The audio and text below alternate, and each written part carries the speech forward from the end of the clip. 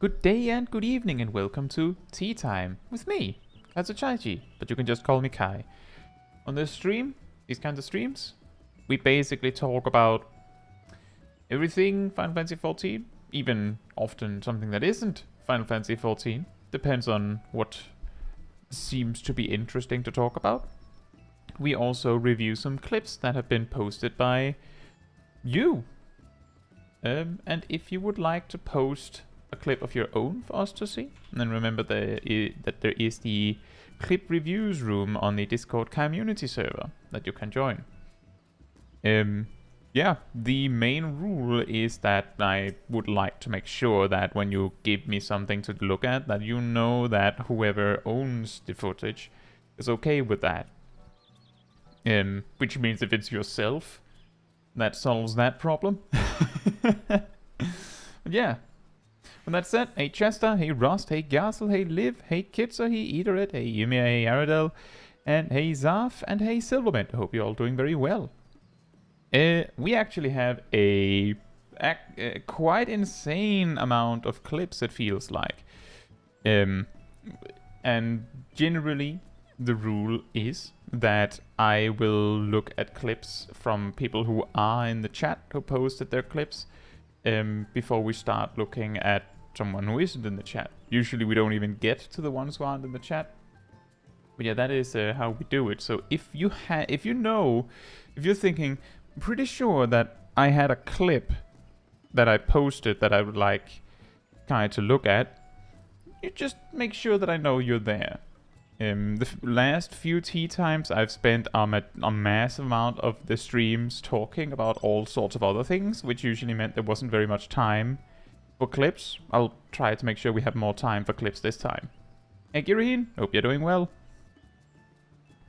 Yeah, that is the plan. And oh yeah, remember, Aviak, hope you're doing well. Remember that the Final Fantasy XV collaboration event is back. To start on it, there is a quest in Uldar called The Man in Black. Once you've completed that quest line, there is a you will be handed the outfit that Noctis wears, and you will be able to find an Ironworks NPC in Blackbrush Station, like right around here, I believe. That sells Orchestrion rolls for a currency you get 2 of per gold rating clear of a fate that spawns like around this place called like Clockwork. And if you go to the gold saucer, you can buy this nice car for 200,000 MGP. You can buy a triple triad card for, I think it was 10 or 20k, and you can buy Noctis's hairstyle for 10 or 20k. In total, 230k MGP for all 3 items.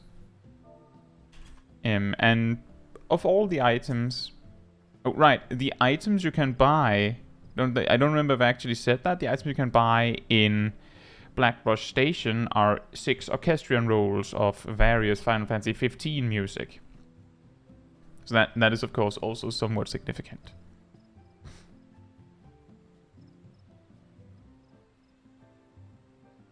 Is the hairstyle 30k in card 10? Oh, well, I was sure that it was 230 for everything and not 240. Emir says how to farm MGP. One way you can do it right now is Mock Tomes. For 30 of them, you can get 50k MGP, I believe.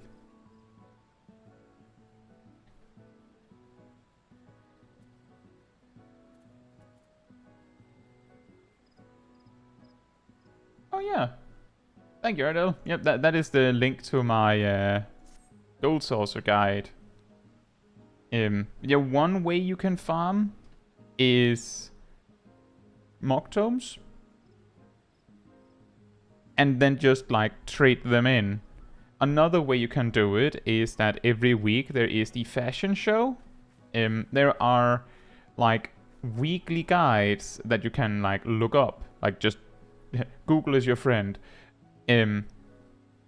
That will that tells you what the optimal outfits are to get like maximum points for that. And I think it gives you like quite a hefty sum of MGP. It's been a while since I did it, but like there's 2 weeks of that before the event leaves. At least 2 weeks. 60k. Yeah, just that's like half of the MGP you will need over 2 weeks, and then you just have to find other ways to get the rest. If you do your mini cact pot every day, you could get 10k for each of those like 3, like each of them, hypothetically. Unlikely, but you could. And you can also just like go to the gold source and like do mini games. I believe the botany and mining mini games near the chocobo area, the chocobo racing area, can give a hefty amount of MGP. It's actually hard. Like, it's genuinely not easy to do.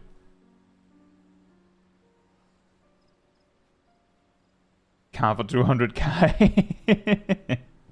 You can also sell triple triad cards. That is also a way.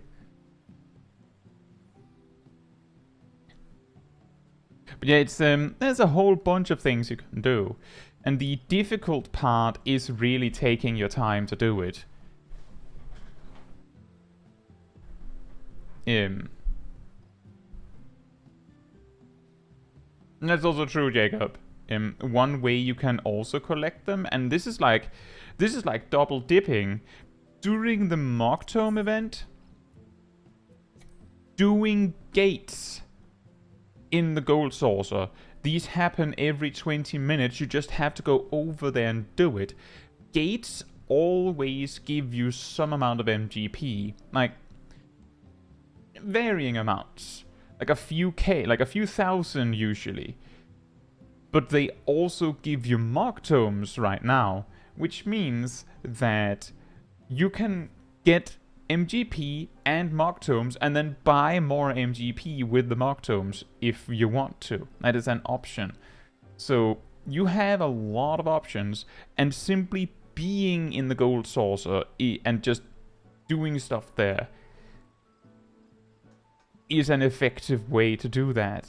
Like, genuinely, most of the Mock Tomes I farmed in this event has been just me, like, a Monday, I believe, where, like, I was like, well, I have to write some manuscripts for some future videos anyway, so I just parked myself in the Gold Saucer, and every 20 minutes when an event popped out, I was like, alright, break time.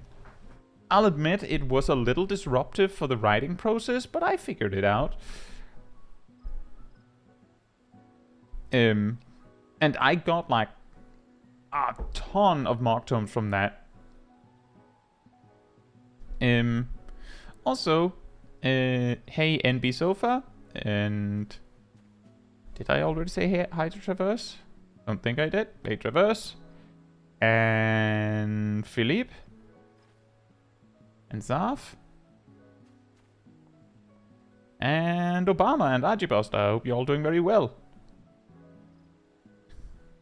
Oh yeah, there's also the challenge log, also has some MGP stuff. Like, just go here. So, like, for example, see here, as I said, if you do gates, if you just do gates, you'll get, like, a few thousand MGP. But if you just participate in 5 of them, 5k. You complete, like, you actually finish 3 of them, 8k. You go and just participate in 3 Chocobo races, 5k. You win one, 5k. Play a little bit of Triple Triad, 5k. Actually win, 8k.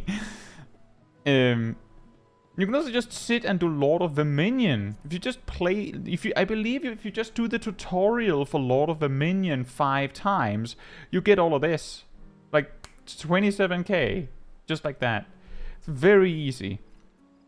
Like, all of this you can also just, like, do mini games.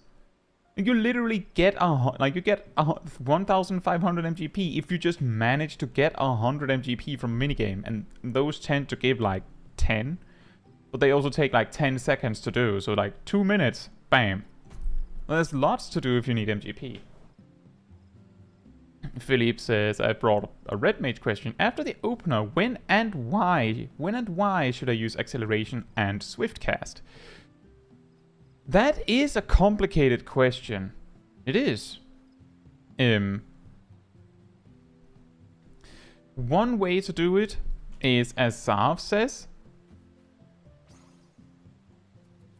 is to simply use it if your next cast will be Jolt otherwise. That is one way to go about it.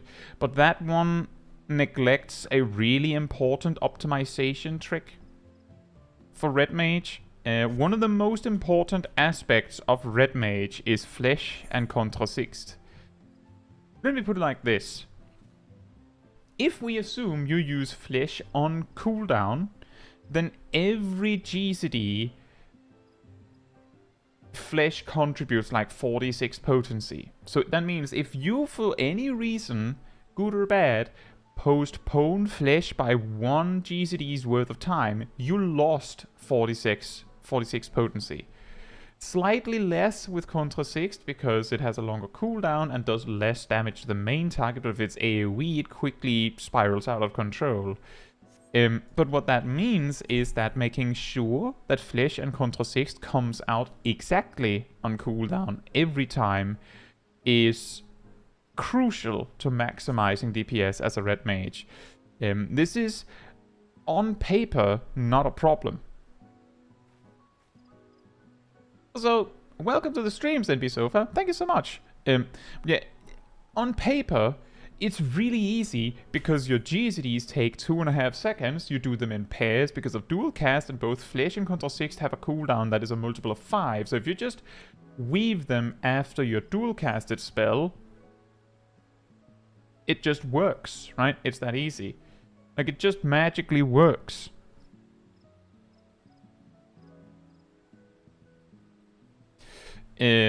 But it's not always that simple in practice. So like, see, if you watch this, I'll just do filler sequence here, right?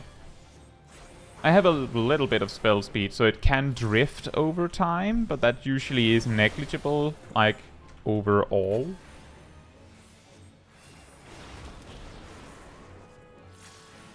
I'm gonna see... I don't even really need to count the amount of GCD, so now I do this, and then I do my dual cast, and then I Flesh. Exactly on time. And here Contra Sixt comes up. I think. It's a little awkward because of my spell speed, but I think it's worth it. So if I now use acceleration to sneak out an extra GCD, you might already see what the problem is. Flesh is ready now. Now it came out. So I lost 46 potency there. Like, that is the general idea where this can be a problem. I think I talked about this in my Red Mage guides. I called it GCD displacement. By using acceleration or Swift Cache... Swift Cache. Use Swift Cache! Swift Cast. You push your GCD in such a way that they get misaligned with Flesh and Contra Sixt by 2.5 seconds, which means that you might like drift one of them or both of them as a result. Which means that if you use, like, if Flesh and Contra Sixt are already aligning with your dual cast, like, weaving opportunity, then using only one acceleration or swift cast will misalign them, which means you would have to use 2 to actually fix it. So you would have to use acceleration and swift cast, or 2 accelerations. Another problem that comes up with this is that your melee combo, the full thing at level 90, which is, you know, Riposte, Svirschau, Redoublement, Flare or Holy, Scorch, Resolution, takes, let's see, 1.5, 3 seconds, 5.2 seconds, baseline 7.7 seconds, 10.2 seconds, 12.7 seconds to do in full minus spell speed. So it takes around 5 GCDs to perform, right? So that means that if you do Flesh Control 6, a full melee combo, and then just continue on your merry way, then both Flesh and Control 6 will now be misaligned, and you have to use acceleration to fix that. Or, alternatively, you do another melee combo, like immediately, because that would fix it again. Or you use Flesh and Control 6 during your melee combo, that can also fix it. Like, if you manage to weave Flesh after Zwerchau, then it's basically like you've removed that displacement effect. But that's why I say it's complicated. Ultimately, you can garner a lot of value out of using acceleration, you know, to make sure you skip jolt casts. You can do the same with swift cast. Because both swift cast and acceleration lets you skip the cast time of a spell, as Traverse said, makes them useful for movement. Like, if you suddenly have to move in a direction, then your easiest way to just access a movement option without having to stop attacking would be to just go acceleration, blam, and then just keep running.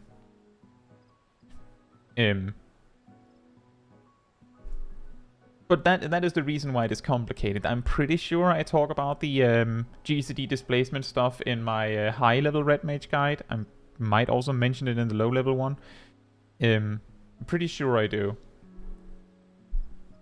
But yeah, one important thing is that the potency gain from skipping Jolt by using acceleration isn't big enough to make it so that you should do that blindly. Like, if you see Red Mages do that in like an optimization context, they've usually figured out that they don't need that acceleration for something else.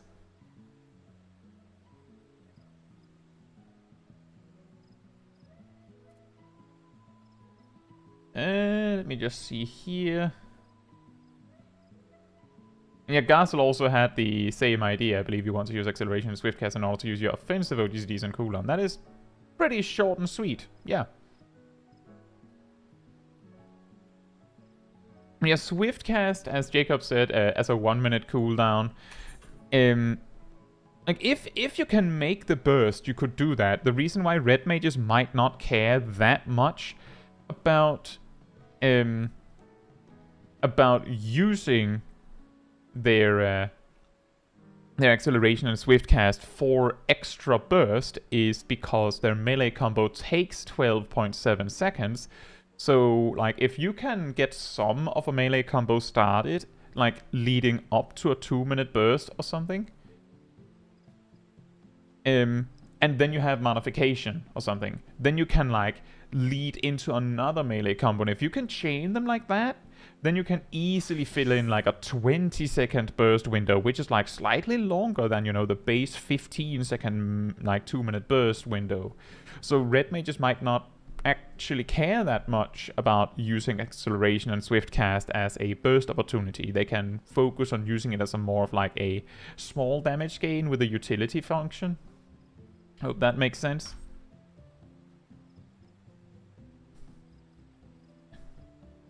Is flesh something I can eat? It depends on how you spell it.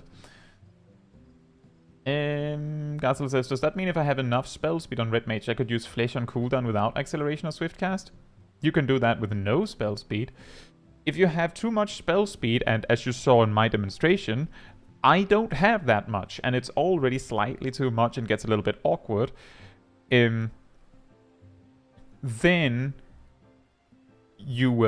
then it gets awkward. Like, that's basically it.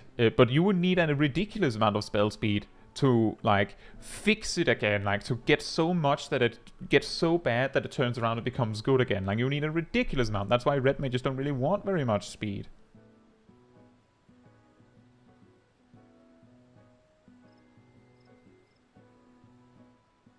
Swift caching sounds like a dev's dream.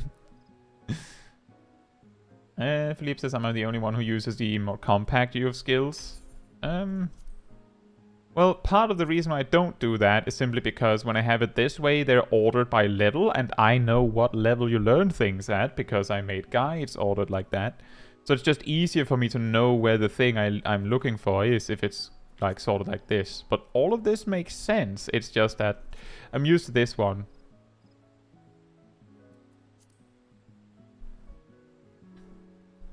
So if I'm going to use those for movement, I should use Swift Cast on a fire or stone. If I... no. No.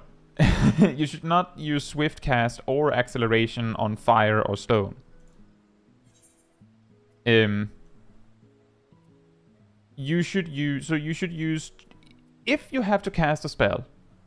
If you have to cast a spell as Red Mage, you will use Jolt. If you have access to the fire or the stone as a result of procs, then those replace Jolt. Any situation where you would cast Jolt, if you can use stone or fire, you will use those instead. If you don't have to cast a spell, as in your next cast is instant, then it will be the Thunder or the Arrow. On single target, I'm talking about single target, of course. Every time. So if you're Swift Casting, the Thunder or the Arrow. Acceleration, the Thunder or the Arrow. You have a dual cast proc, the Thunder or the Arrow. The Stone and the Fire do only slightly more damage than Jolt, and strictly less damage than the Thunder and the Arrow. So the real benefit from using Fire or Stone is that they have the same cast time as Jolt. I hope that clears that up, Philippe. Jacob says, how about this for discussion? Do you have any wish list for stuff to change or add to specific jobs in Dawn Trail? That is a good question.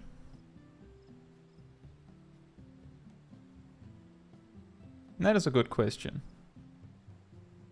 What would be a good one?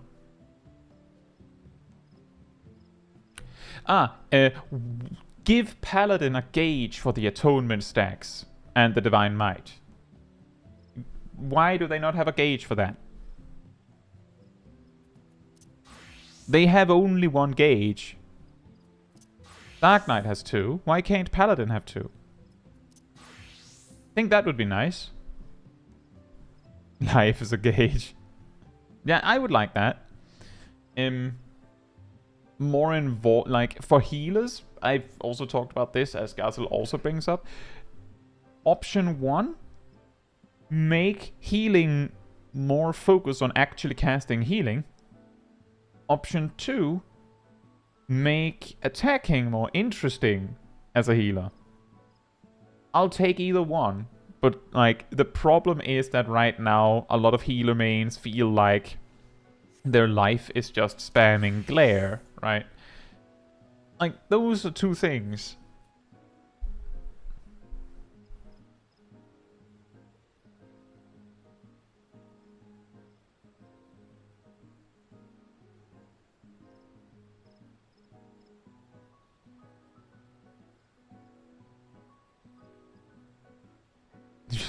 Trevor says, I'm such a bad crafter. I'm just buying everything for the Carpenter quest line from the market board. See, that's the funny thing when the quest doesn't say make something. Like, if the quest credit is given for having the item rather than making the item, right?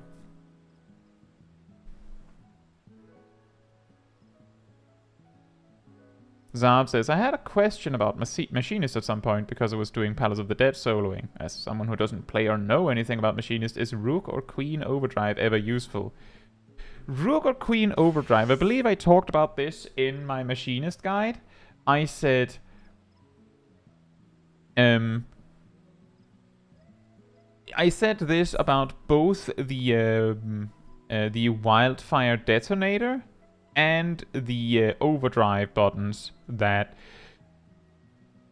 you have to know why you're clicking them if you're going to click them.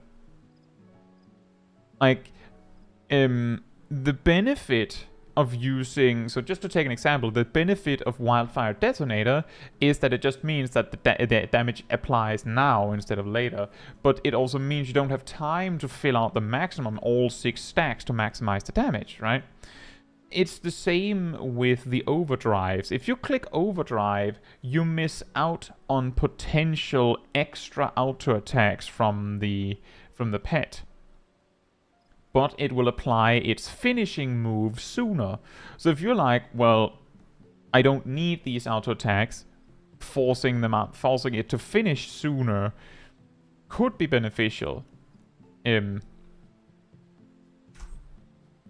would require you to have summoned your turret or your queen,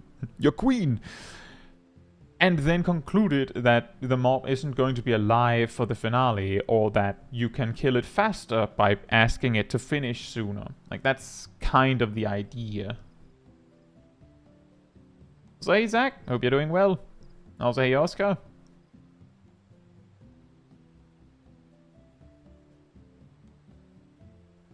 Yeah, see, the thing I think is wrong with Ether Pact is maybe a little different. Here's a fun little fun fact is that, so Ether Pact was obviously added in Stormblood, right? That was added in Stormblood. I'm sure no one's going to argue against that. So that Fairy Gauge was added in Stormblood. Fey Blessing, when it was added in Shadowbringers, cost 10 Fairy Gauge. It's not like they nerfed Fey Blessing when they removed that cost. They just decided that it didn't matter.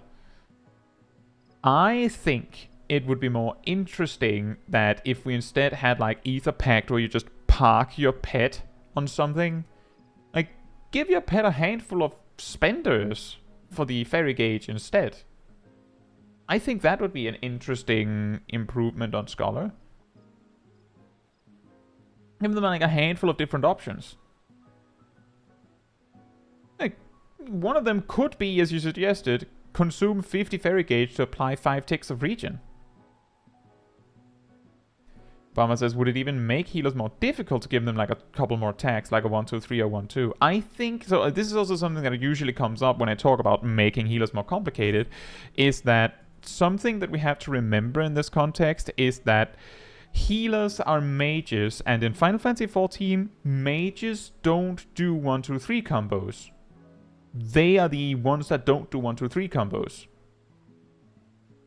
Right? And you might then say, hey, but wait a minute, Red Mage has a 1-2-3 combo. No, that's weapon skills. Those are weapon skills. So that's actually not a mage thing. That is actually the exact reason why that's a 1-2-3 combo, is because Red Mage goes in and becomes a melee DPS for a moment.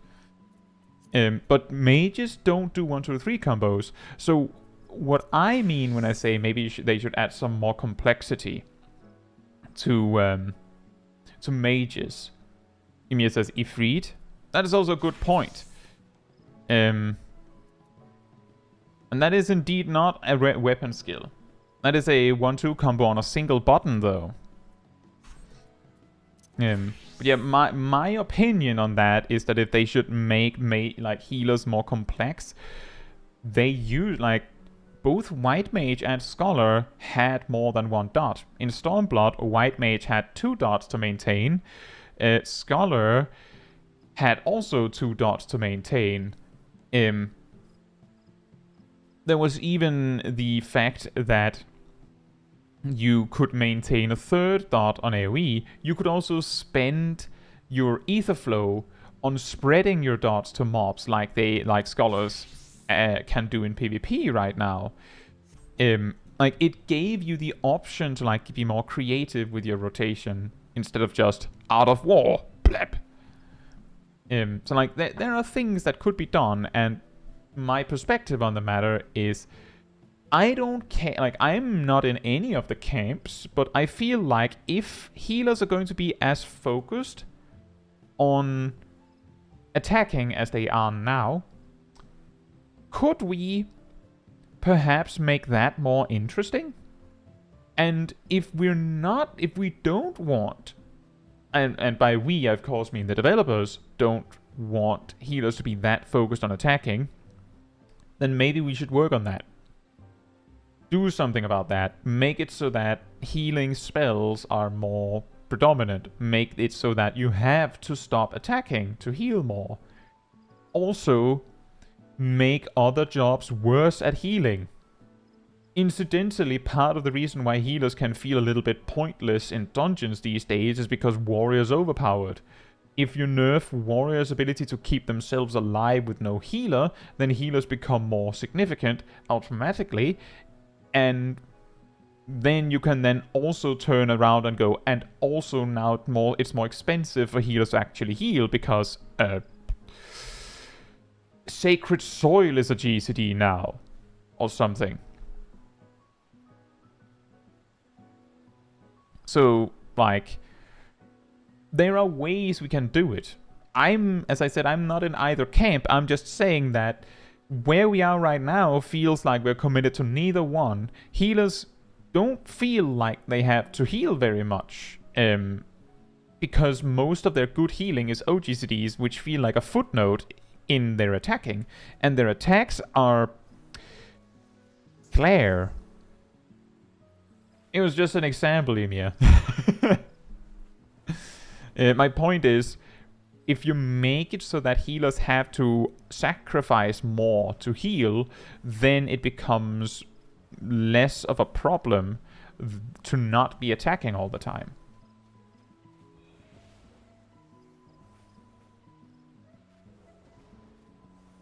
Jacob also said, well, let me just see, there was a few suggestions. Philippe says, make Dragoon get their job gauge in the Dragoon expansion.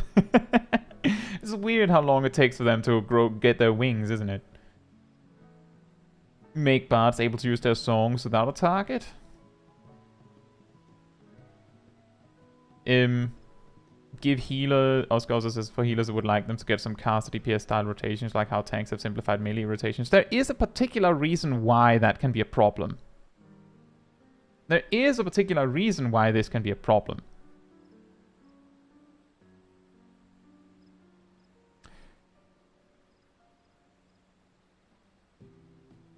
One particular reason why that can be a problem.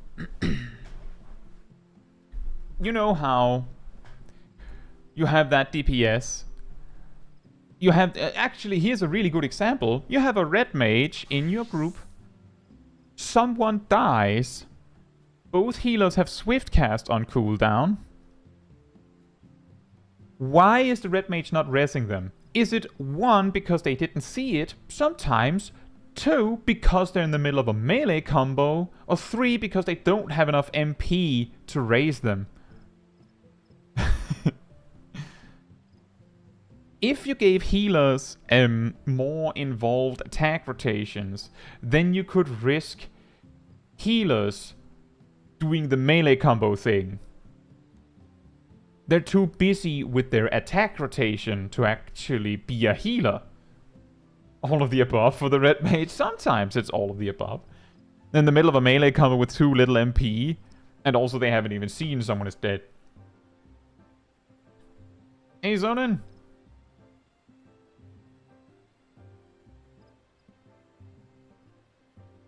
I'm glad to hear that. Thank you. Why should I waste my MP on a fool that died when I can do damage? But yeah, that is like the example of why you probably don't want to give healers too involved rotations that like require maintenance, so to speak. Like each of the mages have some sort of maintenance in their rotation. Summoner least of which, because Summoner, well, the time frame where they will not raise your dead player is during Bahamut, but then again, they might not even have Swift Cast because they use it for damage during Garuda, like the instant casted Slipstream. But let's assume they had Swift Cast. The reason why a summoner does not want to raise someone during Bahamut is because during Bahamut they have to use 6 GZDs in sequence. If they don't do it, they lose it. Like, they can't delay that. It's a massive loss. But once Bahamut is over, they can raise someone. Like, they could raise someone because that GZD, they actually have 1 spare GZD per minute. Most of the time, and that GCD is Rune 3, which is their weakest attack anyway, so whatever, right? It's okay, they can raise someone if they have Swiftcast. Red Mage, could raise someone at any time as long as it's not in the middle of a melee combo. And Black Mage, well, they don't raise anyone in the first place, but let's think about this. If a Black Mage starts to use Limit Break 3, hypothetically, if a Black Mage uses Limit Break 3, there's an extremely high chance that they're going to finish that and lose Umbral Ice and or Astral Fire. They'll just drop to no stance. Like, the Limit Break itself doesn't take 15 seconds, but it requires a lot of preparation for the Black Mage to be able to do that without breaking anything. So the Black Mage would also be a case of a job that doesn't really have time to do something else. So that's why when we look back at healers and how they used to be complex, they had more things to maintain. White Mage had 2 dots, Scholar had 2 dots. Scholar could use resources to spread their dots. That was an extra detail. And Astrologians had their cards. Now it's just Astrologian that has their cards, right? Like, that's the only one left.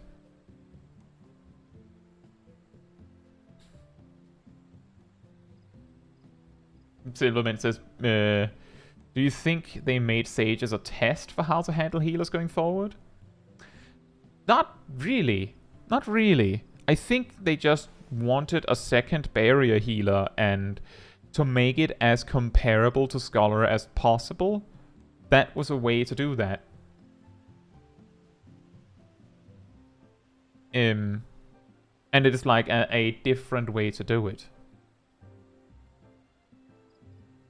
Yeah, Leah, there was this. Let me just find it. If I can.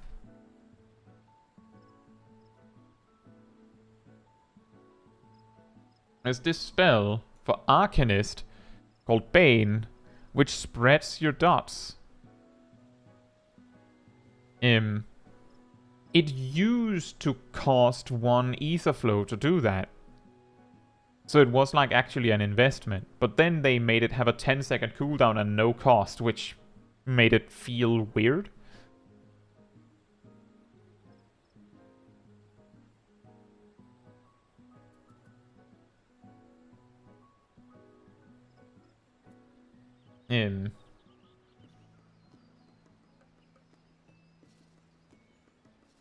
Obama says, does having more dots make DPSing any more fun for a healer? I feel like it doesn't. You just swap a button every now and again, right?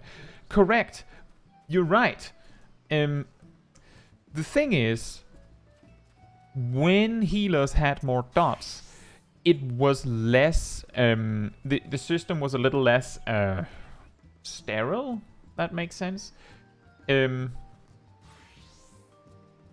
Summoner in Stormblood got both Bio and Miasma upgraded to Bio 3. Well, Bio 2 got upgraded to Bio 3 and Miasma got upgraded to Miasma 3.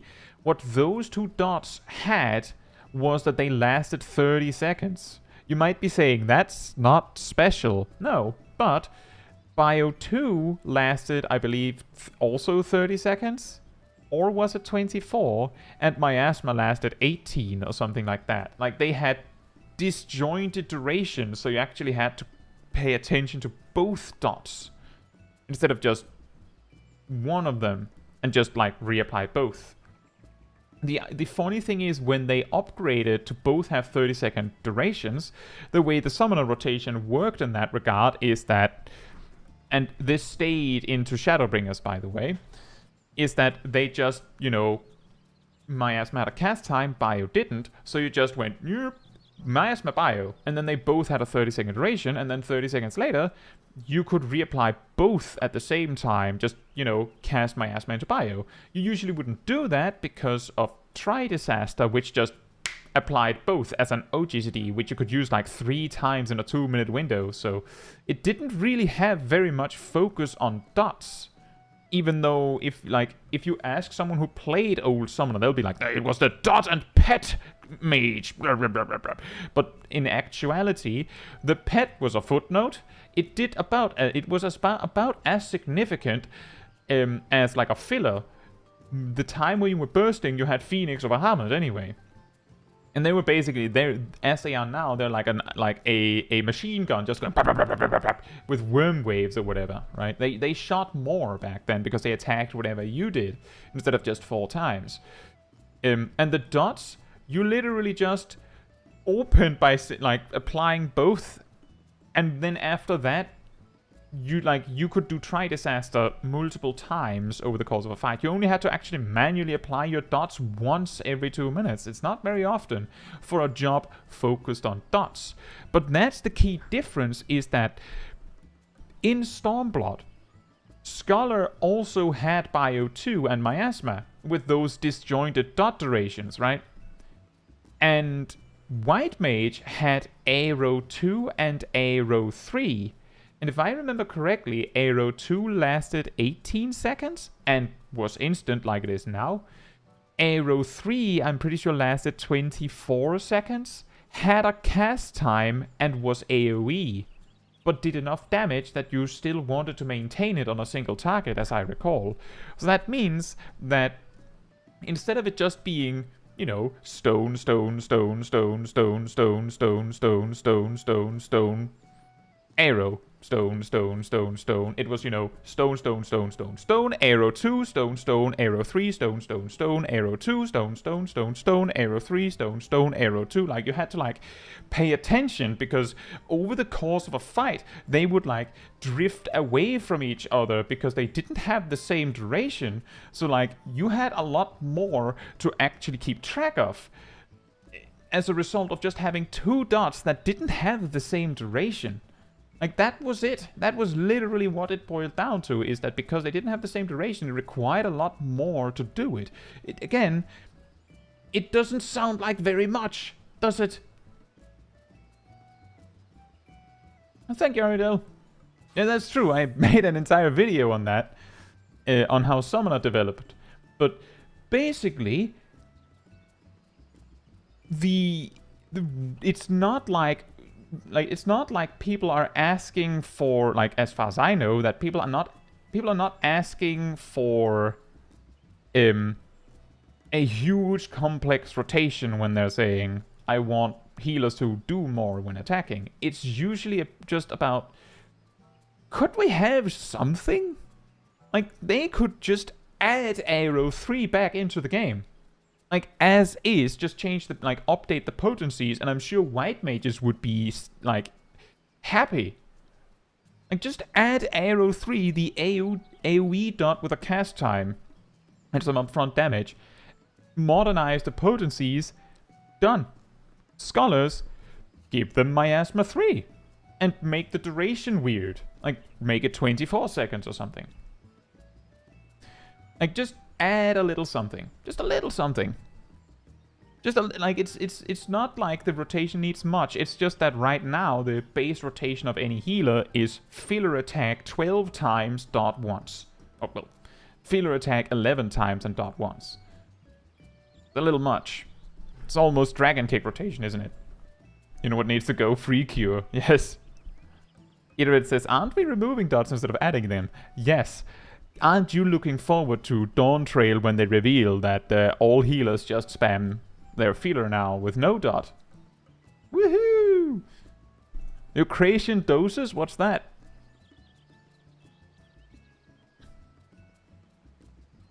It could also just be a proc, yeah. Like, that could also be something. Just a little thing. Also, thank you, Chester. And hey, Gleaming. And Yogurt.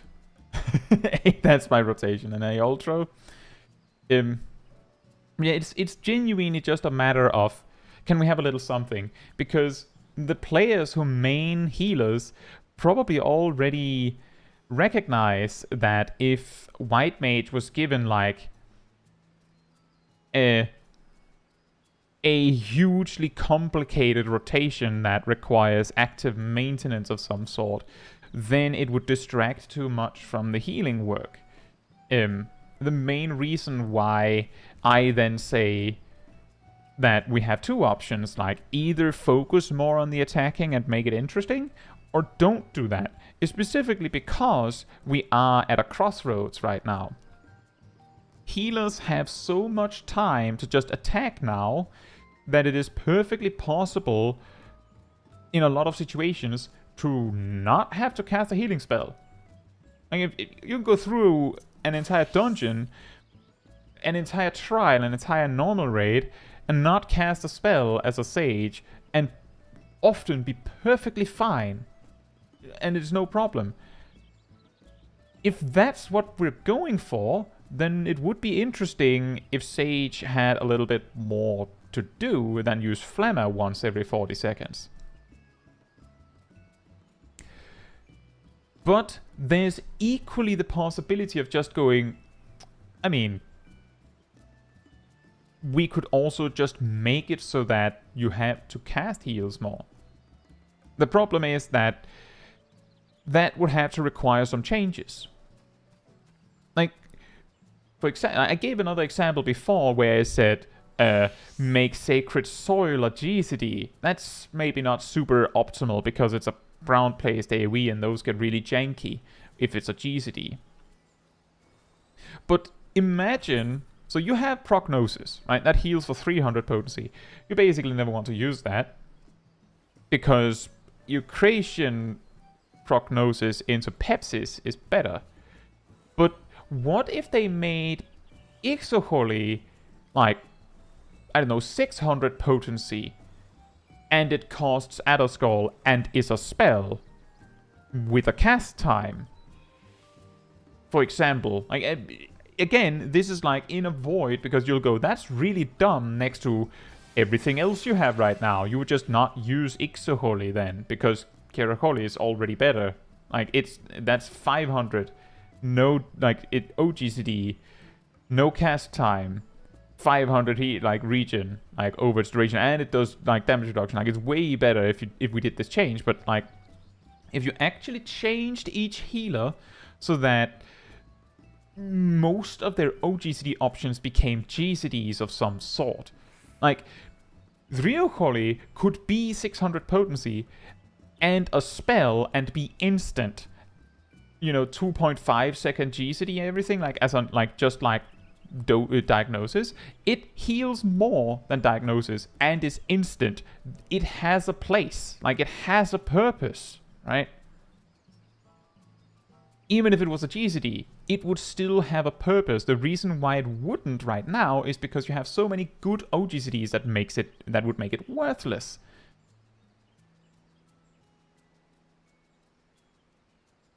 One to 3 combo attack with an AoE heal attached. Another thing that's also something that I've suggested, that I feel like Sage kinda dropped the ball on Cardia quite hard. Like, Sage is supposed to have this, like, special feature with Cardia and managing it. But, which actions interact with Cardia, everyone? All the green ones. Except Egeiro. That one doesn't count. It's kind of yellowy green. The deep green abilities and spells interact directly with Cardia. How many do you see? I see 2.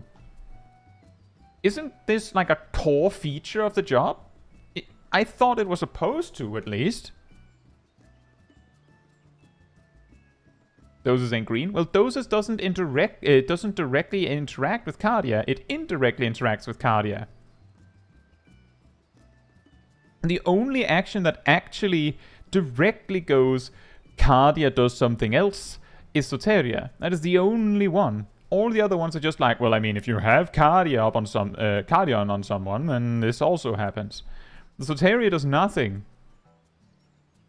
without Cardia. It's not whether Cardia is good or bad, it's more that why is it that Scholar has a pet they can summon and like a fourth of their buttons light up? Like, they have 1, 2, 3, technically 4, 5, 6. Is it only that many? I guess so. 6 buttons that directly interact with their pet. Sage has 1 for their equivalent to a pet. Why is Fizz not your Cardia heals heals in an AoE for a bit? That would be Cardia Whispering Dawn, wouldn't it?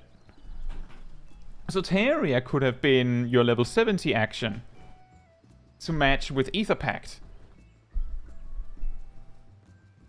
So I'm just saying, it's not that I have like, oh, Sage is bad because it doesn't do this. I just feel like it's a little bit of a missed opportunity. They could have made Cardia more integral.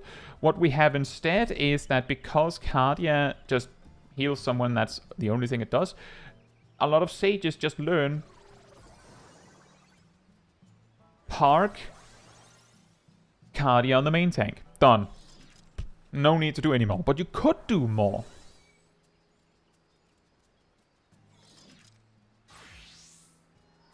Obama says, I like AoE heals with the cast time because you get to try and time the cast with the AoE and then you miss and then you're sad. Aw.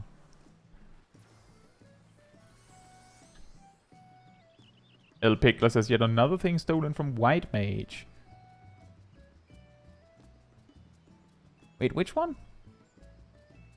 Aero 3?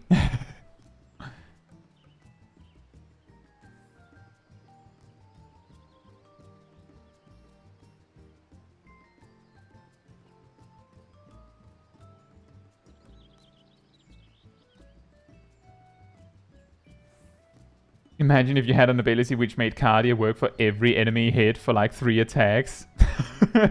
Let's give Sage Bloodwetting, indeed.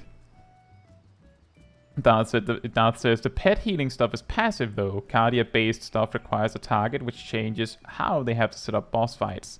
That's true, and that is of course also why it would be a problem if Fizz instead interacted directly with Cardia. But it was more like a point to be said that they could have done something. Like, the one thing that I feel is missing is some sort of interaction that maybe made it so that Cardia could affect more targets in some way. Like, there isn't that much you could do. They could have added a cooldown that made it so that Cardia applied a barrier to the target that got healed. You know, a little bit like how Seraph does for a little bit for the pet. Like, I'm just saying that I feel like it was a little bit missed. And you're right, Cardia requires more active participation, but isn't that like one of the selling factors of Sage compared to Scholar, is that Sage can actively control that healing, but as a downside, is now also expected to do that.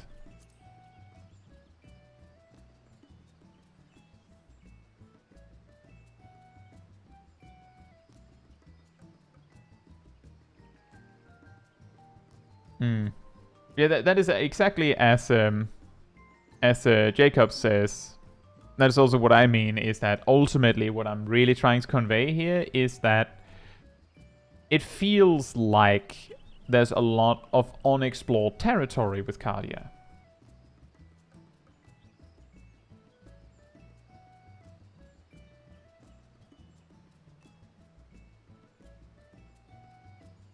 Moving Cardia is like moving dance partner, rarely done, but has its uses, but could be more.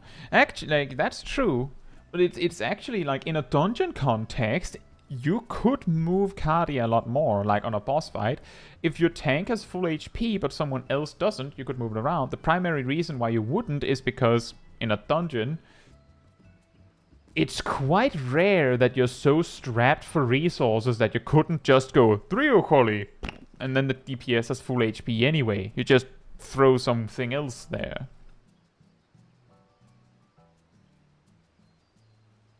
But you could do a lot more with it.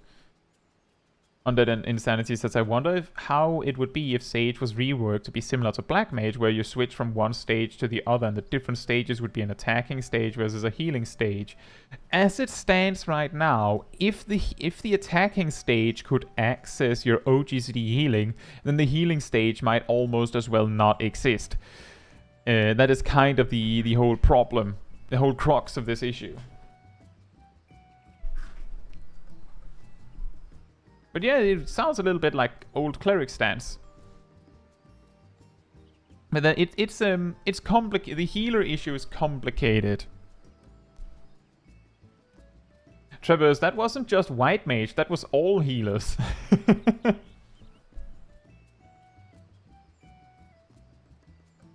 I believe the other healers could access it through the cross-class system.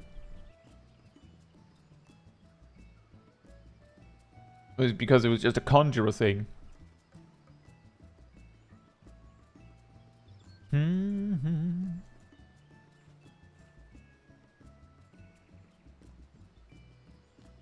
Exactly, it was cross-class for all healers.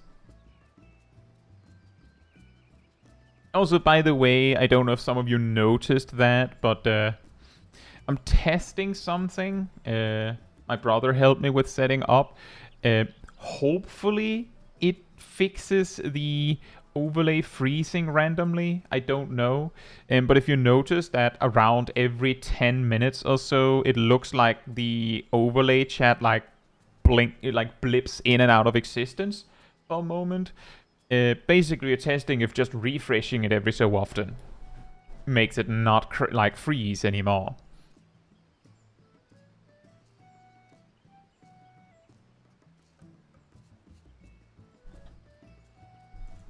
Also, hey Thailand, Phil, hope you're doing well.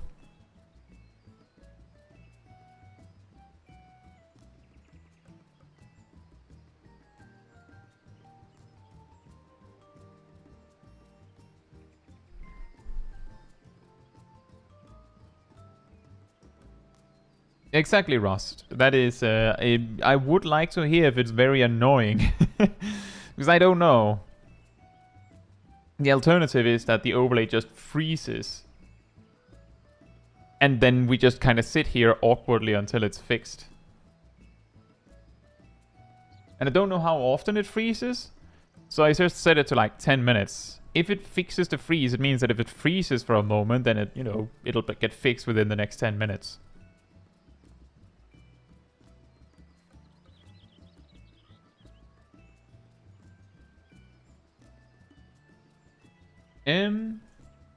Right. I feel like we're also reaching a point where this might be a good time to look at some clips. So that we don't spend the whole stream just talking about healers. Ymir says I started playing the Pixel remaster of Final Fantasy III featuring Ymir, Caetsu, Kai, and Gazel as the Warriors of Light. I have entered another game. An additional universe has a Kai.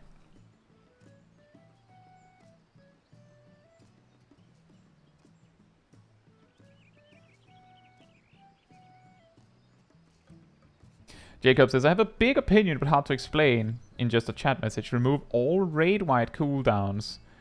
But I'm guessing you mean except from physical ranged and healers. What jobs are available in Final Fantasy III, Ymir?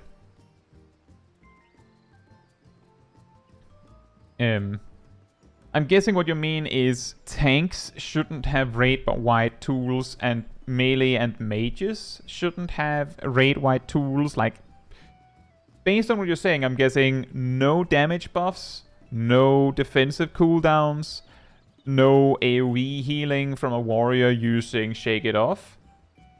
All of that just... Oh, that blipped again. Just gone.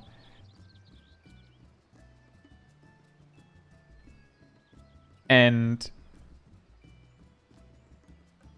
I can see it. Part of the reason why healers can get away with attacking so much is that basically everyone has a defensive cooldown nowadays.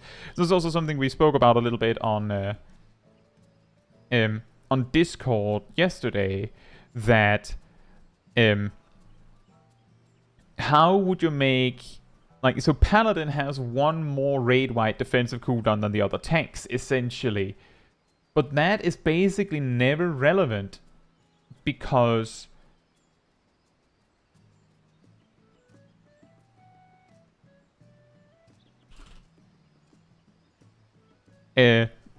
because in a situation where you need like a bunch of defensive cooldowns, in a situation where you would need paladin to have one more defense, like you need a paladin so that you had one more defensive cooldown, then you would need to blow through the other tank's defensive, like AoE defensive cooldown, all of the healer defensive cooldowns, all of the DPS defensive cooldowns. And then paladin could be like, oh, it's okay guys, because I have 2 instead of just 1.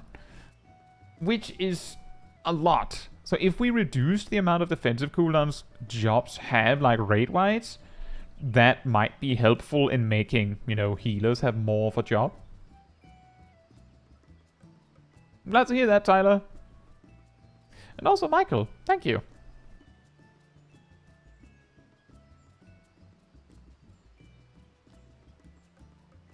It is complicated, Obama. Part of it is because Machinist, Black Mage, and Samurai are jobs that we kind of refer to as selfish DPS jobs.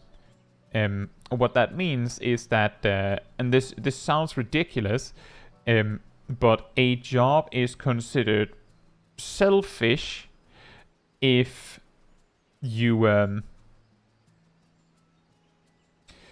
you don't provide any damage increasing buffs to the rest of the group. That is why it sounds ridiculous, because that means that Machinist, who has no less than 2 potentially raid-wide impacting defensive cooldowns, is considered selfish because it doesn't provide anything offensively for the rest of the raid. This also means, by that logic, that Sage and White Mage and all tanks are considered selfish jobs because they don't provide any damage bonuses to anyone else. The reason why this is relevant is because, Obama, as you said, it feels like the range DPS slot is like a support job.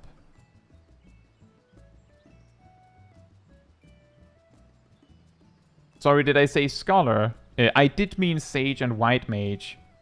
Whatever I actually said, I meant Sage and White Mage. Scholar has Chain Stratagem, and Astrologian, of course, has Divination. But yeah, Machinist is selfish in a group, in a pack of jobs where both Bard and Dancer have always been known to be somewhat supportive. Like, they have raid buffs, they both have more than one buff that makes at least one other person do more damage. You might say, like, you could say that's the same with Red Mage and Summoner, because they both have a raid buff and Black Mage does not. Couldn't possibly tell you why it's different there.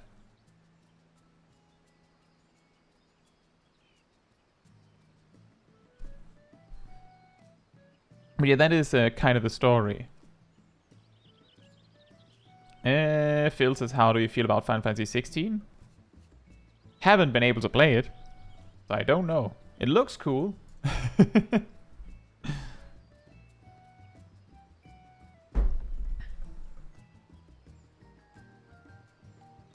Dagarian says the DPS windows and entire organization around raid buffs is the biggest thing I dislike about Final Fantasy 14.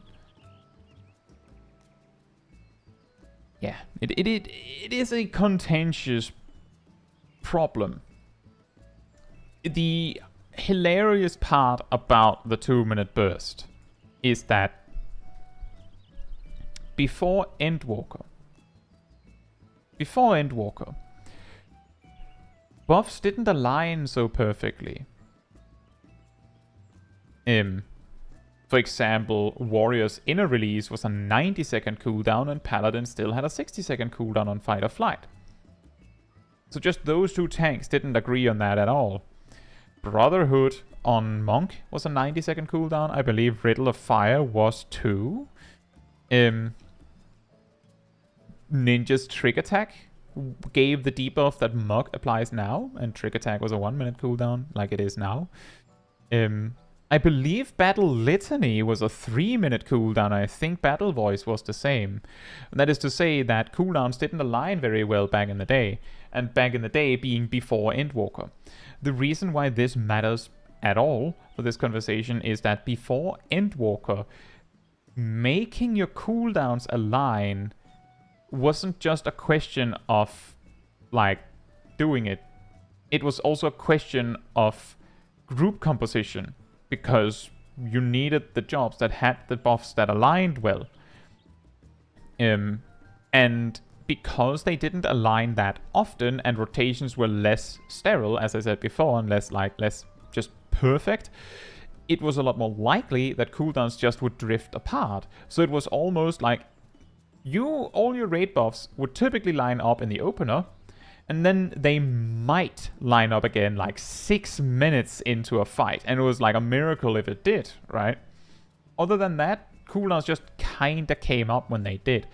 What that meant is that if you were like a casual player, then aligning raid buffs was like not happening.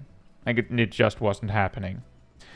If you were a Savage Raider, you might try and go like, okay, so in the opener, we get it right. And then you just hope that things like that the boat doesn't break apart on the way to the 6-minute burst. But hey, if it works, right? But only like the most sweatiest tryhards actually might have bothered to go, okay, so we need exactly these jobs because those cooldowns align the best, which means they do the most damage. But that also still meant that there was a hypothetical situation where if everyone started to realize this, some jobs could end up being excluded. Oh, well, you know, Monk aligns its raid buffs on 90 seconds, then Ninja aligns every minute, so, you know, Ninja better. Or something like that, just as an example. That is to say that because they simplified how the burst functions, it became a lot more obvious how it was done, and now it has become expected that you do it more and more.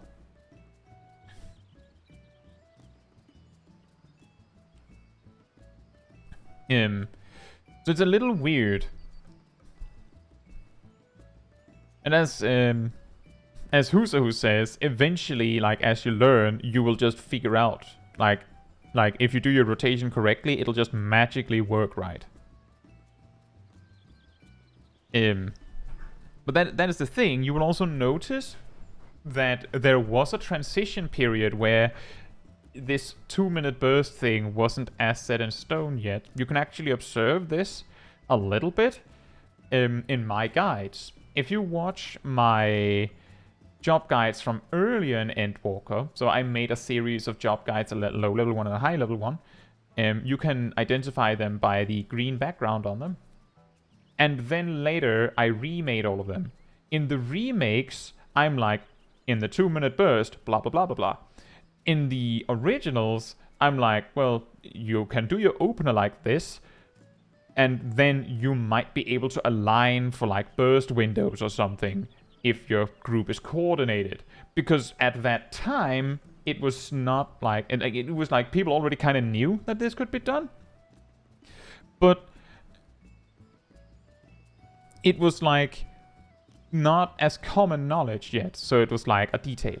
It was this 1-minute trick attack was so good, who complained and ruined it? I don't think anyone did. It was just more that there was an observation that some jobs have a better odd-minute burst than others, and if Ninja supports that, then it makes those jobs better, and then other jobs can get you can see how this is an endless cycle of trying to satisfy everyone, right?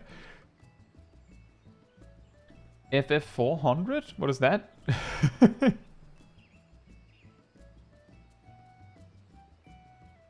That says, based on what I've heard, JP has a lot of toxicity in their sweaties regarding someone bringing a bad job. And see, the thing is... Oh, Ymir, I think what Husahu means is that back in the day, Trick Attack was the one that provided the raid buff, and not Mug. They just moved it, making the raid buff a 2-minute cooldown instead of 1-minute cooldown. But yeah, this is like... We've talked about this like a million times. Alright, Rust, thank you for coming. We've talked about this so many times. So basically, many of these simplifications and changes that the game has gotten over the years seems to possibly be in with the aim of trying to make it so that no one gets excluded and there's less disagreements. For example, I have talked about previously that in Stormblood, tanks could get in hot water because in Stormblood you had tank and damage stances.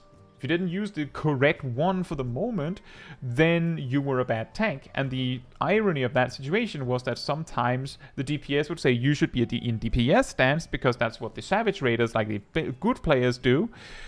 And then the tank loses aggro because they're in damage stance, but the DPS wasn't using their cooldowns to maintain their enmity, leading to the DPS over-aggroing. And who's to blame? The tank, because the DPS doesn't actually know that the enmity is also the DPS player's problem if the tank is using a damage stance.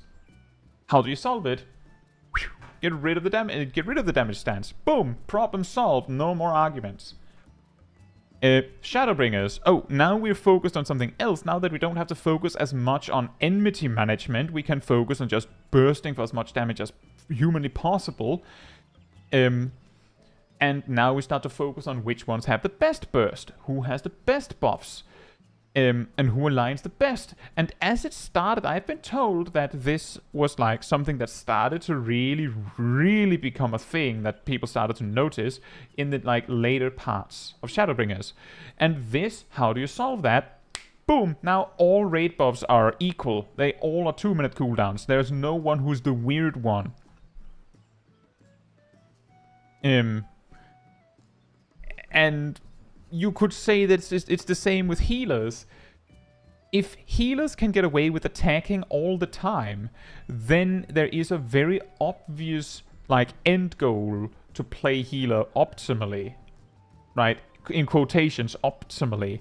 If you're attacking all the time, then you're not doing anything wrong, probably, potentially, possibly, I guess. If healers had to like choose their spots with attacking, that it was actually something where they had to be careful to not attack too much or something, like they could run out of MP or, oh, there's a burst where you have to make sure or whatever, then it becomes more complicated and then it is difficult what the correct answer is, and then people argue. So it's like, it's really hard to explain. But what I'm getting at is that there's a very reasonable chance that all of these changes that we're getting that are simplifying things are simplifying them to make it so that people have less reason to get in each other's faces. Gazelle says at this point, probably in 9.0, all jobs work the same, only the icons being different colors. I hope not.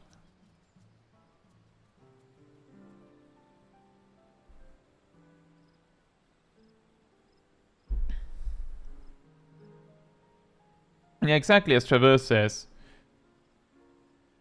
It's like we have seen these things happen where a job doesn't work right with the meta, so it just... Who cares if you like to play Paladin? Paladin isn't good enough, so it gets excluded. Paladin is fine now, by the way. But people still exclude it sometimes on occasion because Paladin was bad.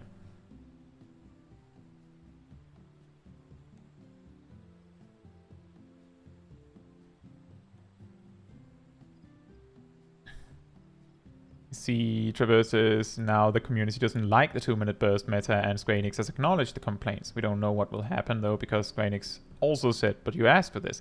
This is true, and this is something that we have talked about before.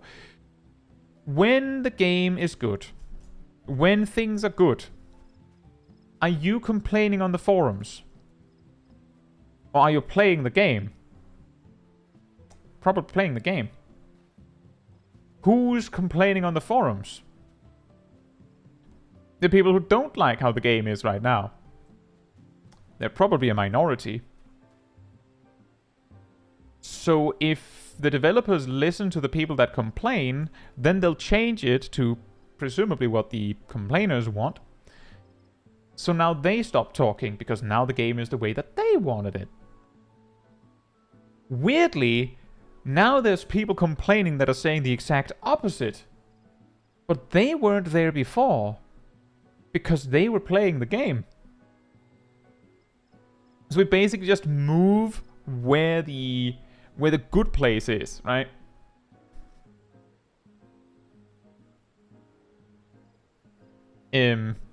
So that's the problem with like trying to follow what the players want.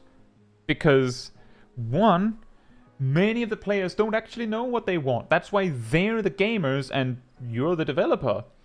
Two, many of the players want exactly what you're making. That's why they're playing. So don't, like, just leave it. Leave it at that.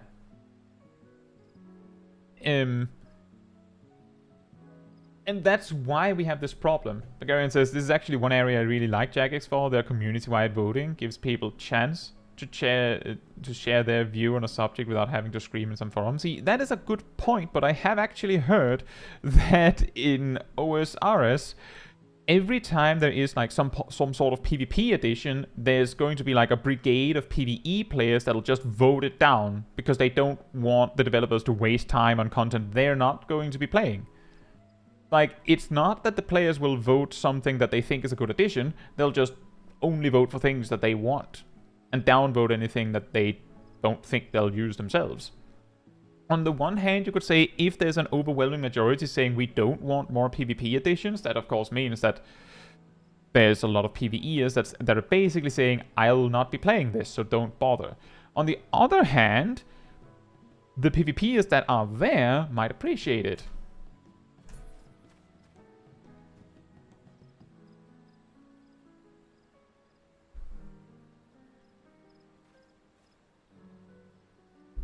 But yeah, that is basically what I like. That's something that I've said before, is that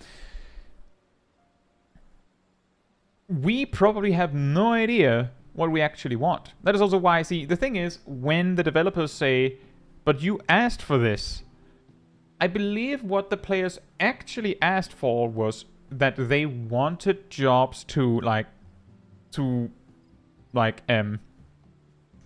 synergize better, more easily. Basically, you look at the Brotherhood on a 90-second cooldown and the Trick Attack on a 60-second cooldown and go, could we make that align better?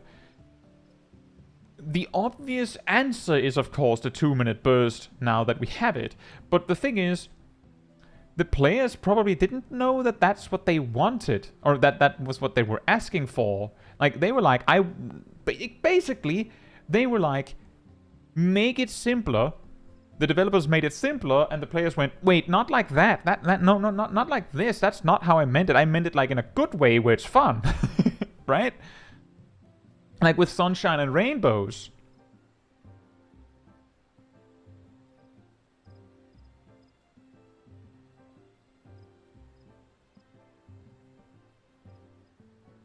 In 30-second burst.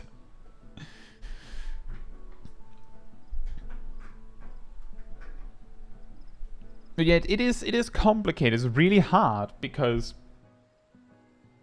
the developers are listening to feedback because they want to make a game that we like to play, which is noble effort. The problem is that the players that are not talking are not giving feedback are likely the ones who are happy. So if they really wanted feedback, like, if they really wanted to weigh the feedback they're getting, they should also make sure to, like, weigh how much complaints are we getting right now. I feel like we're getting less complaints than we did before we did this change.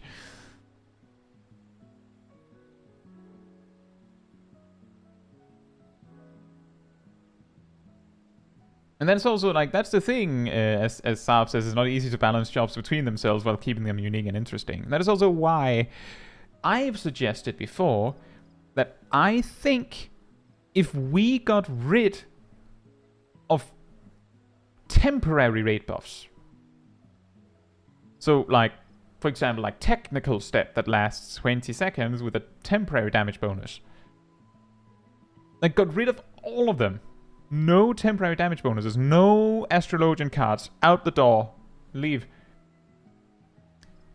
then there would be no need for jobs to align perfectly with each other. And we would remove that problem, just like that. You could instead have jobs that should have a damage buff maintain a buff or something. You know how standard finish is like a 60-second buff? You just have to do it. You just have to do it every 30 seconds and it just works. More like that. Because it's maintained, the other person who's receiving it doesn't need to play around it. It's just there. So like the other job doesn't have to actually do anything about it. And that, like, by doing that, you can have bards and dancers that can, like, just as example, that can maintain some sort of damage bonus on their raid. The players that are playing those jobs to be supportive can feel like everything I'm doing makes sense as a supportive player because I'm building a resource to maintain a damage buff on my party instead of focusing on attacking. Like, I'm attacking because it happens to generate support resource. Like, it makes sense. It's the same as like how I've talked about a long time ago that healers would make a lot better sense if their filler attack did something else. Like, Sage heals when they attack. What if the other healers did something defensive as a side product to attacking? Then you would have some sort of logical reasoning as to why you're attacking in, like, other than it make enemy die quicker. You could do that, and you could have every job be completely unique in the way that it plays, the way, like, its peaks and valleys and damage. Because it doesn't have to be at the same time. Then we take all that, and then there is, of course, the possibility that some jobs are going to perform worse on certain bosses than others. Kinda sucks if your peak happens to be 30 seconds into a boss fight and then every 1 minute and a half if the boss just so happens to become untargetable 30 seconds into the fight. But we could have this, and it wouldn't be as much of a problem if there wasn't, like, temporary raid buffs. Like, that is the key problem, and the reason why I'm saying get rid of all of them is because you can't have any of them. If a single one stays, then that job will dictate that everyone else has to still burst.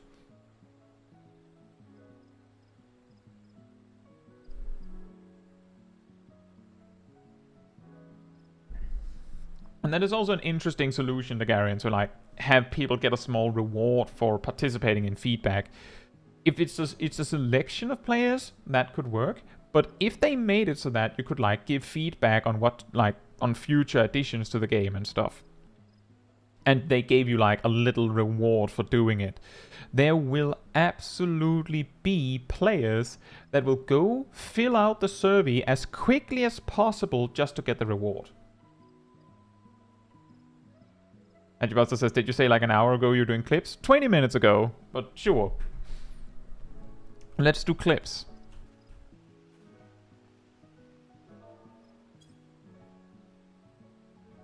You're just to the healer now, not the other way around. Oh boy. Let's see. I have a list. I know Gazel's here. I know I don't know, is Viek still here? Is Edored still here? Do you have a clip posted to me and you know that it hasn't been seen yet? Make sure you are here so I know that we can take your clip. Edored is here. I know Edored has a... I don't know, is it a long or a short one? How long was it? 5 minutes.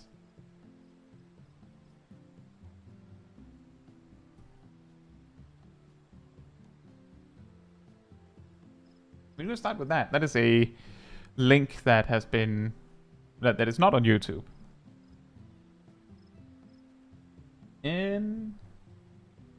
Right, let's start with that. Sure. I'm guessing Jesus not here.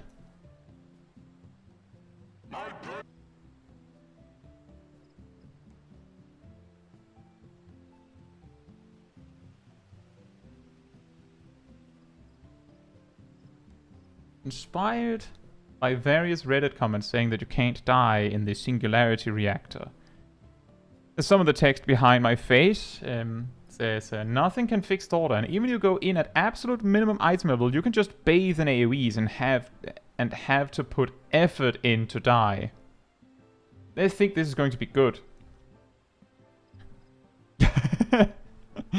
I'm sorry about the clips thing. It's just we have so much to talk about.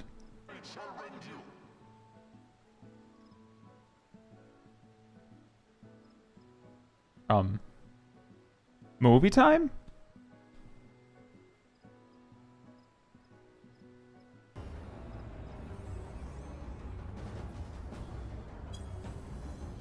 So this is of course Thornton Normal,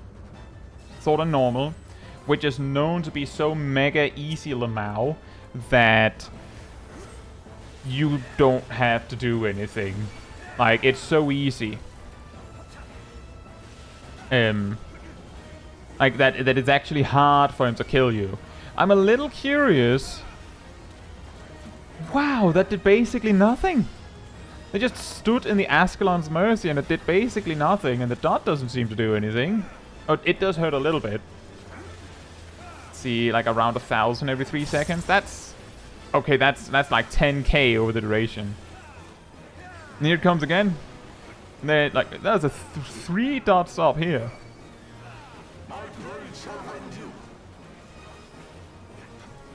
Are you going to turn for the dragon's gaze, or are you just going to eat that as well?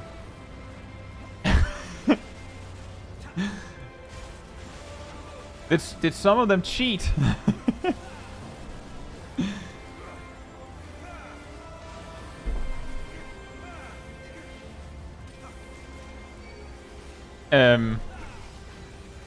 This is I am a little bit surprised that the Ascalon's Mercy did basically nothing, and the Dragon's Gaze did basically nothing. But aside from that, I'm not that surprised.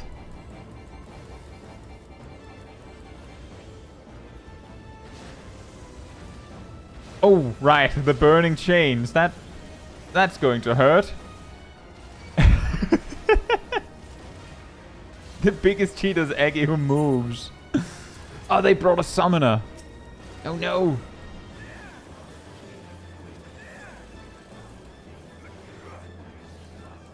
And yet the burning chains did basically nothing.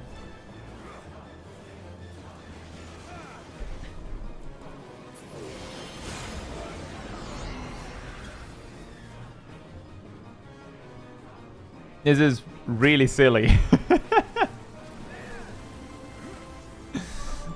Zav says the monk is loving this part. The Reaper's there. Hop! Hop! Hop! My new rotation. Meanwhile, the monk's just you know, getting weird with it. Just waiting. Oh man, once you get over here, you're in for it. Oh, you're dead. Alright. Monk came for this check. Oh, mantra! Oh. Wait, what happened there? I'm just going to rewind that. That seemed like it was important.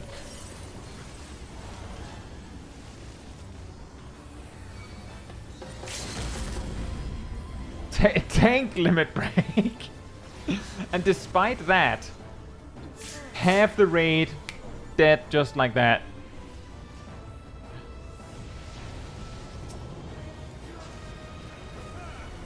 Wow. He thought and found an attack that works. He's just sifting through his action list. He's like, 50 potency. That's not going to work. 10 with a dot of 1. Weird.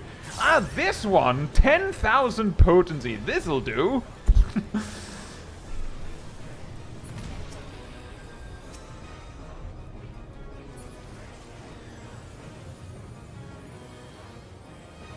Three more dots. Everyone's alive at least.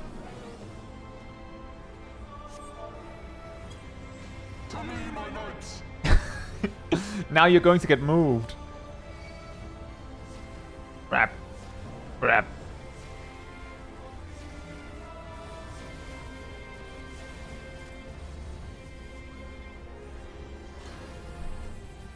Now he just needs to spam it.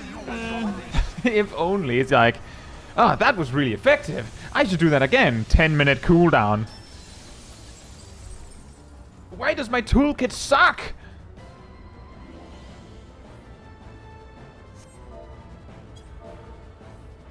Here he comes. The big old scoot. The super scoot. This looks like a mage perspective in 1.0. All he needed to do was that. Oh yeah, he would have won if he just didn't approach. If he had just stayed over there, he would have won because they couldn't approach him. It's not fair. The players get such short CDs. Please nerf. That was really good. That was really, really nice. It looked like it took a lot of planning. I'm guessing... Wait, what was the reason why you needed mantra? Was it like to get slightly bigger barriers? Was that it?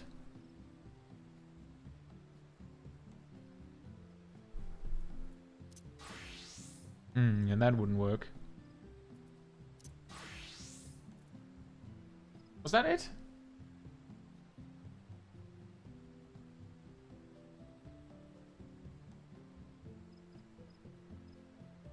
Yeah, Paladin for Divine Veil.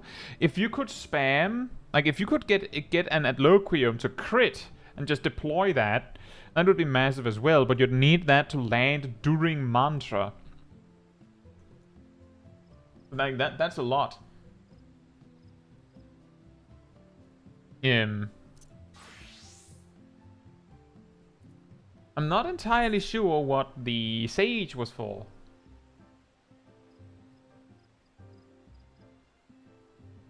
I'd finally be able to double weave consistently. The says, I'm surprised they didn't take Warrior for Shake It Off. Shake It Off is level 68, so that wouldn't have worked. They wouldn't have had that. I think only Paladin has a raid-wide defensive cooldown in the in level 60. Sage for guaranteed Zoe shields. The idea's good. Kiraholi from Sage, does that stack with Sacred Soil? Can you test something with me real quick, Castle? Are you there? Gunbreaker gets Heart of Light at 64.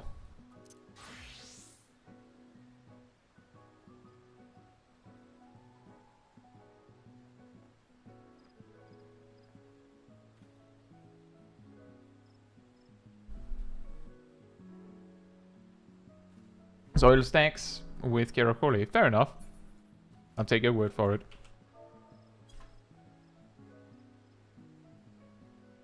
Yeah, that would be two 10% damage reductions. And I'm pretty sure Astrologian... Oh, they could have... I mean, Astrologian could have used... Collective Unconscious. That would have been available as well. White Mage doesn't have anything, though.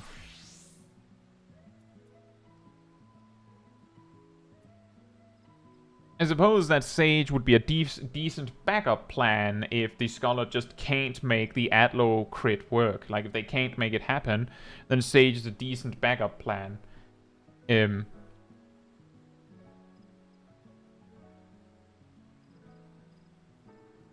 highest percentage damage reduction you could achieve... Well... Whatever it is, it would have to be on Paladin, because Paladin... can block. They can guarantee a block, more precisely. Technically, Hallowed Ground isn't damage reduction. It is explicitly not the same as damage reduction. That's why if you put up Hallowed Ground and receive a dot,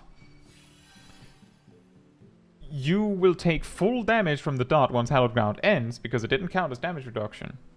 But if you had Rampart up when the dot was applied, it'll do 20% less damage, even when Rampart ends, because of how snapshotting works. The biggest surprise is that nobody in the clip moved out of an attack on reflex. Yeah.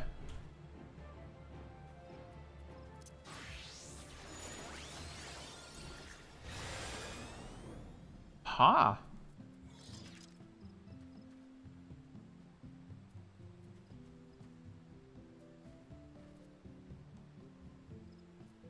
Interesting.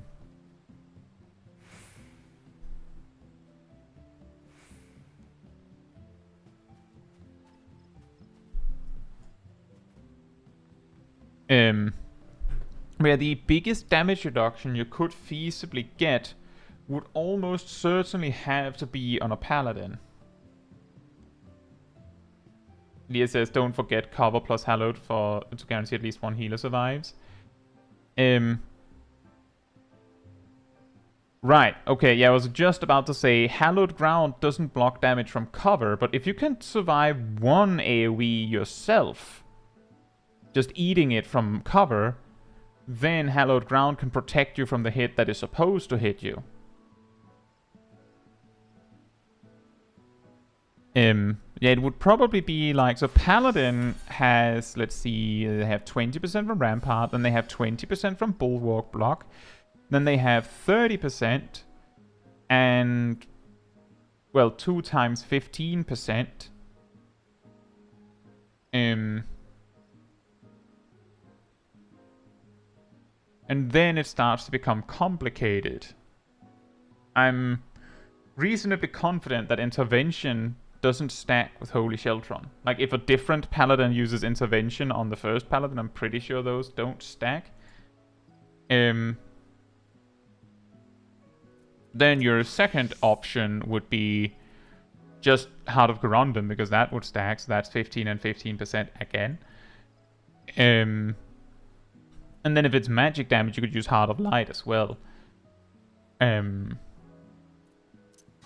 then White Mage can add both 10% and 15% with Aquaveil and Temperance.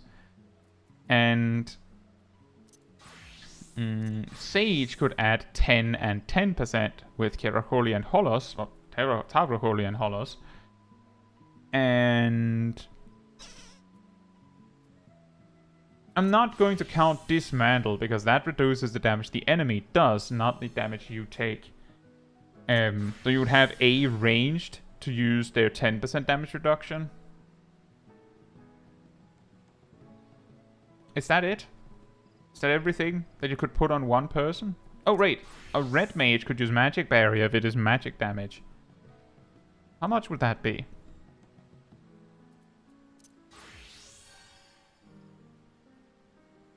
I don't think it matters whether it's an astrologian or a sage, because that's 10 and 10. And this is also 10 and 10. Don't Dark Knight have 2 10% damage reduction party-wise? Dark Knight has Dark Missionary, and then they have Oblation, but they don't have the 15 and 15 that Gunbreaker has. So Gunbreaker has 15 and 15 and 10, whereas Dark Knight has 10 and 10. TBN wouldn't count, because that isn't actually damage reduction. And Warrior is 10 and 10. And Shake It Off does nothing. So how much would we have there? Let's see.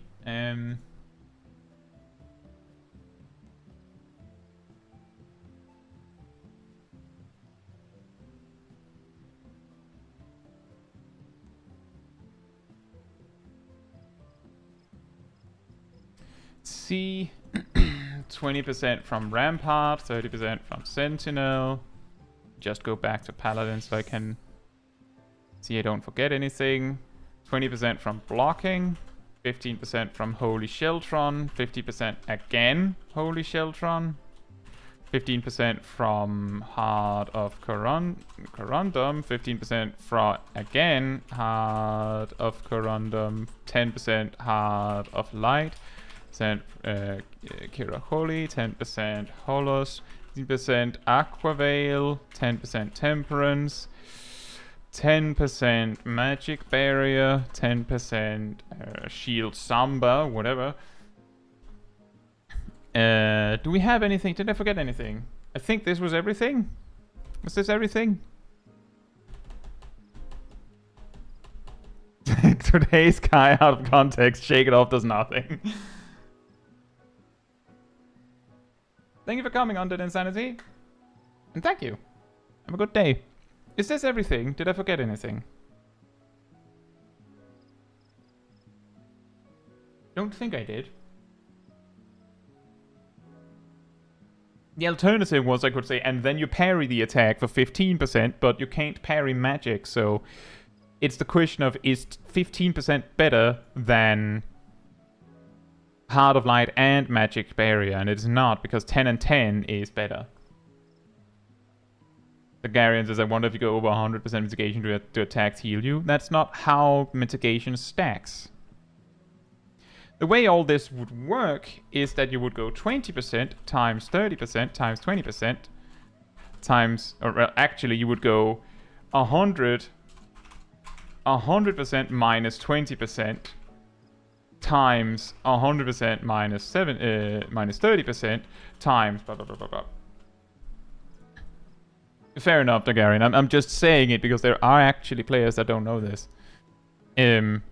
So let me see here. We have 80%, 70%. Let me just do this.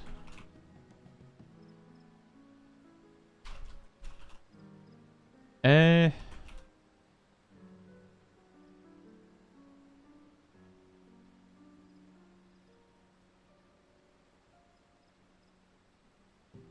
think this is everything.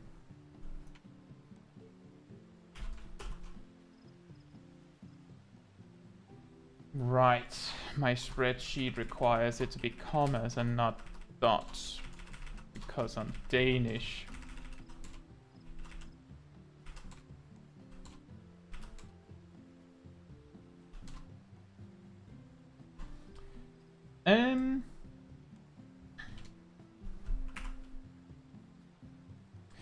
This would all equate to taking 10.56% damage.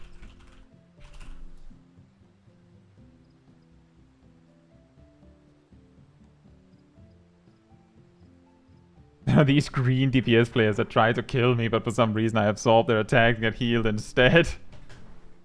Oh right, you could use Limit Break. Tank Limit Break reduces damage taken by 80%.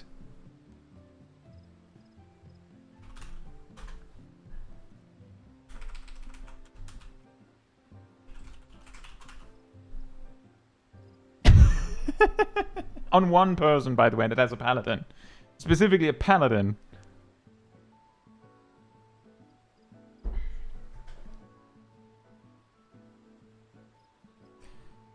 I think it's... Let's see.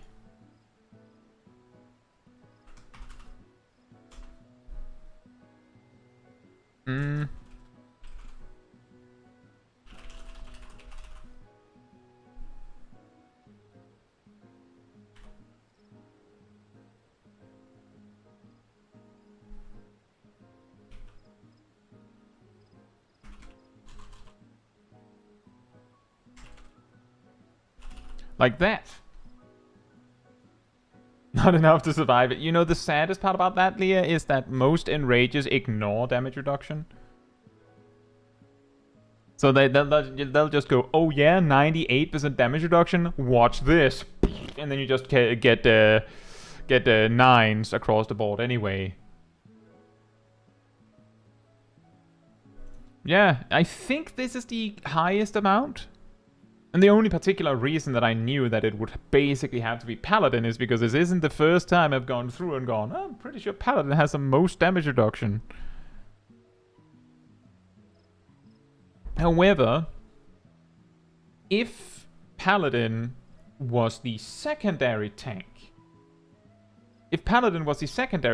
they could provide 15% with Passage of Arms and 20 and 10% with Intervention instead of 15 and 15 that Gunbreaker provides. That's better.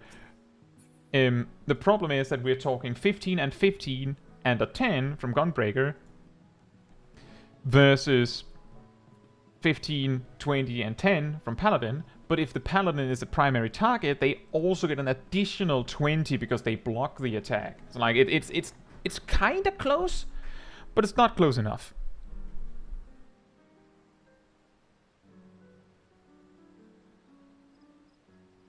VX says, wasn't this why they had to do a stat squish? I don't think so, because older bosses I've actually seen do 5 9s instead of 6. They could just make it 7 9s.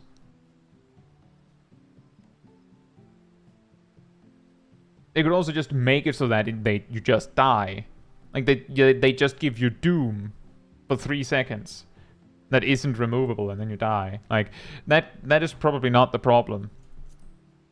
The usual suspect with stat squishes, I believe, is a combination of the amount of numbers on the screen makes it all meaningless. Like, you just see, like, this avalanche of numbers, and you have no idea what you're looking at anyway. And the other thing is that all those numbers are harder to compute for the machine, and it doesn't add any value anyway. Like, harder because it requires more bits to actually calculate these things, where it wouldn't need to otherwise, I think. Right. If you survive an enrage, the boss should just give up, I think.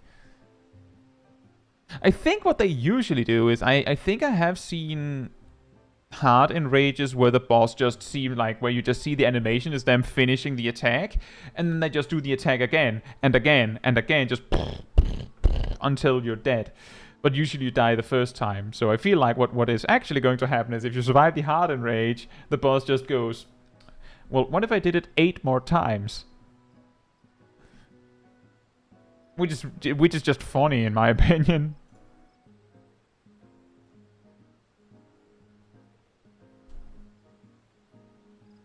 Right. So of the people that I have clips from, I think it's Gazel and Viek. About second enrage.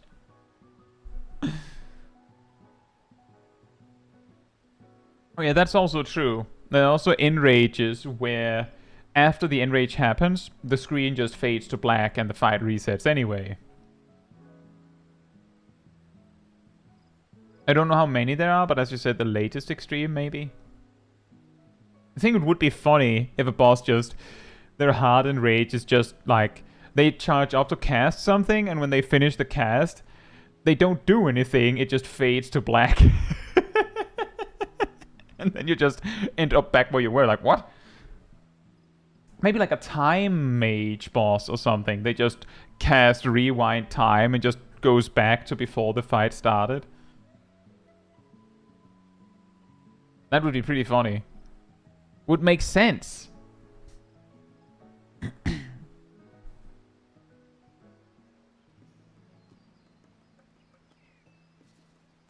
Right. How about we start with Gazel on Black Mage. And then we can take a Viek clip. The screen fades to black, so you don't really avoid it. I think it's pretty funny when you find like a trick to skip the boss enrage, and the boss just like, I mean, me killing you was never part of the requirement list to make you actually die. It's just so that it feels more like you lost. Right, so this looks like Gazel's perspective of Tuesday's stream. Is that right?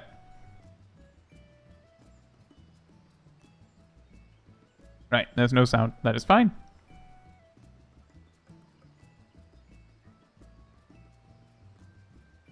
Gazel is playing Black Mage.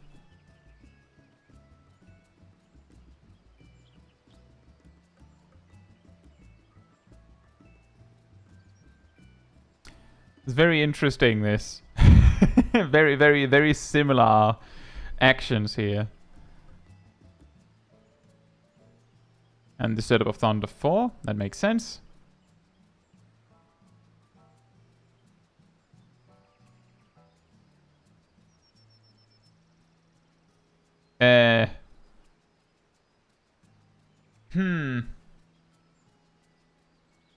There's a little thing here. I'll just go back and explain how you could have done that differently.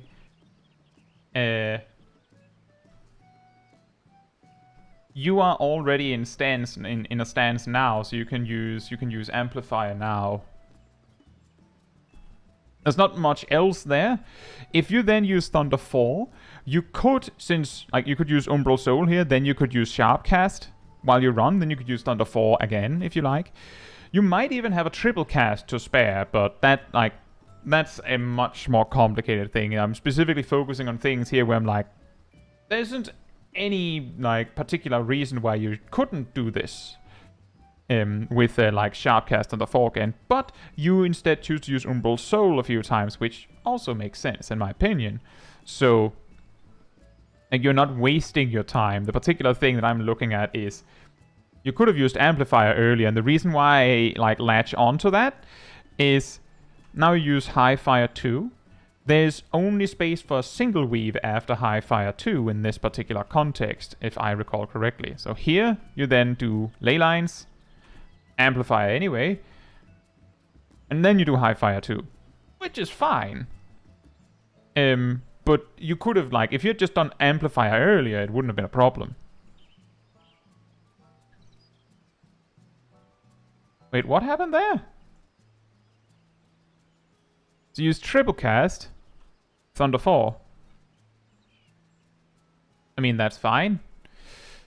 If you were going to use Thunder 4 there anyway, it would have been nice if you had Sharpcasted that earlier. Also because you're sitting on 2 stacks of Sharpcast. You can actually see, you might notice, and you will notice this both in this clip and also if you watch the stream back of my perspective, that most of the time, if I can find an opportunity to weave it, I'll just weave Sharpcast.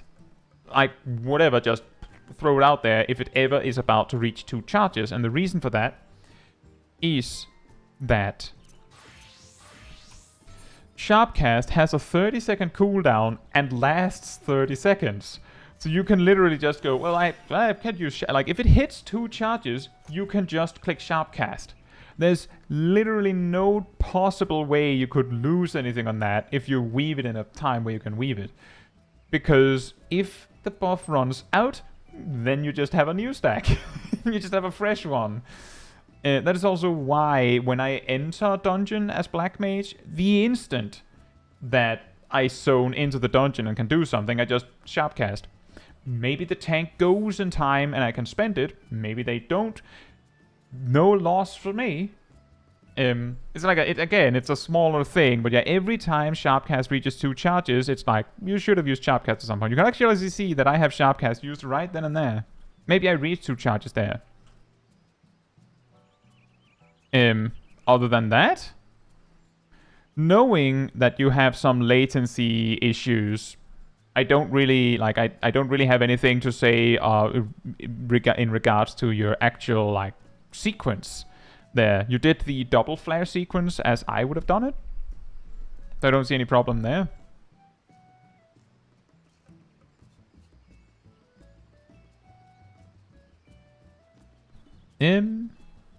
And see, the reason why I latched onto the Thunder 4 thing, even though it is like, probably didn't matter much, is if you had spent Sharpcast and used Thunder 4 here,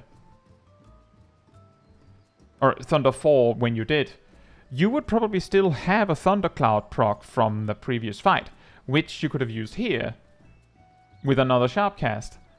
It's like, it's a lot of like, oh, because you didn't do a thing 30 seconds ago, now there's something you can't do now. Let's see, Dart says I'd be willing to bet that a lot of Black Mages don't know that, because it starts at 60 seconds 1 charge, then goes to 30 seconds 1 charge, and then 30 seconds 2 charges, but the name doesn't change, it's just passives. And that's true. On top of that, I'm pretty sure that Sharpcast was a 15-second duration buff for a very long time. So there's like, it wasn't this easy. Like it's sort of new that it is this easy. Right, so we have the fire again. And a foul. Oh, you already used triple cast. Ooh. Do you do flare now? Or you do high fire? Ah, I think you caught yourself in a mistake here. Because it looks a little bit like high fire, flare, I guess.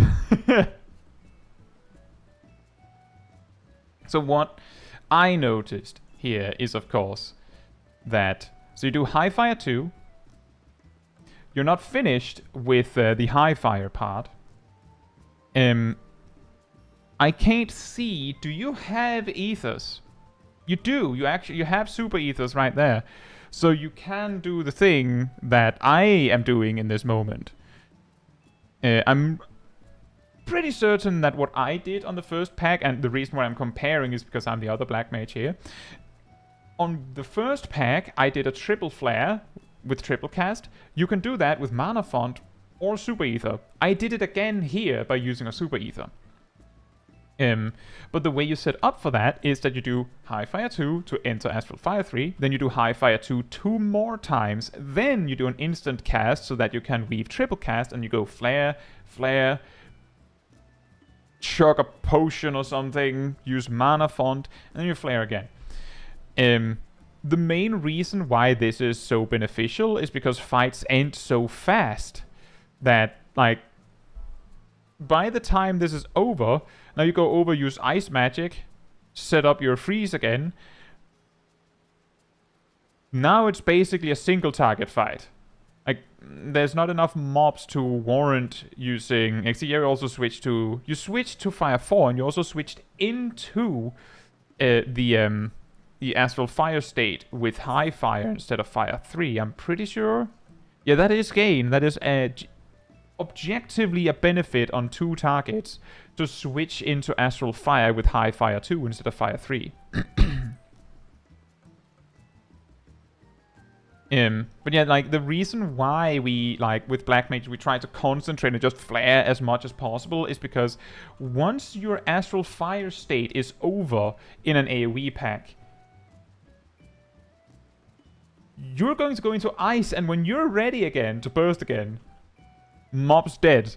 Like, there's not much left. So you have to, like, do everything you can. And then hope it's enough.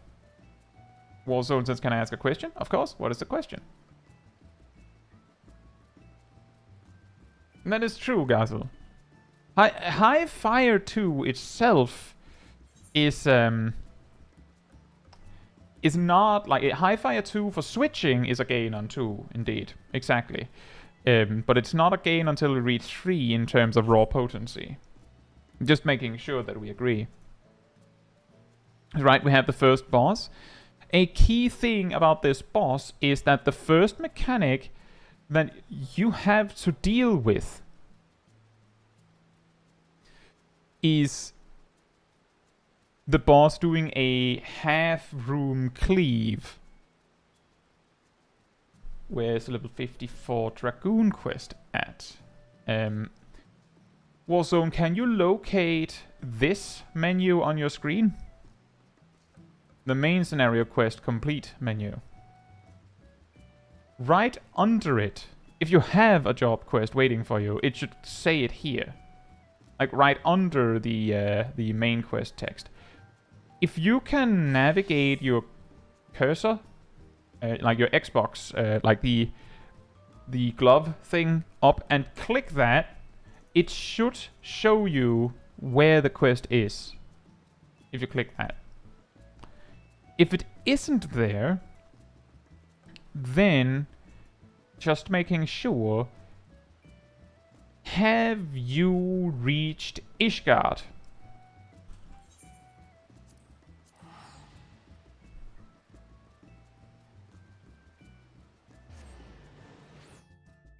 Like, if this doesn't look familiar, there's an extremely high chance that you don't have access to the quest yet, because you have to actually reach Ishgard before they let you do your Heavensward job quests.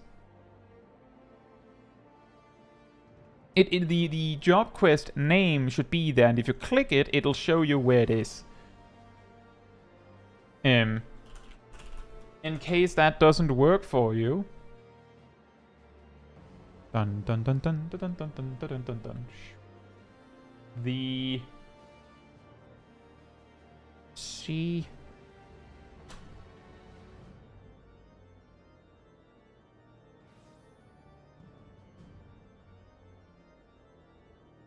Just trying to find the actual quest location.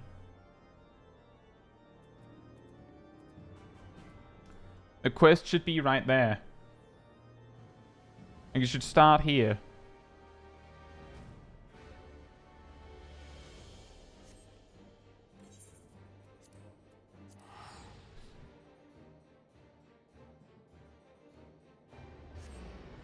Exactly that. It is usually in the town south of the Aetheryte and Dragonhead. Or in Right. Yeah, as I was saying here, the first mechanic the boss will do that a black mage actually has to deal with is a... You can call it a cone AoE, but it's like a 180-degree cone. It's a half-room cleave, right? So the easiest way to deal with that is get under the boss. If you can place your ley lines perfectly under the boss, you can just move to where the cleave isn't. And then it's a case of do what I say and not what I do, because what I will do on, like, from my perspective, is get it wrong. Hey, 11. So the alternative, the options are wait with putting down your ley lines until he does the thing, or place it under him. See, Gazel did it right. Meanwhile, my ley line's over there.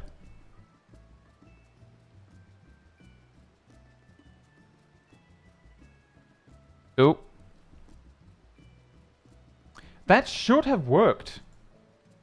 I'm just double checking, so you do an instant, swift cast, despair, transpose, amplifier. Yeah, that could be a latency thing. It could also be that you weaved a little late, but I think it looks mainly like a latency thing. But this should have worked. This should have worked. I'm pretty sure. Since Gazel plays slow mage, it should have worked. Even with ley lines, I'm pretty sure.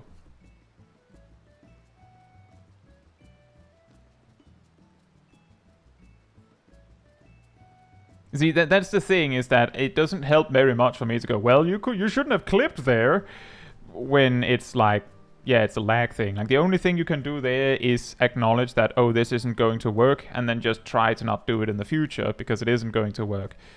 And play around your latency. But that's not super helpful in the moment.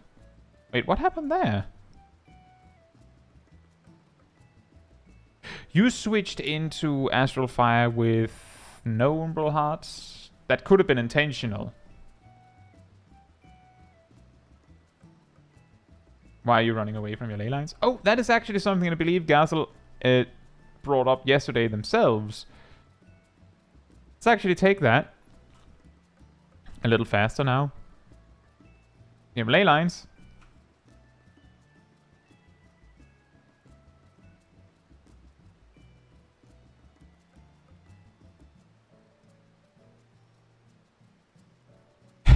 Oh yeah, there's actually no reason. You can see me just... What? Just taking it. Yeah, that's like a classic. I'm pretty sure it's just that Gazel is like, well, I used Paradox, I can move now, and just instinctively move. It's quite a lot of the ley lines that get eaten by that.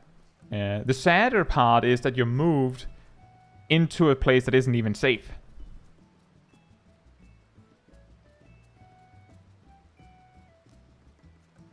But I like, what made me stop was, why did you use Despair this early? But I'm guessing that the reason was you entered with no Umbral Hearts, so you can't finish, like, you can't, like, it wouldn't be smart to do Fire 1. So it's better to finish early.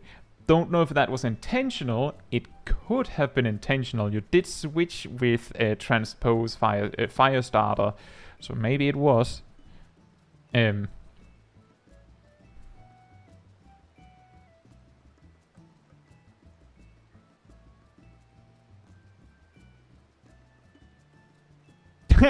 Meanwhile, Oh, right, moving.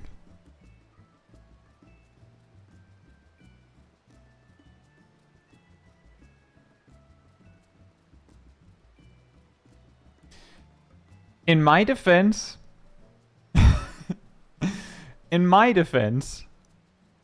I used Manip to get away from Gazel, and I just kind of assumed that Cat Damon would move. Like, I just assumed there's a black mage standing next to you. You're moving, right?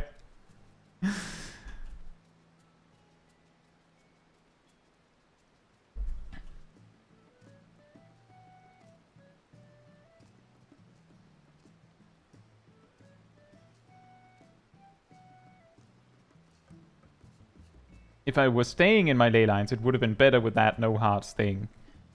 Oh yeah, if you could have just like gone just spam fire 4 and then just finished with despair, that could have been better. That is true. There's a line like that.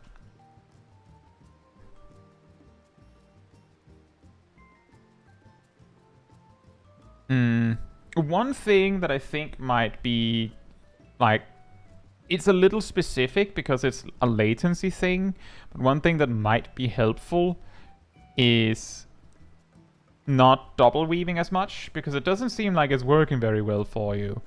I don't feel like you normally had this much of latency issues, so it does surprise me a bit.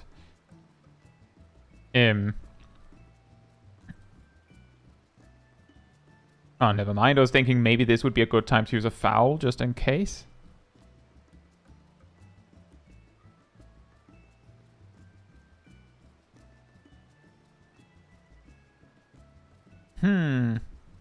Well, one thing that I can see is that I've been using my ley lines like a few seconds before you, because mine were available when I needed them here. I'm not sure when that happened, because your ley lines were already slightly off.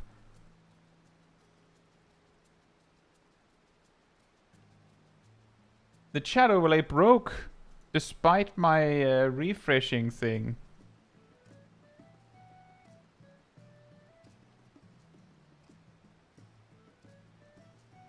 In that case, there's no point with the weird refreshing thing if it doesn't even solve the problem, is it?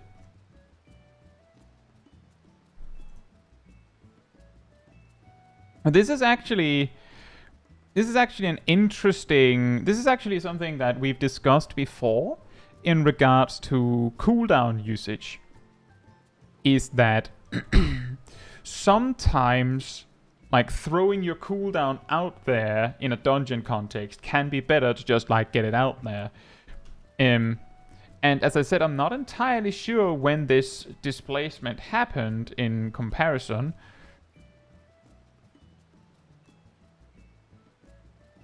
But there's my ley lines. And there's your ley line. It's literally 1 second. I don't know how there is such a big difference in where we start, because I started my burst with ley lines. I guess you were ahead of me, and that was what was causing the problem. That you were just there earlier, which meant that I had no issues, but you had issues because you were there early. Which is a little funny. And there's an interesting thing with that personally always makes it awkward when you're doing a dungeon with a DPS that is the same job as you. Because it feels like you're being measured, right? Like, if you're doing something different than the other one, it's like, is it because I'm the idiot, or what is it? Not sure what I was doing there, by the way. Looked like I was just walking.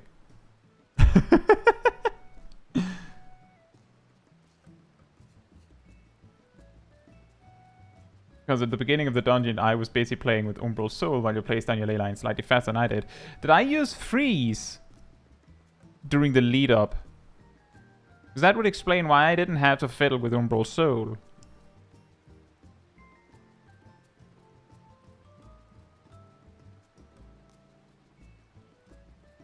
I think what's happening is that I'm like just moving while there's a massive GCD window or something. But it looks really weird. It looks really weird.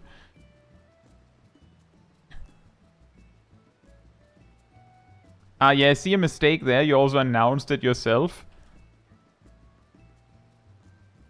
And I think I know why I was behind now.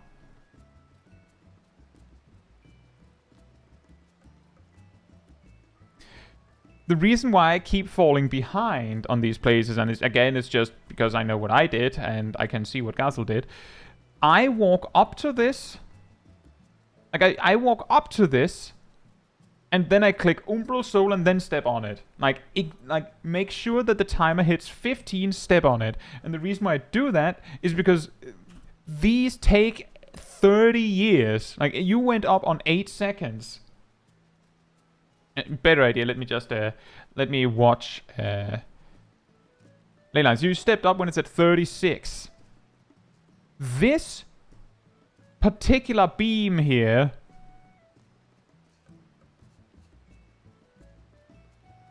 takes 12 seconds. So if you do Umbral Soul, wait a GCD, and then step up, you're going to lose your buff, like your stance. It's just going to drop. It's that strict. It's really, really ridiculous. So, like, that's why, like, I step up to it, Umbral Soul, and then step in, because otherwise it's going to break. I believe the last one, the one up there, that one takes 14 seconds. So it has to be perfect.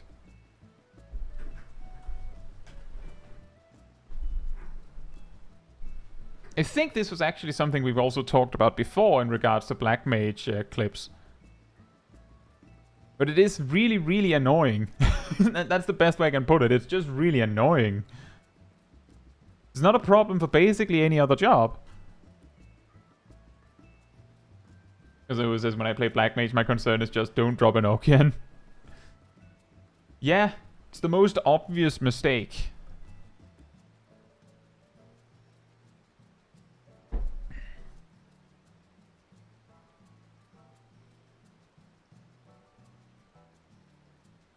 I think the real hard part is when the boss starts jumping around here. That's what I'm waiting for a little bit. Oh, had to shuffle a little bit, just shuffle over. And there's the AF1 F3P amplifier. Amplifier.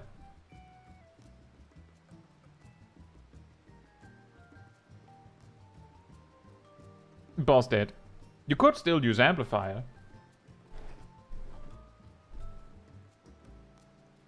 And the trick with amplifier is that since all it does is just go boom and you get a resource, if you're not full, you just click it. You just, when it's there, it doesn't cost you anything. Like, especially if you're not in combat. That's like, also...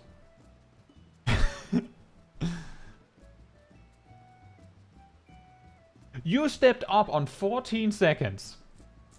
You used Umbral Soul, stepped up 1 second later. I think it didn't help that it looked like you lagged a little bit there. You're trying, but there's just no chance. You were missing less than a second.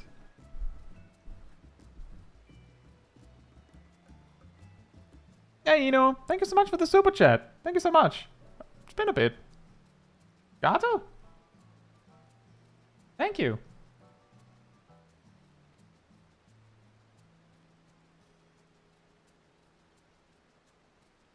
The orange super chat. The amplifier is just hanging out. You remembered it now. Yes. Why? Why? That's what I'm wondering is, what was it that made you remember it? What a handsome tank.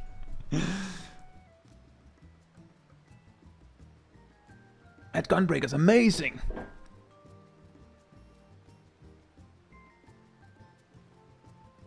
Yeah, the thing is that it's not a case of you can't see that amplifier is ready. You have an icon right there that is, unlike these ones, not covered by the enemy list. So you can see that amplifier is available. So I don't know what it is.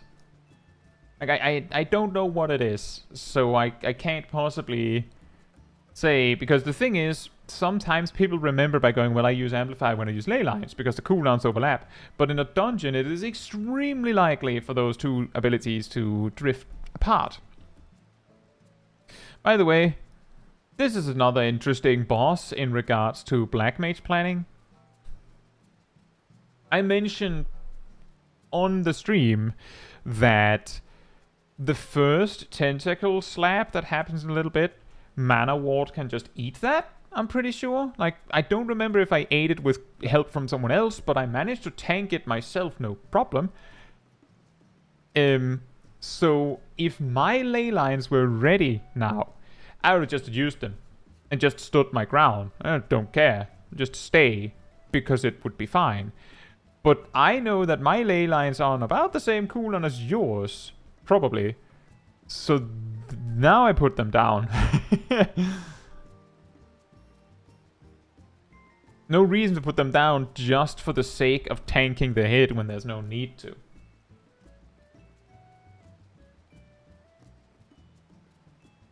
Oh man. Do you get hit? You did get hit. It's fine. Boss doesn't do that much else.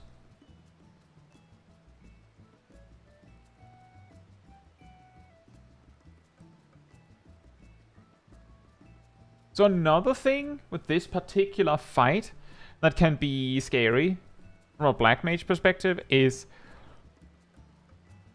triple cast is of course a DPS gain. It means you can skip the extra cast time and cast attacks and all that on spells like Fire 4 and Despair, so it is a technical DPS gain, and if you have to move at all, then you might have to use triple cast. The thing that is scary about this fight is that in a few mechanics, the boss will cast Breathstroke.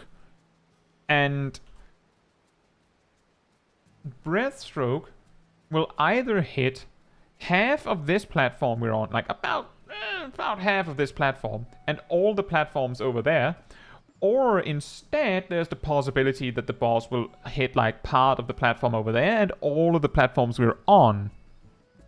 And then also there will be tentacles slapping like half of every platform except one. So that means that the safe spot will be like there, behind us, over there, or off the screen over there. One of them. Only one of them will be the safe spot where you won't get hit. There's an argument to be made that maybe you can just survive it, like maybe you can just tank it. But there's a lot of like overlapping telegraphs, so you maybe don't want that. The reason why this is scary is if you use all of your mobility options, like triple cast, under the assumption that Breathstroke is going to hit this part over here, so you don't need it. Like, so you don't need your mobility because like the safe spot is going to be in the ballpark over here. If it turns out that Breathstroke chooses to target this side, then your best options is hope that someone positions nicely so you can ethereal manip halfway there, and then hope you have instant casts in the bank to make it work. Because otherwise you're just going to look weird, right? You're just going to be that guy like shuffling along going, Umbral Soul, I guess. I can't remember how it went here, but I feel like I remember that we might have actually killed the boss before Breathstroke was even an issue.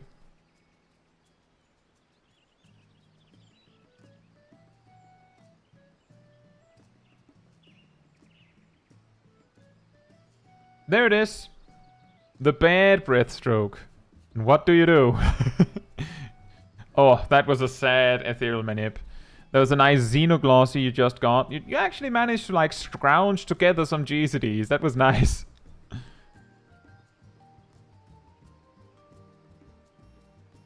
Indeed, Scathe is if you planned incorrectly. Yeah, overall, I feel like you did fine. Like, I feel like you did fine. Many of the problems happen to be that there was like latency things that you hadn't planned for. My best suggestion to deal with those is If you don't plan to be able to double weave, then you will single weave instead. That will give you even less space to weave the things you want to weave, but then you might clip less often. Gaz and I also recently looked into a situation where they were trying to cast 5 Fire 4s, I believe, into a Despair cast, which is very tight if you like don't have enough spell speed. And this might be harder with latency as well. Just to be clear, I don't think it should make a big difference because there isn't a lot of weaving in that trick. But, or at least not any double weaving, but that could make an impact as well. Obama, I'm scared of this boss. The arena looks so awkward. The arena is very unique. Gazel says, when I rewatched it myself, I found out I always forget mana font during bosses. Yeah, I didn't even notice that. But it's actually not very easy to get the most value out of mana font, because to do that, you want to finish with an instant despair, preferably, and then mana font into Fire 4 despair again, or something to that effect. You can, of course, like, doctor that by just going despair xenoglossy mana font and make that work as well. But if you want to do it exactly when mana font comes off cooldown, maybe you're not ready. Like, maybe you're in the middle of some ice magic shenanigans when it comes off cooldown, and then it's not very helpful. And then it comes off cooldown, and then you don't have the reminder of, oh, mana font came off cooldown, because it has been off cooldown. Like, you don't get the reminder again, right? You don't. So it's very easy for it to just fly into the background. AMOs? Like, the reason why mana font is so easy to remember on trash packs is because it enables you to do the triple flare trick. The same with the super ethers, that they also enable that. I mean, it doesn't have to be a super ether, it could be basically any ether that gives you 800 MP and you're good.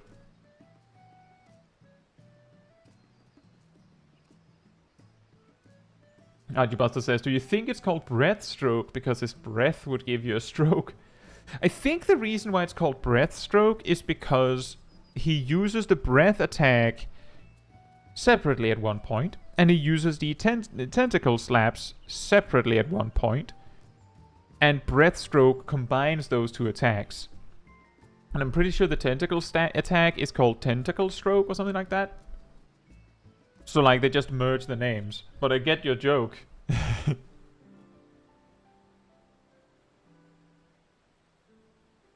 Yeah, the reason why Scathe is only if you planned incorrectly is especially because there's so many other things that are just so much better.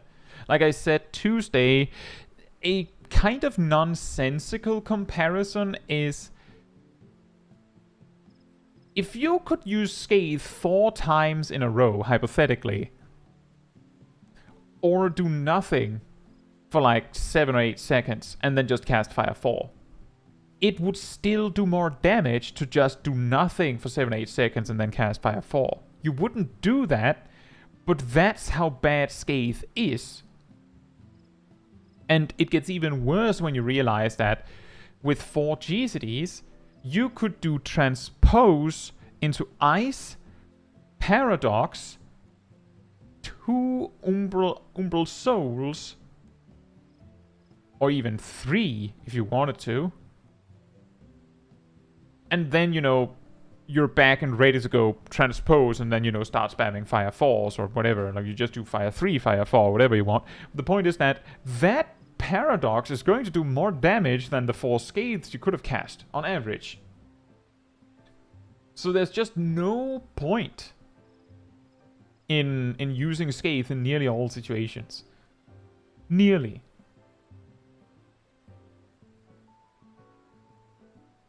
Zaab says, I built myself a macro for Shadow of Death to remind myself to reapply it. That's also a solution.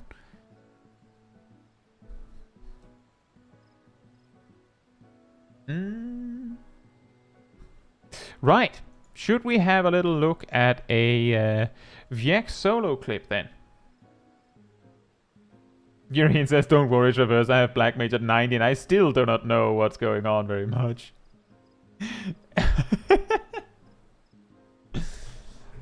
I click the drop an ice block on the enemy move. Then I click the one that summons a pillar of ice and fire. Then I click the fire thing. And I click the bigger fire thing.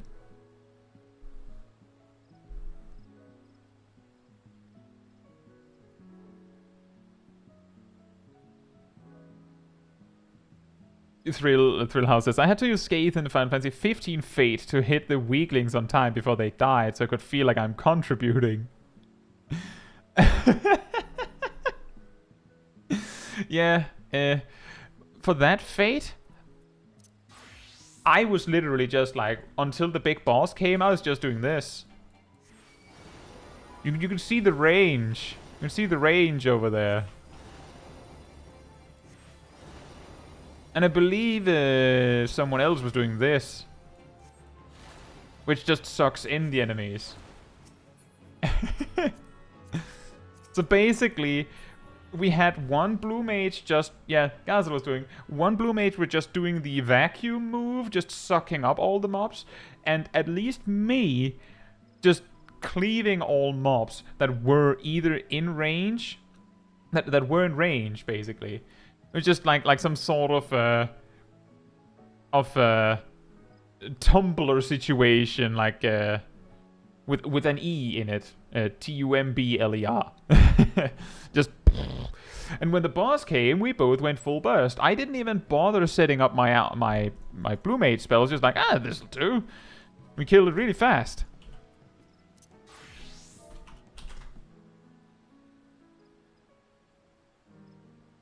Right. Viek went through the trouble of soloing what seems to be 07S with Paladin.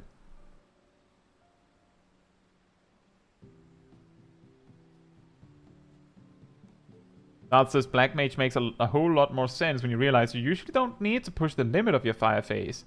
3 seconds left before swapping to ice is common outside of specific scenarios, and that's true. The important thing about making the most of your fire phases is spending the MP.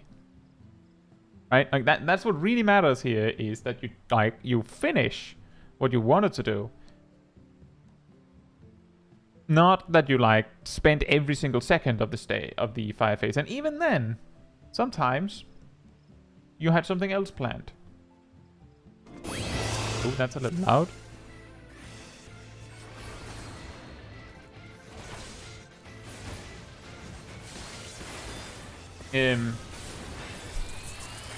Just in case anyone's going to... So this is a common one when we look at soloing content, is why would you do this? I'm not sure if there's any benefit to soloing or doing 07S. I don't know if there's anything unique to 07S that would make you want to do it. But there's always the fun of seeing if you can, right? That's a classic with me soloing dungeons synced. There's no reason to. I do believe this boss has I don't know how it is in Savage, but I know on normal it has mechanics where you have to stand in a spot and you need multiple people for that, I'm pretty sure. So yeah, you're going to be missing 3 people for that one.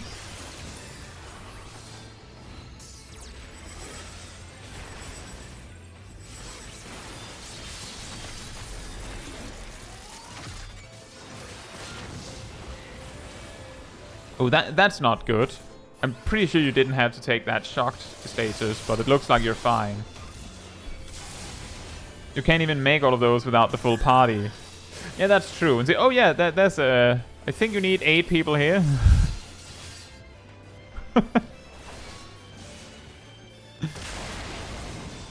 Seven damage down stacks. Are you doing literally 0 damage? The 7 damage down stacks actually reduced your damage output to 0. I didn't even know that was possible. apparently those damage downs are additive. Soloing because no friends? Well, I mean, sometimes.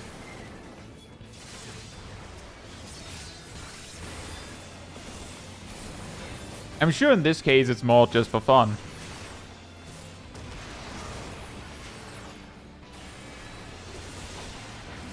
Oh, wait, what happened there? Did you not finish your blades combo? I think you didn't finish your blades combo.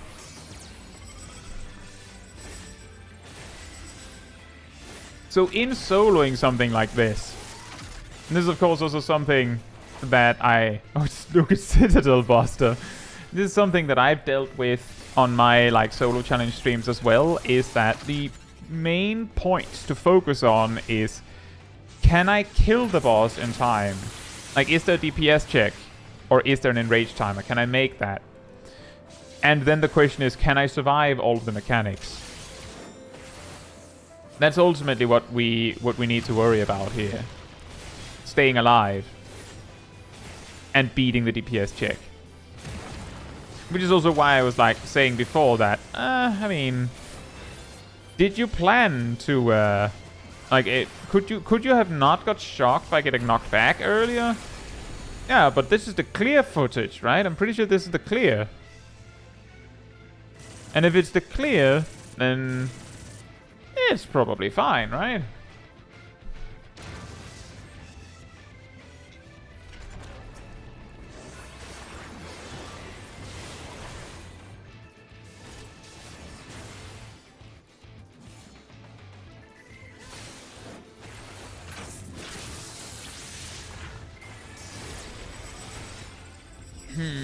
Is that 4 minutes into the fight? Well, I'm guessing that there isn't a... I'm guessing the hardened rage is 10 minutes or something then. 9 or 10 minutes. Urian's is a clear in the end. Correct. Exactly. Precisely.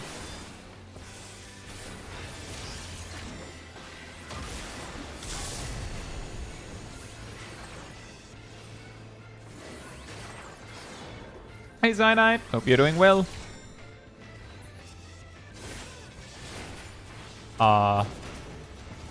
What do those guys do if they resolve? Oh, they just shoot at you.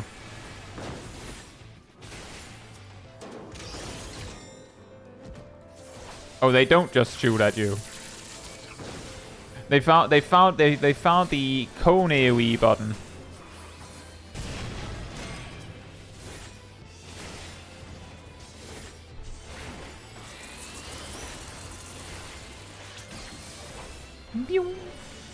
Yazul says, while I know on paper that it is more important to shorten ice phases than pushing limit on fire phase, I always feel unsure when I have to do those decisions. I think it comes with practice, honestly.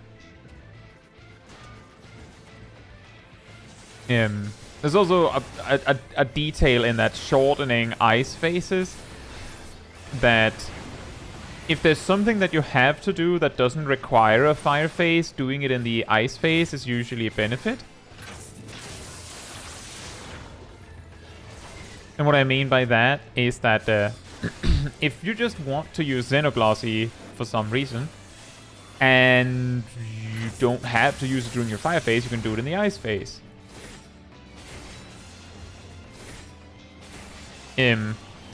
But the argument of minimizing your ice phase, of course, also mean that the absolute minimum you have to do in your ice phase is like spend Paradox, right?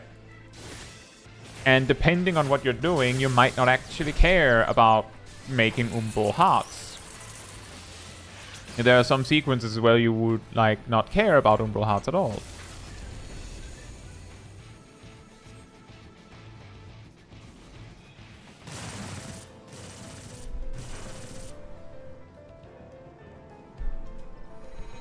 Target acquired. You're shooting the floor. Main target acquired. Floor. Random part of floor.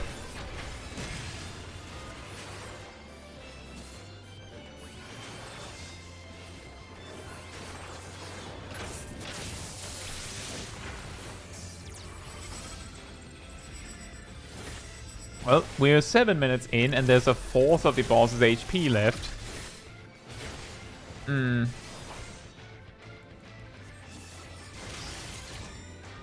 Boss heard about floor tanks. Didn't quite get what that meant. I'm guessing that's why he's alone. It's because he's actually not alone. There's like 7 floor tanks. That's it, right? Are you not supposed to deal with those? No? Okay.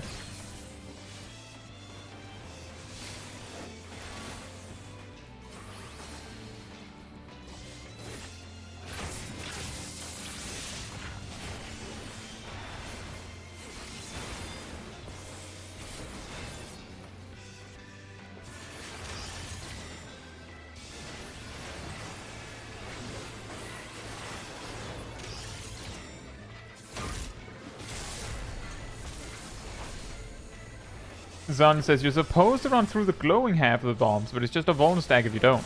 Oh yeah, I did believe it was something like that. But if it's just a vuln stack, it doesn't seem like it matters, yeah. Lock on! Start charging! Casually walk out of it. Yeah, that's like the classic with machine bosses. They're like, target locked.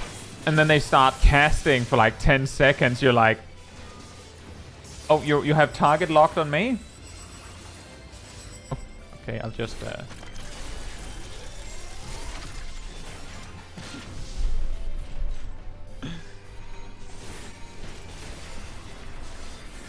How does Virus work solo? When was that?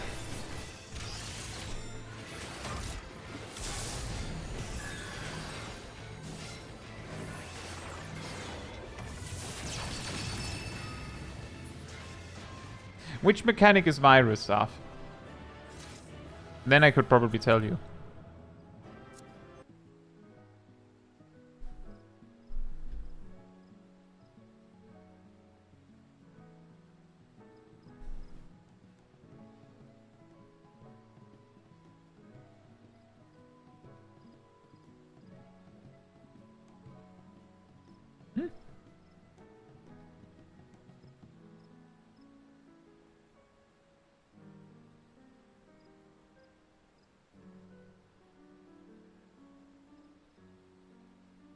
It's an elegant rod type of thing with abandonment and magnets.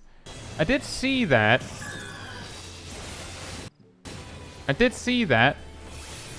it seemed like it just quietly resolved itself. Let me see if I can find it.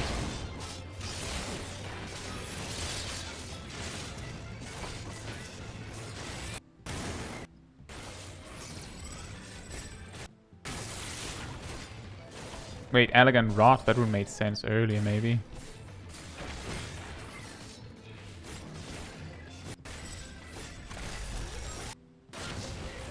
Just making sure that I don't, like, skip through the entire video because the mechanic we're looking for already happened.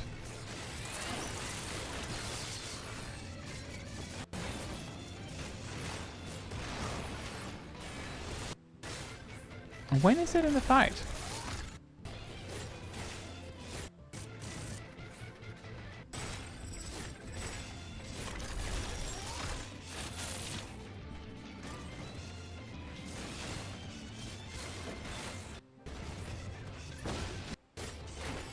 I feel like I saw it. Oh wait, it's here, right?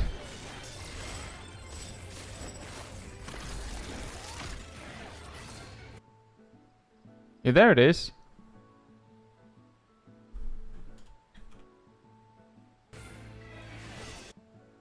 Abandonment fails, so we get hysteria, just run away. But fortunately don't run into the edge of the arena. And then we had... What was the second thing? Oh, just get a vuln stack.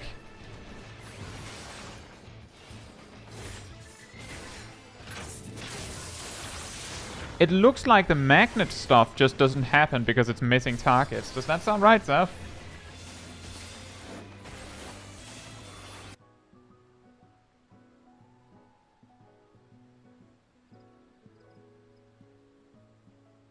Yeah, that has a tendency to be like, if it's a... like, one of those... everyone gets debuffs kinds of mechanics, they tend to be a lot tamer when you have less people, because the remaining debuffs just don't get given. They just go, oh, well, guess no one gets this one, and then moves on. I remember that 04S had a similar experience where, I mean, the less people alive, the less debuff you have to deal with. Zav says the wall isn't even a kill wall in this, which we always complained about when we wanted to reset. I'm guessing the reason why it isn't a kill wall is because the boss has a few mechanics that very easily yeet you out into it, so it feels more fair to just punish you but not kill you.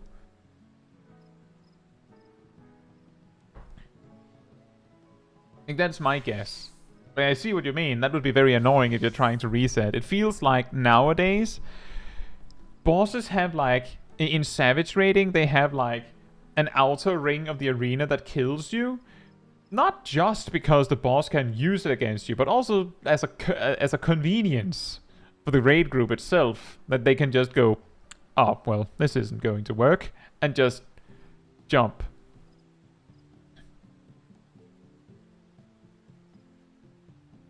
Yeah, well done, yeah. Very nice.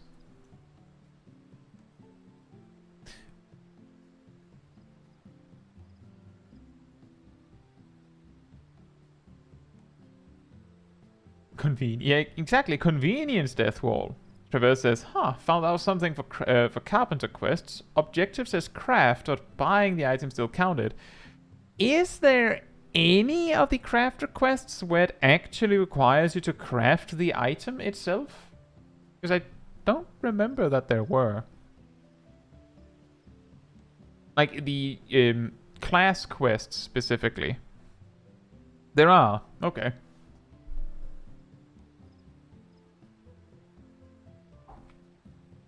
The Stormblood ones. Now, by then they had discovered that, wait a minute, I think people are memeing it up and not doing the thing.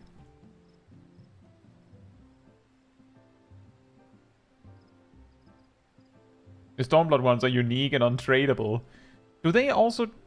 Is it the Stormblood ones where they also just hand you the material to craft it? Isn't it? I feel like it's something like that. They just go, make this. So that's probably the reason. Also, by the way, hey Lucas, hope you're doing well.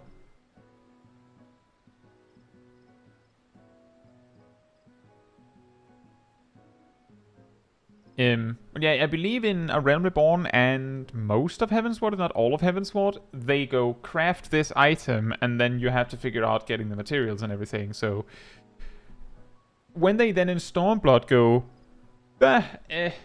we'll just give the materials, it makes sense that they require you to actually make it. Cyanide says, do you have any tips for tanking in raids or trials? It can be main or off tank. I just want to get more comfortable with doing either. I'm assuming that you mean like normal difficulty.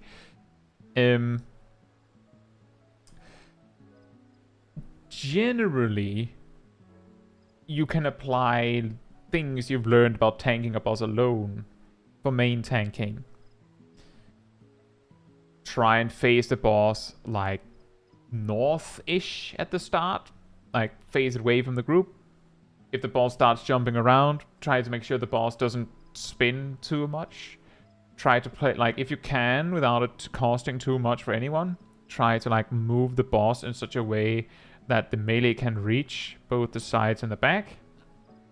Use your defensive cooldowns. For indicating that you want to main tank, typically a good tip there is turn on your tank stance. Like, right at the start. If you turn on your tank stand, that's usually an indicator that you want a tank. Zaf, I'll get to that.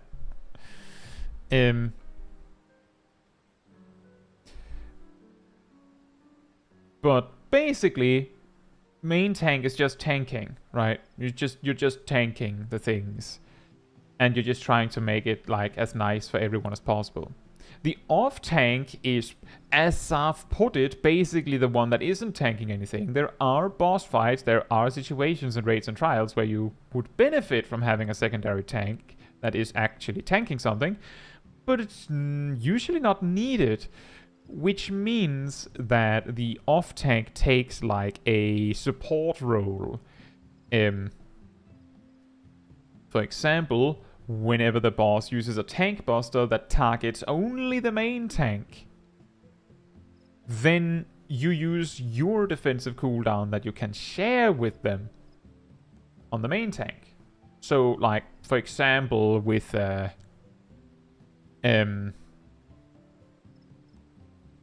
like P12N, Athena, she casts a tank buster on the main tank. Can't remember what she says when she uses it. Big red arrow on the main tank. If you're a Dark Knight, TBN. Oblation. Unless the main tank is also a Dark Knight, in which case you probably just don't do anything because they don't stack. Unless you can see the other Dark Knight wasted all of their MP, so they can't use TBN, in which case, TBN. Or you just use your cooldown you can share with the other tank. You just give them that. A particular example that is interesting is that Paladins can, like, there are mechanics in normal raids and trials that suggest a tank switch.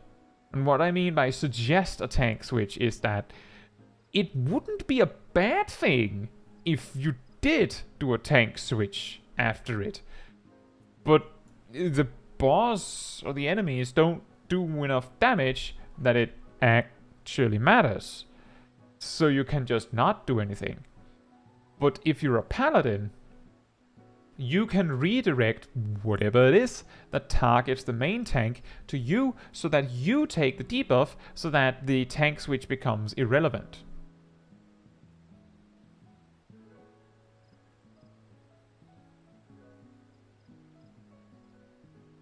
In Gazul says dual tank buster sometimes are put on players that are top 2 on the enmity list instead of the 2 tanks. In most normal difficulty content, it just targets 2 tanks or 3 tanks in alliance raids. So usually you don't have to worry about that. However, that is actually a good point. If once the fight has been like underway, like after the opener, you can usually turn on your tank stance. And the reason, as off tank. And the reason why you would do that is that it means that if the main tank dies for some reason, then you're clearly second. The thing is, you can turn on your tank stance and just, you know, for a minute, like after your next burst phase, right? If you're like a paladin, you're like, you don't have your tank stance on for the opener, and then after the opener you turn it on, and then after your 1 minute fight or flight burst, you turn it off again. You should have such a massive lead that it will take most of the fight for the DPS players to catch up to you, so you don't have to do any more than that unless the main tank dies. But that is something to consider. Make sure you're second on enmity, not necessarily for boss mechanics, but just in case. And a particular example of the cover trick that I was talking about with Paladin is E10 with the big bad wolf thing with the shadows and that. When it goes up on its hind legs and then swings with its sword, it swings 4 times, applying a stacking physical vulnerability debuff to the main tank, and then it smacks with a physical tank buster, so obviously the tank buster hurts more if it's the same tank who takes the final hit. But if you're a paladin, you can just use cover when you anticipate that the barrage of debuffs start, and you just take those 4 hits, and then, like, depending on when you activated cover, it will either run out naturally before the big hit comes, or you can just step away, which stops cover from working anyway. Or you can just take the hit if you want. You can take it, it's normal content, right? And it says, speaking of tank switching, how to actually go about doing that? I've heard of it, but never had to do it. You just use provoke. You just click provoke. That's how you tank switch. If you are trying to force a tank switch for some reason, This is usually if the main tank is doing something very wrong, like something that they must not do. Like maybe they're spinning the Ahriman in World of Darkness, so people are getting sniped by the laser beam or something. You need them to stop that. Then you have to provoke, like to get the lead. That tank might in response provoke back. You have to basically spam your ranged attack like shield lob, because they have increased enmity, until you can maintain aggro. Basically, you can only use provoke once for this, and the reason why you can only use it once is because you need to use provoke to establish a lead. Maybe you don't need provoke, but you should at most use provoke once for this. You establish a lead on enmity, and then you try to maintain this lead, and if the other tank uses provoke, you have to like steal back the aggro so that it stays on you. Because if you can make it so that the enemy stays on you, then the other tank has to do this trick, which means they will have to use provoke. But then you can use provoke to like counter them, and then they will have to start spamming shield up or whatever. But if you're aware, you can spam shield up again. This is a very adversarial situation, right? It's usually if the tank is genuinely doing something really bad. Usually, a tank doing something really bad like that, if they're well-meaning, they'll stop when they realize that you're trying to force them out. Because it usually is a pretty good indication that they're in the wrong. If things start to look brighter once you take over tanking, right? That is something worth keeping in mind. And then both tanks be spamming range attacks. That can happen. But the trick is, you're trying to help the group. The other tank is, at that point, trolling. So if you can just prevent them from trolling anyone but you, then you're winning. But yeah, generally speaking, the actual tank switch is literally just click provoke. Like, turn on your tank stance and use provoke. That's how you take over and tank. That's typically how it's done. Gazel says, do you want to cover the debuffs or cover the big physical hit? If you want to like let the boss stay on the other tank, then you'd usually want to take the debuffs, because the boss is going to, after the big hit, continue to smack the main tank with physical attacks. So you want to move those physical damage increasing debuffs to you, so that the main tank doesn't have to deal with them at all. So you would usually want to cover those. Like, because that helps more in the grand scheme of things. This is, again, an example of something you could do but don't have to. E4N also has a tank buster that gives a debuff that you're supposed to tank switch for.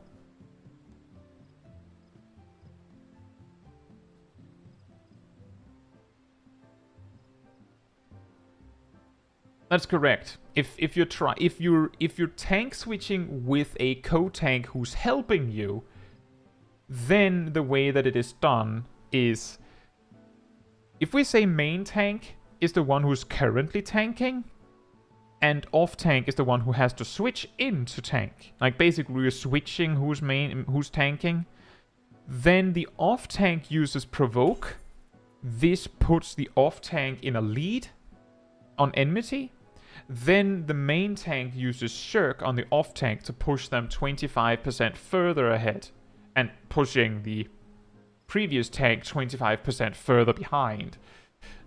Because when, like, if you shirk, like, if the main tank, if a tank uses provoke so that they take over, they'll have 100% of the enmity that the previous tank had, plus like 40,000 potency worth of enmity if we count the tank stance, right?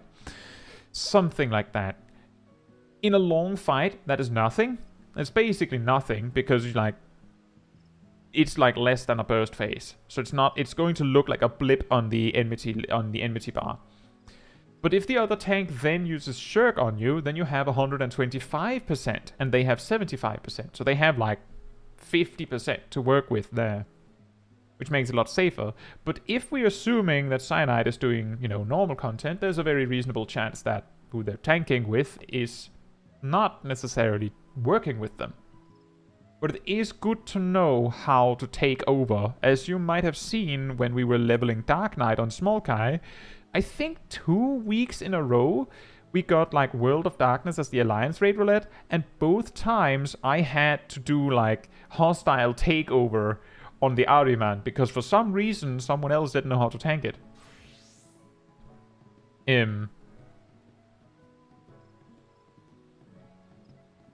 There's also the Shirk joggle, but that's not relevant anymore. That was something that you could do to make your lead on enmity greater, so that DPS had more time, like had more to work with, but that's not important anymore. That's also a way you can use Shirk Zaf, is that if you're like this goes hand in hand with the thing I was talking about before, with if you're the off tank, you start your opener without tank stance on. After the opener, you turn on your tank stance and just let it sit for a bit. And then once you've like established a decent lead over the rest of the raid, you can turn off your tank stance. Alternatively, you can also just use Shirk if you're about to over aggro the main tank.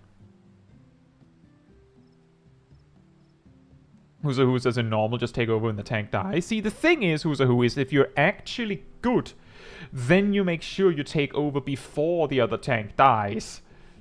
Like, you actually provoke and take over when you're like, I think he's going to die from that. And don't let them die, because that means that a healer has to raise them and heal them. And you lose the damage of the tank being dead. You might be saying, well, there's no enrage time, so what does it matter? I mean, we all want to beat the boss the most effective possible, right? We want to win.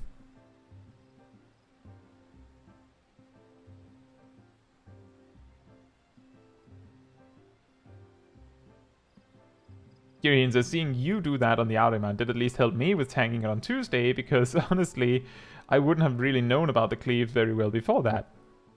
There you go. And that's something that I've been doing. Like, I do, like, the reason why I focus on that is because it's not an uncommon thing for me to, like, if I'm the other tank, there's more, there's other tanks than me. If the other tank puts on the tank stats first, I will usually let them. But if they start goofing it up and getting weird with it, then I start to, like, think about, should I stop them? Like, that's the first thing that I start to think about, is should I stop them with whatever it is that they're doing? Is it better if I take over? And the thing is, the reason why I say is it better if I take over is because that means there's a reasonable chance that the other tank is not going to like me. They might try to prevent me from taking over. So if I can just, if we can make sure we don't rock the boat and just let them figure it out. If they can figure it out so I don't have to take over, then we can all be friends. But if they can't, then I'll have to take over by force.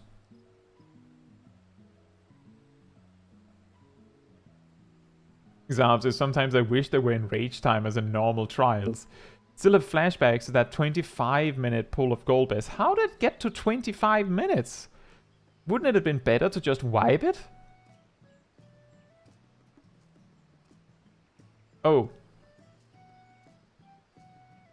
Everyone except the tank and the one healer, tanks and one healer died to almost every mechanic.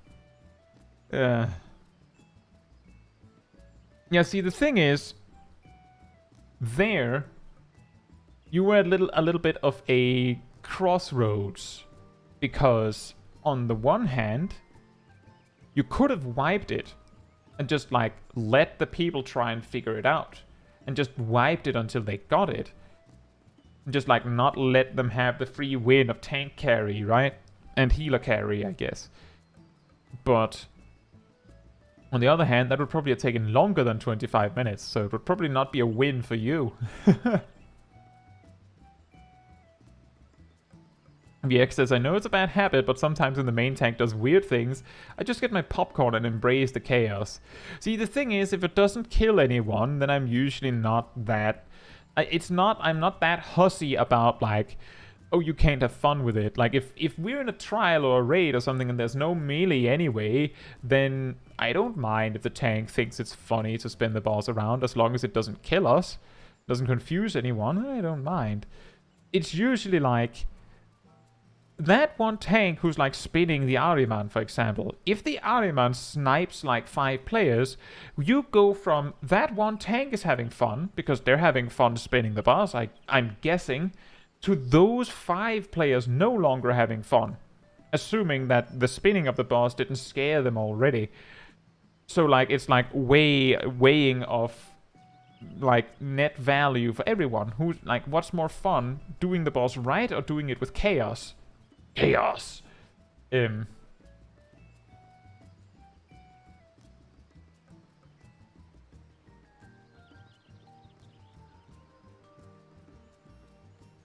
You can usually tell if someone will be able to learn. Example, if they don't even try to get out of a mechanic, even if they get out late. They aren't going to try at all, so it's best to just end it. Yeah, that's a good point. And sometimes it can also be that they didn't realize that it was a danger. A particular example that I had very recently was in a mentor roulette. I landed in Amarot. At least one player was a first timer. I couldn't know for certain how many were because I joined as a replacement, so I didn't see who was in the cutscene at the start.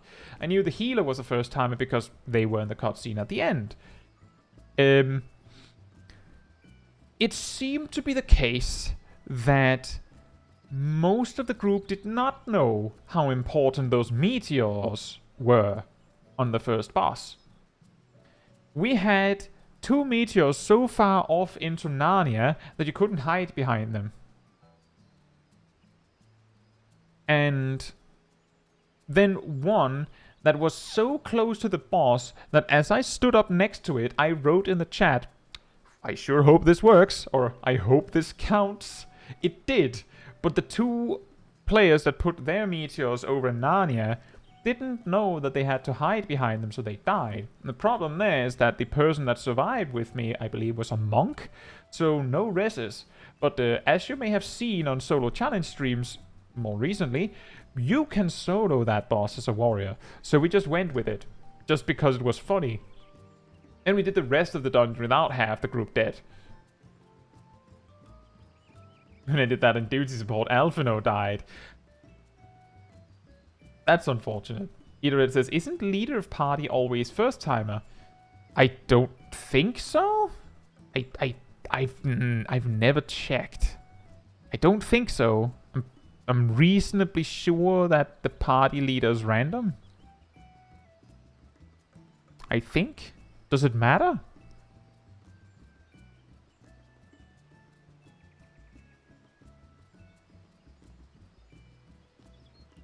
Kylan says on Mount Ordeals, I have had a tank that just didn't want to stop jumping and running around. And when they got the tank buzzer that cleaves 1/4 of the map, was spinning it around and ended up wiping the party. I hope they learned from that.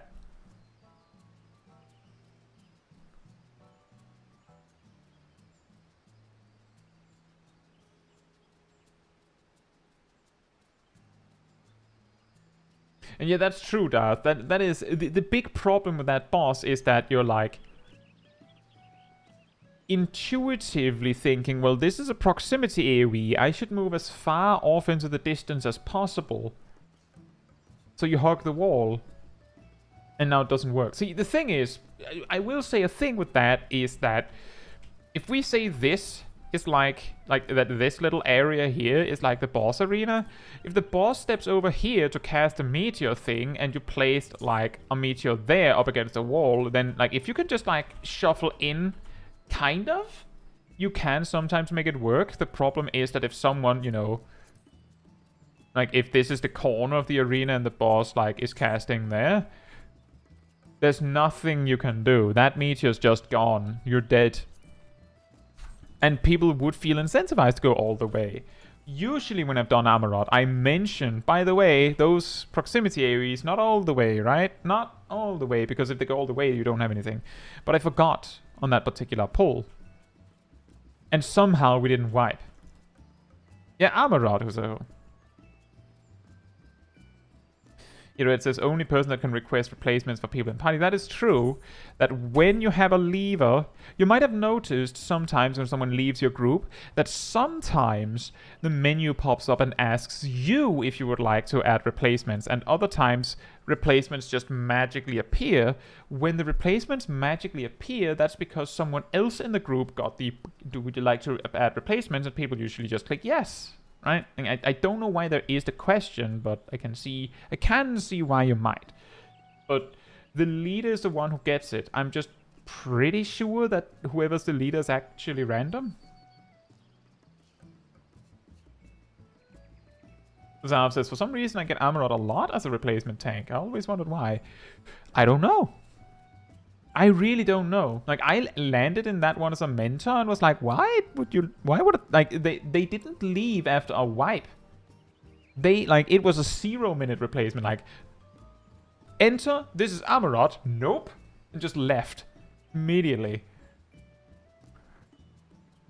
Why? Really, really strange.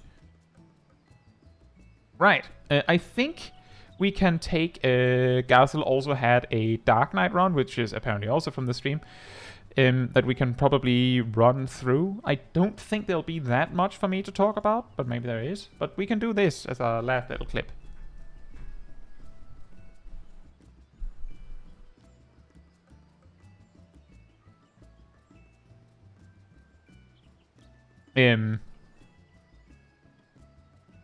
Featuring me as Black Mage again.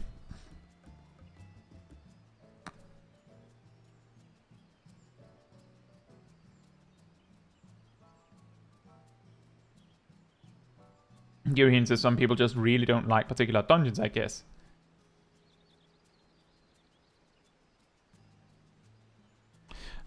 Yazu says not sure if there is much to talk about. Well, we can take a little look, because I do remember there were some things last time. So let's take a look. Put very nice. Into Blood Weapon. Unleash. TPN. It's not a bad idea, certainly. Rampart. That's fine. There's a little bit of a clip there. There's probably latency stuff again. Salted Earth into Abyssal Drain. It's also fine. You could also do Delirium. That's not super significant. It's just do something.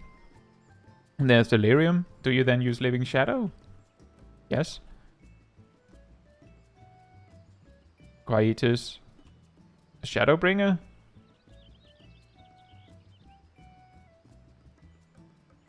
Okay, that looks a little strange. You have Delirium, Living Shadow, Quietus, Shadowbringer. Nothing. Oblation.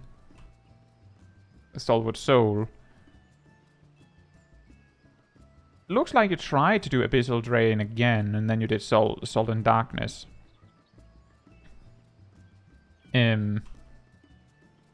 So something here is that you need to spend this. You have full MP and a Dark Arts. Like, there's some of these that had to be spent a little, like, this had to be done a little bit more, I think. You also did Arm's Length, that's nice. Very good that you spend your cooldowns.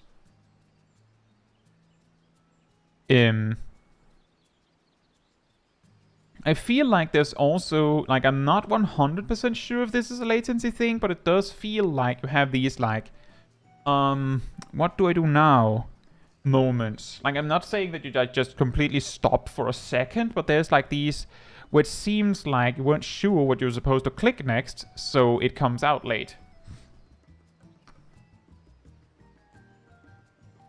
Obama says, how does this video stuff review work?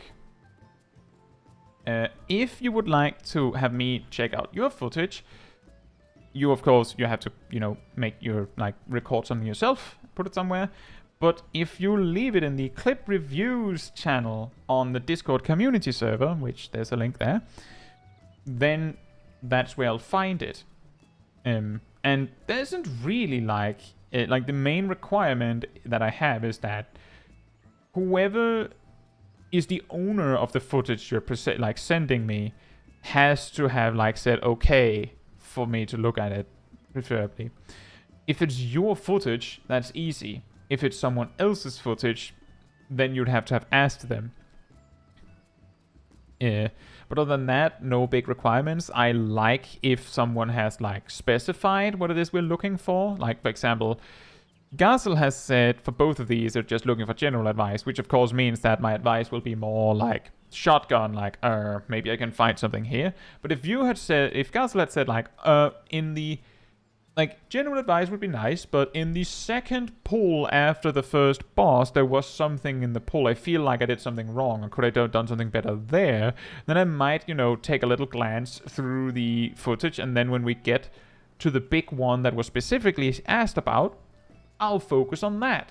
Because, like, that's the one that was requested extra focus on, because it takes time for me to, like, review and give advice for 13 minutes of footage. So I had to like go, well, there's nothing happening here, there's nothing happening here, there's nothing happening here, there's nothing big happening here. But if you're like, I know that there's something that I need advice on here, then I'm, one, not going to miss that because you told me when it was, and two, I'll, you know, put the majority of my focus there. So like if there's like a 1 minute time frame you want advice on, I might spend 5 minutes on that, or 10 minutes on that, and then the rest, whatever. You didn't say that was important, so we'll focus on the thing you wanted advice on. Hey, Ganymia! Gazel says, I didn't group up the mobs well in the first boss. We'll get to that. Are you winning? I don't know. I don't know. But yeah, I do feel like you do that a little bit, guys, so where you're like, also, hey Kiki, hope you're doing well. And again, Caetsu. Let me try and do it here. Let me just like try and highlight when I think you're doing it. I think that wasn't one. Pretty sure that was just latency. You know what you're doing here? Now, I'm pretty sure you went. Right, oblation. Nope, that was not then. You went right, quietus.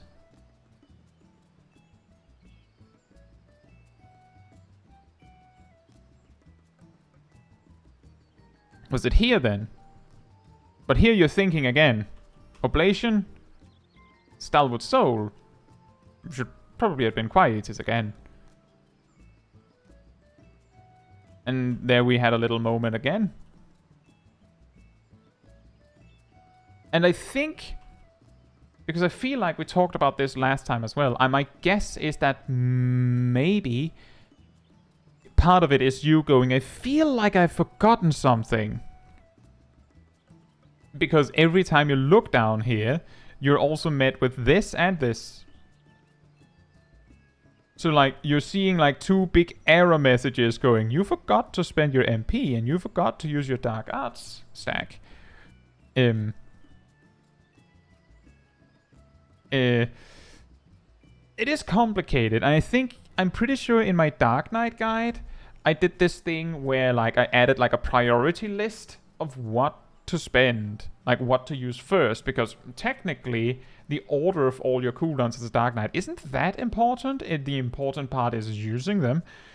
But if you're on full MP and your next GCD generates MP, if you imagine that your imagine your MP bar like a cooldown on your edges and stuff. They have 3.33 charges, right? Because you have full MP, you can use 3 and a third of one. Every time you generate 600 MP, it just makes, like, naturally, the cooldown time on those, because you generate 200 MP every 3 seconds, the base cooldown of Edge of Shadow while in combat is 45 seconds. So every time you generate 600 MP, you just speed through a fifth of that cooldown, just and generate like a fifth of a charge.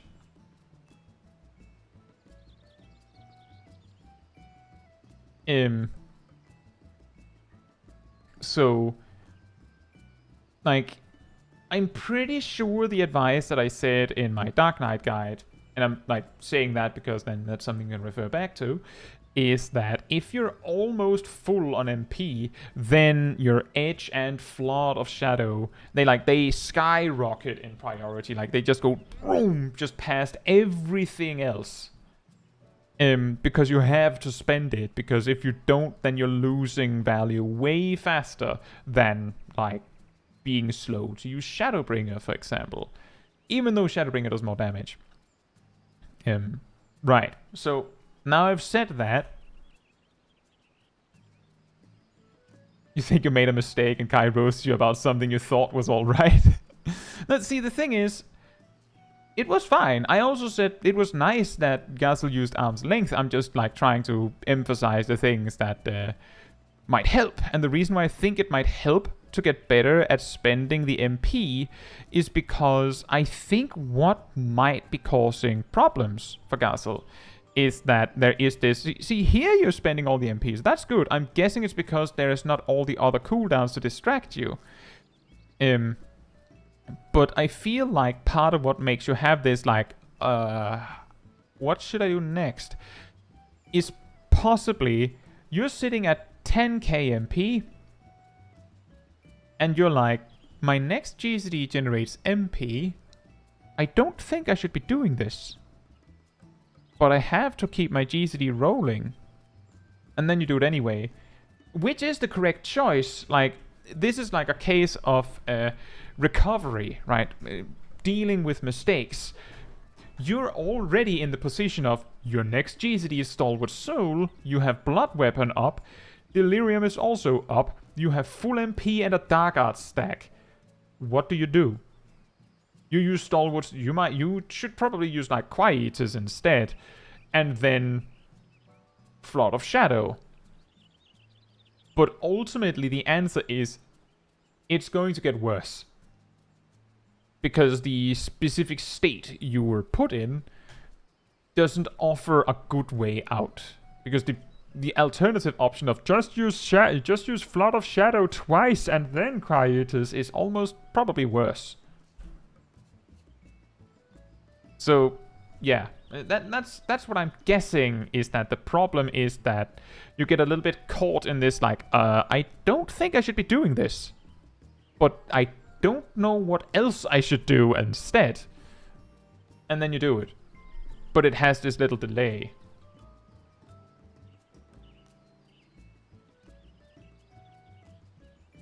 I feel like you bunched up those mobs pretty fine. You at least tried to bunch them up.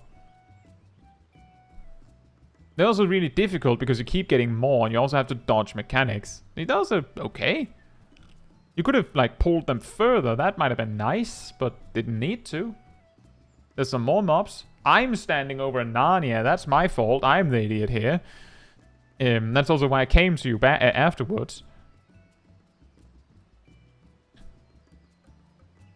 So, like, that's not you that one of the mobs were, like, wrong. That's me. This is a particularly difficult one.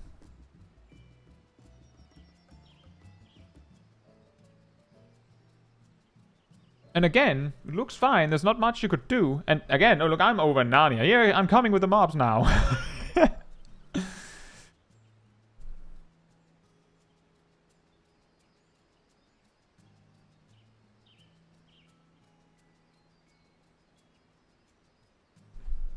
Coco says, last time I did this dungeon, Kai kidnapped me. I can explain that one, Coco. And this is actually very convenient because this is actually the exact same scenario. So, last time I did this dungeon with Coco, I was here as Sage, like standing over here. Coco was over there, looking for the safe spot that doesn't exist. The confusion is that this mechanic looks basically the same, right? Like, it looks basically the same. But it is specifically designed so that these laser beams are either too far to this side or too far to this side. And you have to look at them and figure out which side is the safe side. And if you choose wrong, then you'll get hit. See, the thing is, you don't die from this. Like, failing this mechanic will not kill you. But,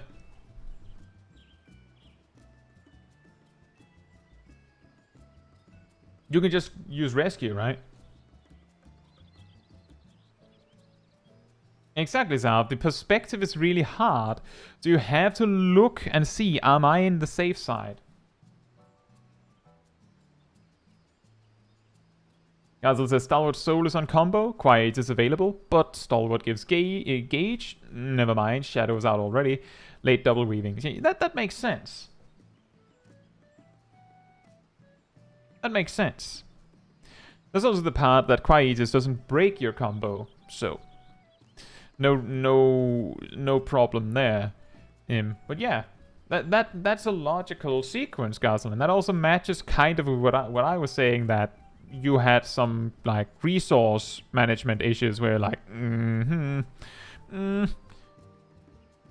have to think it over and like weigh what is better. Yeah, I didn't notice that you had problems with stacking the mobs up that much. Yeah, that's where I was like, I'm tanking it. But just tanking it anyway. Yeah, I don't think there was anything here. The problem with the boss is that it's just like a weird mob rush. There's not much you can do.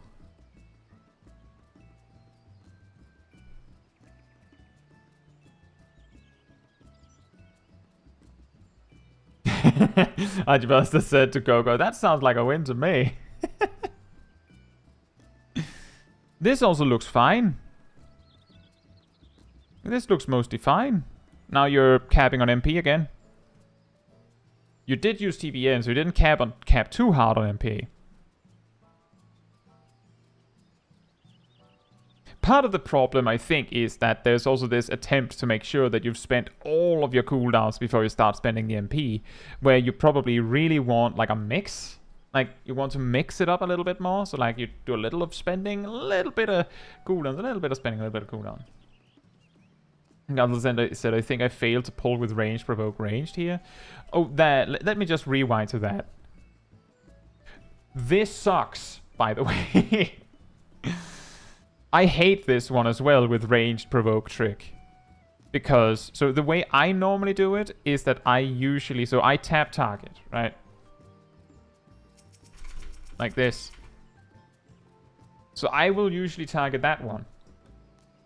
This one over here. I target that one. Ranged, so unmend. Tap, provoke, tap, unmend, tap.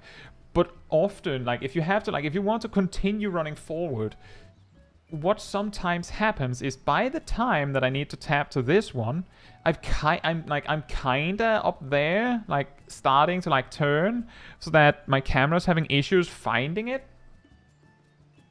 It's often more of an issue when I'm trying to dot all of them as a healer, because I'm like, Eucrasia, doses, Eucrasia, doses, Eucrasia, doses, passing the wall here. Yeah, I can totally see how that would be difficult, but like that's how I do it. It doesn't matter. Like, if you do ranged, tab, provoke, tab, ranged, tab, ranged, that also works. Another thing that Dark Knight specifically has the advantage of being able to do is that you could also do ranged, tab, provoke, tab, and as you run up here, use Flood of Shadow. Just hit those two. That won't be very safe if like your DPS are going crazy town with the damage, but then you have time to like unmend and like figure out who you target, or maybe you can do an unleash or something. But that is a trick that Dark Knight can do specifically because you have so much MP to go around. But wasn't that what you did anyway? Ranged.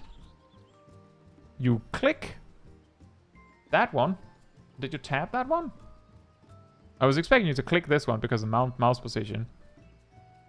And then you did provoke on that one. Ah, you didn't click fast enough, so you provoked the same one. And then you unmend the next one. You can still fix this if you use Flood of Shadow here, which you did. And then you unmend one. You're trying to figure out, I think, which one you haven't hit. So you're trying to unmend a little randomly. I think this is really well done. Considering that you managed to, like, accidentally waste your provoke. I mean, you kept the mobs on you, so that pull was nice. Well done. But yeah, that is it does seem to be somewhat consistent here that on the first mega pull, you have problems with your MP because you're trying to use all of your cooldowns. which doesn't give space to spend your MP. And then on the second pull, for the most part, like, you're not doing that anymore, because now you don't have all the cooldowns to distract you anymore. Exactly, Zab. As long as the mob stays on you, there's no problem. Even if a mob wasn't staying on you, and this is some advice that I've given to Reapers specifically. If a Reaper accidentally yoinks a mob from the tank, if the tank was having any problems with survival at all, like if the tank and the healer are having problems, like I don't care what the reason is. If the tank and the healer are having trouble, if the Reaper can take one of the mobs and tank it a little bit, that means the tank is taking less damage, but the Reaper can also use Arcane Crest to heal the tank. So like a Reaper specifically is actually a good sign if they're tanking a little bit for you. If they planned to.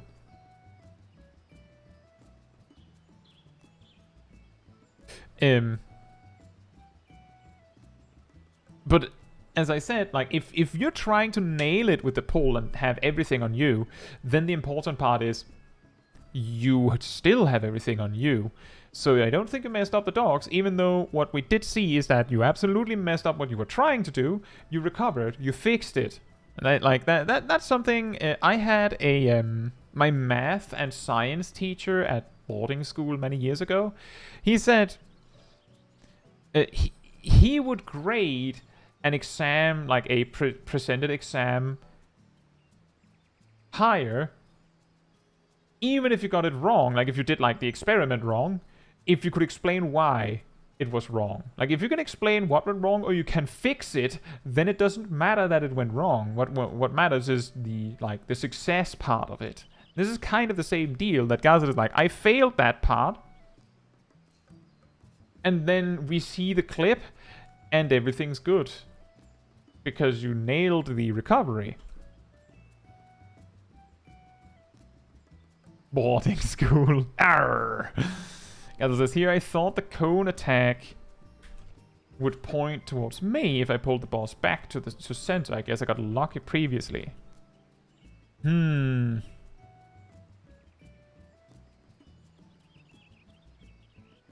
I don't know. I think that one just targets someone at random. And that's also true, so the thing the DPS is supposed to do. Oh, that was an interesting solution. I think I would have just waited. Yeah, that's an interesting solution to keep your GCD rolling while you can't look at the boss. Just use an AoE attack. That is quite interesting. Yeah, if a DPS yoinks a mob from the tank, what the DPS should do is not panic and just deal with it. Like, just bring it to the tank. Like, what are you supposed... Like, where the mob's supposed to be? On the tank? Okay, so bring them there. Oh, you're capping on MP. You're capping on MP. There it is. Interesting. Out of GCD weave there. There's a tank buster. Nice CVN. Basically 0 damage.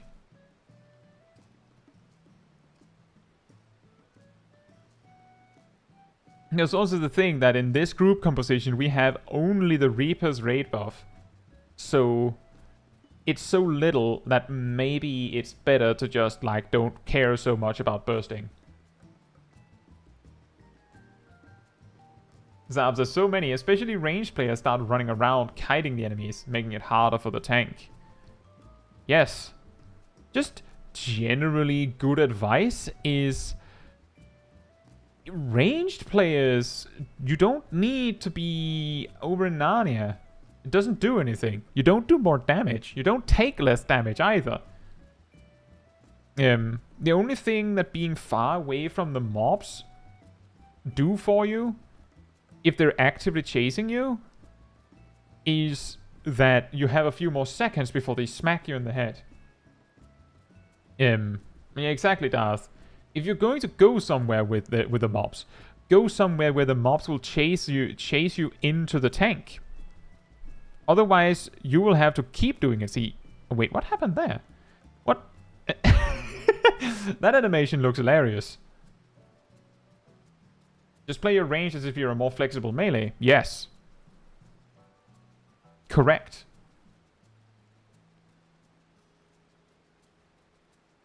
VX says, this is especially true if the tank is on console. You have a hard time just clicking on enemies, so if you don't bring them to the tank, there's little we can do. Yeah, there's also the part that the tank is already dealing with a lot of other mobs. So for the tank to, like, if you're over there having like a talk with Aslan, right? Just, you're actually in the wardrobe. Then the tank has to option 1, run to you. Option 2, use a ranged attack instead of an AoE attack. Remember, if the tank is actively like swimming in like 5 other mobs, their AoE attack is going to do more than your single target attack will do. And given that you're in the wardrobe, you can't even AoE the mobs anyway. So the tank is wasting more damage than you. By the way, I want to rewind this one because that seemed important. If you're over in the wardrobe, then you're not AoEing. Probably not. Maybe if you're a mage. But you're probably not AoEing if you're ranged physical, which is the more likely reason you're over in the wardrobe, because you had the mobility to do so.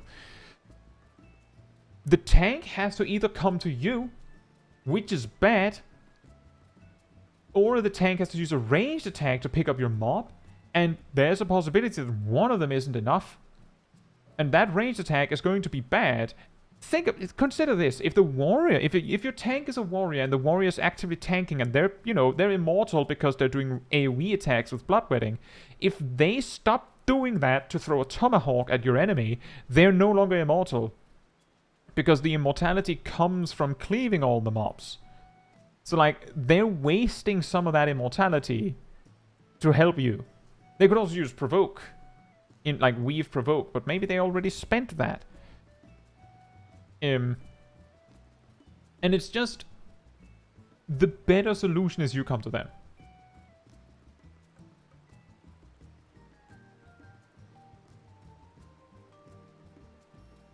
With that, Gazel announced, I can see Gazel announced in the chat they're going to use Living Dead. Hey Chandler, hope you're doing well. True of any MMO for sure. Yeah. So what matters here is when do we use Living Dead? And there's a limit break from me.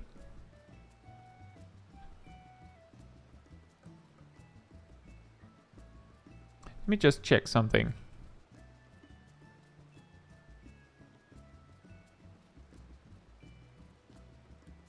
You could use TBN here. Like, you could. Like, it's so free that you could, so that you can wait a little longer. Because you could, like, you can just use Living Dead a little later. You could use TBN here.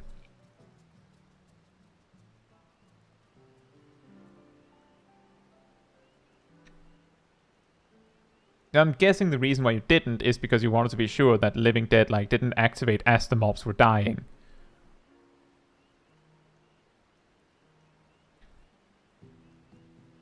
There we go, and the mobs are, yeah, basically dead. And there's TBN. So something here, this is something that I'm pretty sure I've mentioned in my Dark Knight guides. Using TBN, even if it doesn't break, like, it's still a defensive option. Like, if TBN blocks a lot of damage, it might be able to save you or the healer some work. Of course, if the healer didn't need to cast a healing spell on you, then it doesn't give you any damage. But if your buff, like if your dark side buff is still up and you have MP to like maintain it, then the damage reduction of blocking damage with TBN is very valuable.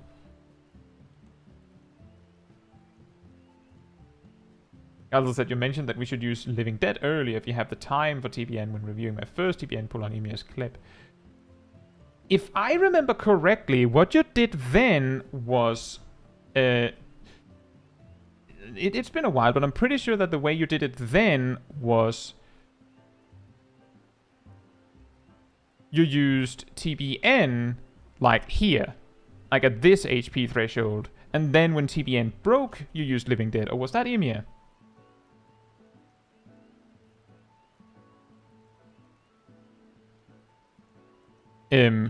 Like, my general advice for using your invulnerability in a pull is anything that's basically free, you can still use that, and that applies to the tank and the healer.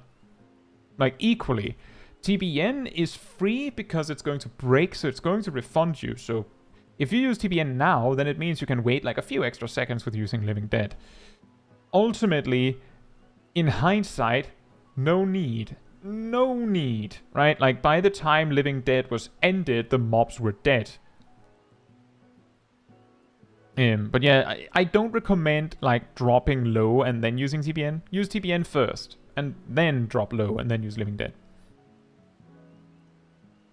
I think part of it is also because if you use TBN when you're near death, then the healer might get confused.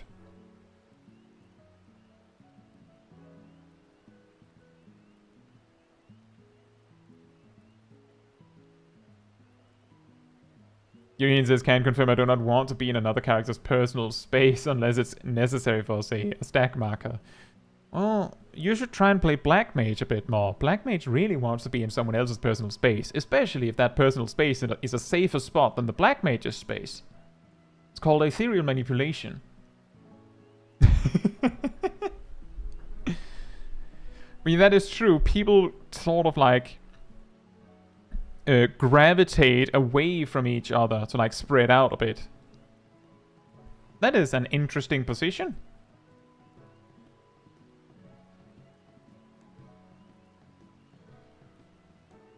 By the way, I'm pretty sure most people know this. Just wanted to highlight I have met people that don't know this. These AoEs, including the one on the players, break these. Like, these barriers die if they get hit by them. This is important because if the players ignore that, you can run out of barriers completely. And while one person getting knocked out and taking the dot is not a big deal, if everyone takes it, it can get difficult for a less experienced healer to deal with it. And if the barriers are all broken, there's often an explanation that is either, one, the group as a whole is so bad that they're not able to kill the boss fast enough, or two, they messed it up because they don't understand the boss. So they might, need the extra safety of having the barriers. So there's a very reasonable possibility that a healer in a group where all the barriers are broken might not be very good at dealing with all the barriers being broken. Zab says, I had one time here where after the first set we had one single wall left. I have had a run on that fight where we wiped when we ran out of walls. I'm not entirely sure how we managed to wipe in retrospect, but I guess it was like a combination of things that just went wrong.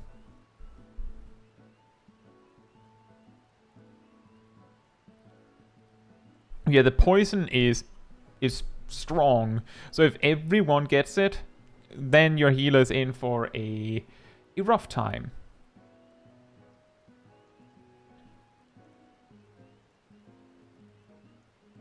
Yeah, overall, yeah. So I feel like the one thing, the thing really here is trying to the big thing that happened a few times here was you want to make sure that you're like on the first pull and the first pull after each boss, where you have like all of your cooldowns and a lot of MP, spend a bit more. You just spend a little bit more MP. If you do that, then I have a feeling that some of the other things, like you going, what do I do now, will like resolve itself, because you stop having to deal with this problem. Like, you no longer have this, what do I do now situation, because it doesn't happen. That would be my advice. Other than that, I think you did fine. Like, you're using your cooldowns well. You're not in any danger at all. That is, of course, like, there's always possible that you could always attribute that to Graham, who is a good healer as well. But I also have healed you. Like, when I play Sage with Gazel tanking, I'm usually, like, just going autopilot. I'm just, right, I should probably use Kirakoli at some point. So it's like, it's like a damage thing. You could probably do more damage if you're better at mixing, like spending some MP, spending some cooldown. It's okay if you don't manage to use all of your cooldowns in the specific pull. Like, if the mobs die too soon for you to spend everything, then you just have to use the rest on the next pull. Who says, is it a death wall? It's not a death wall, it's just, as the other said, it puts a 15-second dot on you that hurts like, wow! It also hurts to stand out there in general, but the thing that matters is that if you lose all of the barriers, then when the knockback comes from the purple circle, you will land in the goop and get the debuff, the dot. And if there's no walls left, no barriers, then everyone gets it. And if everyone has it, then it hurts a lot more. Like, that's really the problem here, is that it's like compounding problem. And that's also why I'm saying your average group will never have this problem, because the boss will be dead before you need, like, before it becomes a problem. And your average group will not break any more barriers than needed, so you won't have this problem. But if you are in a group that breaks all the barriers, there's a very high chance that one of the worst players is the healer. And if the healer is one of the worst players, then they will not be able to handle that damage. And the reason why I say it's probably because the healer is one of the worst players is because when that mechanic happens, the boss puts out all those circle AoEs, but he always puts like 4 spots, like 4 very small spots that are safe, that are within melee range. So the melee players will stand in those. They will not be anywhere near the barriers. It's not going to be a problem for them. The ranged players, on the other hand, which includes the healer, might just deem that they don't want that one, and they'll just take a safe spot further away. But those safe spots are usually overlapping with the barriers. And that's how you then run into the situation of, oh, all the barriers are gone, because the healer broke them. Or something. Doesn't have to be the healer, could be a ranged, could be you have double ranged. Yeah, that's it. That's how it can happen. That says, I have to use GCD heals most of the time to keep people up if they get clipped by that poison, though. Usually, they also have a Vuln stack if the group is going that direction. And that also compounds the issue, is that they're probably going to get hit by a lot of stuff. So it's exactly that, is that it's a little bit like how I've talked about before, that it would be interesting if bosses started to have like soft enrages where they like start to do more damage if the fight really drags on. But on the other hand, the only people that would experience that don't need it. Like, they don't need it to be any harder than this. They really don't. And the players that would find it interesting will never see it. So, like, in this case, the people that will have trouble with those barriers being gone are the people that can't deal with the dot coming up after. Most certainly. Yeah, I hope you could use the advice, Gazel, and I hope you didn't feel like I was dunking on you, because I didn't mean to.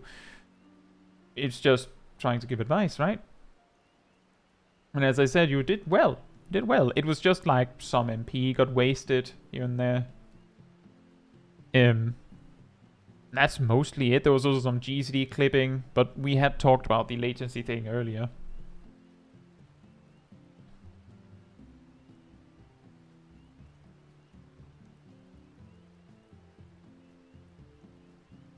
Gazel says, for some reason I can't find a melee safe spot on the first time the boss does that when I'm healing.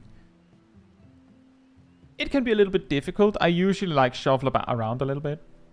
That says Dungeons and Dragons Online had like 4 different difficulty levels for dungeons. Bring them in for this. That could work. I believe World of Warcraft also has... Yeah, World of Warcraft has 4 difficulty levels. They have normal, heroic, mythic, and mythic plus. which is like a scaling one for those that really want to challenge. So they could do it too. Obama says, were you a teacher at some point? I think I might remember saying so. I mean, I have the education necessary to be a teacher, given that I have a master's degree, but I have worked as an instructor at a university previously. I've also actually worked as a mentor previously. Not one of those without a crown. So, I have a little bit of experience with teaching. It would be interesting if they added like harder versions of dungeons. Like a lot of it might not be much. It like, what would it take to make Fell Court of Troya hard? Make things hit harder? Give the bosses more HP. You don't even need to give them an enrage or any new mechanics. Just make them hit harder and have more HP. Make it so that you can't skip any of the mechanics. Like, you can't kill the boss before it has done its entire loop of mechanics. Make them faster. Yeah, make them do their mechanics faster. That could also help. Like, exactly. The only things that you really need to make these fights hard is increase the numbers, make the bosses and the mobs have more HP, make the bosses and the mobs do more damage, and then you could also make the cast bars go a little faster. And now you have a hard version. You could tune that knob a little more, and you have an extreme version. Tune it a little bit more, you have a savage version. Tune it a little bit more, a lot more, and then you have an ultimate version. Every single boss has 5 phases and stuff. Girian says, make the mobs in the first boss tankier, so you have to stack groups more or something. Like, the first boss, if they made a harder version, then they could have the first boss, instead of being oh, you kill the mobs, then they send another wave, then you kill those, then they send another wave. If they made the mobs tankier, so you actually really had to give it 110% to kill them. If they then made it so that the mobs come after a certain time, it's they're just well, you've had about 15 seconds, and then they send the next wave, then it's actually like a DPS race, because you might get overwhelmed if there's too many of them just donking away at the tank. So you suddenly have to rush to kill them, and you actually have to stack them properly and AoE properly, and you can't just sit on your cooldowns. You actually have to maybe even space them out, so you make sure that the mobs die, so that there's not too many alive, but you can still cleave something all the time. There's a lot that could be done without adding anything. Without adding anything new to the dungeon. You could make Fell Court of Troya hard. Ultimate Court of Troya. Ymir says, the king gave me a canoe as a gift for saving the kingdom. I feel like he skimped a bit. He could have given you a ship. No, a canoe will do. God says, if they want to increase difficulty, I feel like Criterion is the best place to do it and change up the Criterion awards. Normal dungeons will stay easy because randos are bad. Oh, no, Darth. I'm not saying make the dungeons harder as is. I'm saying let the dungeons be, and then make a hard version. And the reason why I'm saying that, and this is something we've talked a little bit before, and I'm pretty sure I'm not the only one that feel this way, is that the Criterion dungeons are great, excellent additions to the game, but the players that were can we have harder dungeons? A lot of them, I feel might not be doing the Criterion dungeons. What I mean by that is that the Criterion dungeons are so crazy hard compared to a dungeon, that it feels and I'm pretty sure people have said that Criterion dungeons, especially the Savage version, is potentially comparable to be harder than Savage. Because the fights are so hard, it doesn't feel like a dungeon. It feels like a 4-man raid.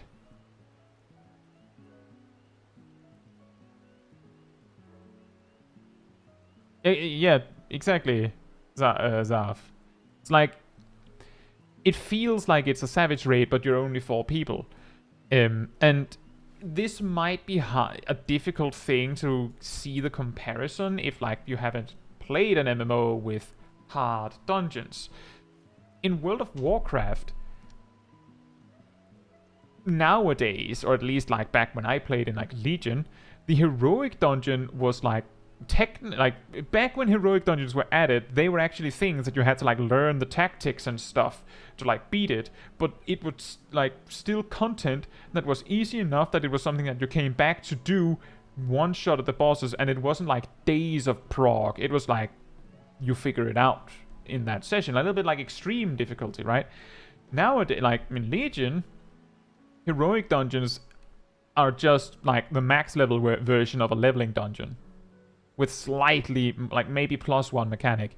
Mythic usually has like +1 mechanic, and if the heroic version had a mechanic you could ignore, you can possibly not ignore it on Mythic unless you overgear it. And in Mythic Plus, well, that's basically what I'm suggesting here, just with a specific knob, right? Because Mythic Plus is, for the most part, just way more damage, way more HP, and then the same thing again. But that's why I'm saying you could make a hard dungeon by just grabbing a dungeon. Just like, I used Fell Court of Troy as an example because that was what we were looking at, but you could take any dungeon. You could take Sastasha normal and just give the bats at the start like 900% more HP and make them do quadruple damage.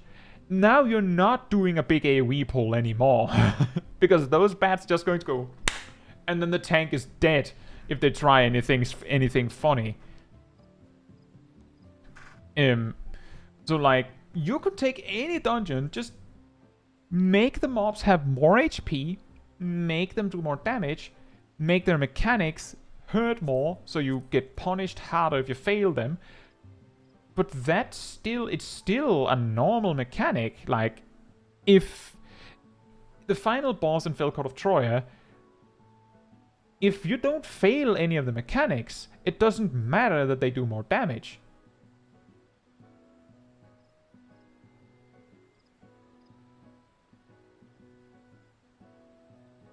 Who says the current level 90 dungeon mechanics are okay, that you'll get hit. The problem is you can get hit and nothing happens. Exactly. Like, that's the thing, is that's also why I'm like, if one person gets knocked out into the goop on the final boss in Fell Court of Troya, they can just walk in and the healer can deal with it. Like, it's manageable. You need everyone to fall out before the healer's like, okay, I'm feeling a little bit strapped here. That could be replicated easier by having a minimum ice mill roulette. Good idea, Darth. The problem is that there's actually a lot of dungeons that are equally trivial at minimum item level. Sastasha can be soloed at minimum item level with a healer. Just to compare what I meant with, like, when I said before that, you know, just make the bats have 10 times the HP and do 5 times the damage. There already is Sastasha. Just make Sastasha harder. Because Sastasha hard isn't hard either. And just call it harder, and now you don't have any clash with already named dungeons.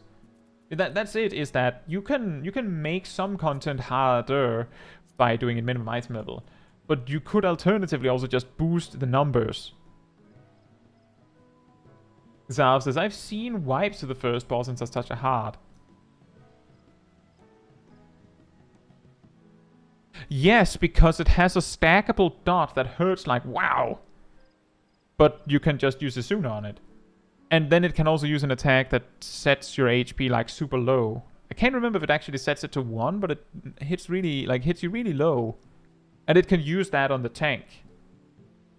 So like, it has ways to just dismantle you if you're not ready for it. Hard Sastasha, not to be confused with Sastasha hard. Sastasha respect content. I mean, that's basically what I'm going with, is you can make content challenging by doing minimum item level, but there is content in the game that was, I suppose what we could call it, not dead on arrival, but easy on arrival. And if it is easy on arrival, then minimum item level isn't going to change that. Like, to give a particular example of how easy some of the low-level dungeons are, if you watch the solo challenge stream series back, like, from the early episodes of that, if I remember correctly, I think it was Copperbell Mines that I soloed with Gunbreaker, like, I think we did it like this at minimum item level. Something like this.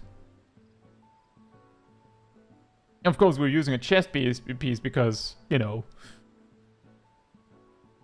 I have to wear something.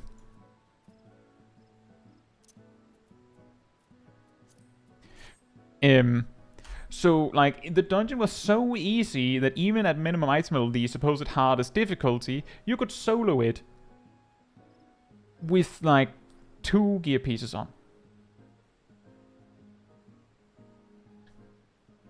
It's the first dungeon, give the sprouts a break. Yeah, that's what I'm thinking of. There's many other ways it could be done, but I do think that it is a little bit of a shame when there are bosses that have been in the game for so long and some people still discover new mechanics on them.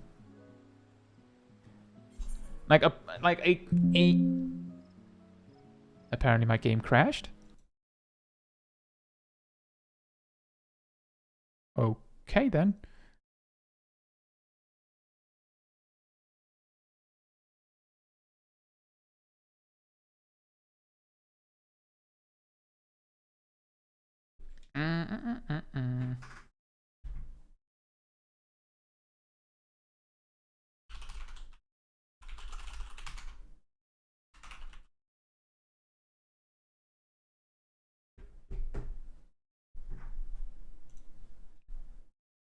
Thank you.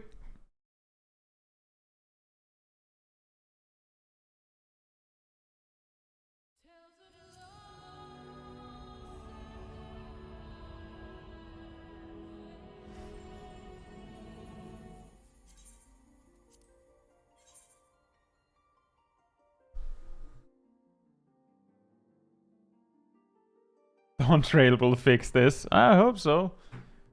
Doesn't happen that often, but it is a little annoying.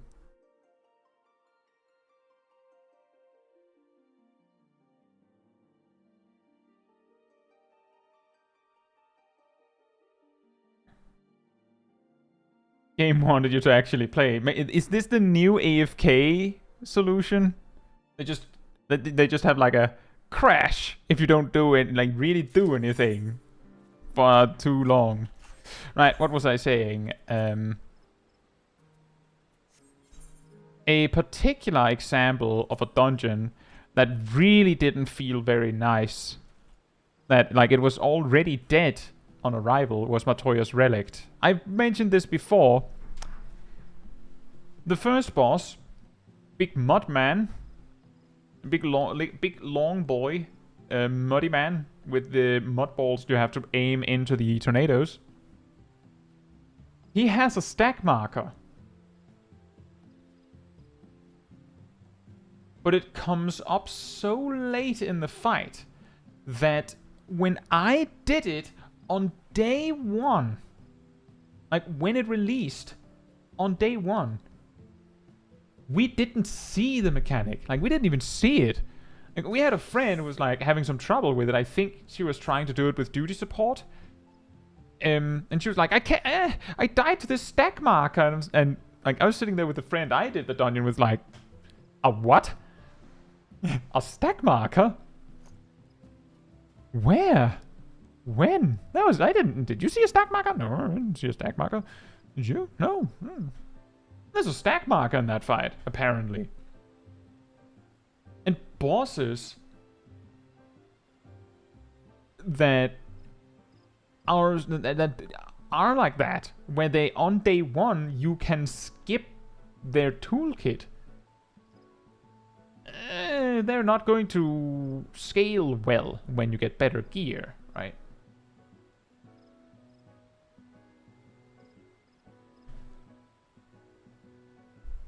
But that's unfortunately how it be. Yeah, if anyone's curious about the wallpaper, it's my friend Aria who made it. It's her character on it. And my character. Gay Frog Moses is the best part of that dungeon. What? Huh? Ah, oh right, Rainbow Lava. Hell's lit, but you're on something.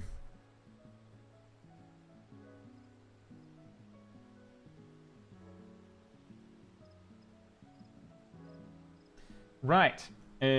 Something that I would like to mention here is that I do have some clips that are from like many months ago at this point. I might, because there are some people that like have posted some clips and then, you know, haven't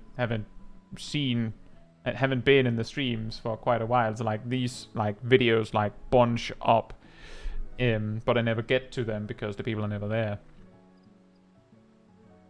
I know that Viek has a little bit of a plan where they don't like they do some solos and then like kind of just wait so that there's also space for other people.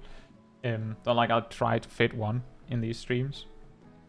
But there's a bunch of other people that I haven't seen in the Tea Time streams for a while, and I don't want to like. I have seen Merfolk on a stream recently, so there's no reason to remove that one. But there's a few other names, just in case they watch this entire stream and be like, "That's incredible! He hasn't gone to my clip for 3 months now. I need to see you here." Anyway, just wanted to mention that. No, nothing mean meant about it. Just saying that I might eventually just go. But don't know if they're ever coming back.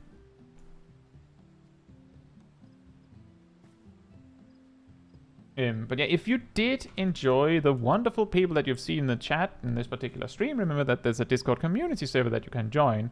There's a link there in the chat now. There you will find you also find the weekly schedule where you can see what else is coming up this week. Tomorrow we have more. I'm pretty sure we have more Mythbusters. Yep, test your claims. Final Fantasy 14 Mythbusters. And you can also find the announcement room where I post links to videos, streams, whatever it is, when like I planned them already. And you can also go to the role assignments room and grab the reminder role. And if you do, you get notifications whenever I post about a new video or stream or whatever. You also get an additional reminder about 15 minutes before the stream starts. And also, if you are on the Discord server and you have a YouTube membership, if you go into the Discord settings, like your personal settings, and connect your YouTube account so that like the YouTube account that you're a member on specifically to your Discord account, then Discord will make sure to give you a little extra role so that you stand out with a pink name instead, and a little gem like here in the YouTube stream chat. So consider doing that. It doesn't give you access to anything secret or anything, but yeah. Speaking of secret, there is a poll up now for members where you can vote on what ranged physical job Small Kai will be picking up in the future. I'm pretty sure when I looked earlier that Bart was winning. Hey, Mia, thank you so much for the 10 gifted memberships. That's incredible. Thank you. That of course also means that our new members, you can also do this connection. I'm glad to hear that, Thrillhouse. Thank you. You get a pink name. Indeed. And you get a pink name.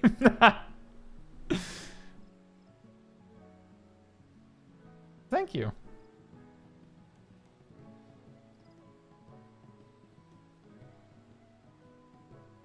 Obama says, most dungeons I do, I'm always very disappointed when a tank gets hit with a tank buster. Like, I'm expecting I'll need to heal them a lot, and then it takes like 100th of their HP. Hey, thank you for the 10 gifted memberships, Coco. Wow.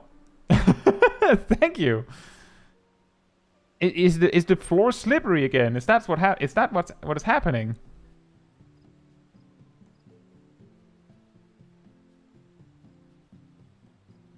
Go on, oh yeah, go on, cast your vote. That's true. All those new members, you can vote on what job you want Small Kai to pick up. The reason why we're doing this poll now, because you might already go, but wait, wasn't Small Kai doing Pandemonium this week? Yeah, she's doing Pandemonium, but if we manage to finish before, like, typical ending time, then we'll have to pick up a range job. And the week after that, we might pick up a range job. But if we don't have spare time, we will do it when we get to it. Like, it's basically what we're doing next. Originally, there was a vote on what we should do next, and I can tell you that the second place was Hildebrand. I believe the third place was Level Astrologian. And then there was a distant fourth place, which was a Level Crafters and Gatherers.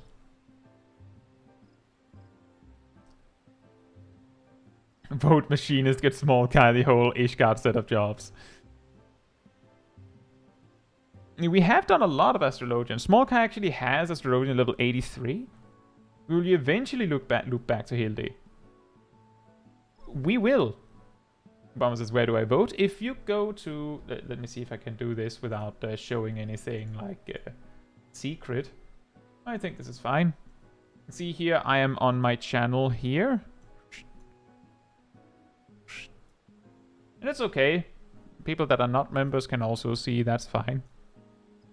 It's in Danish, though, so you'll have to this is the community tab. In Danish it's called Fællesskab.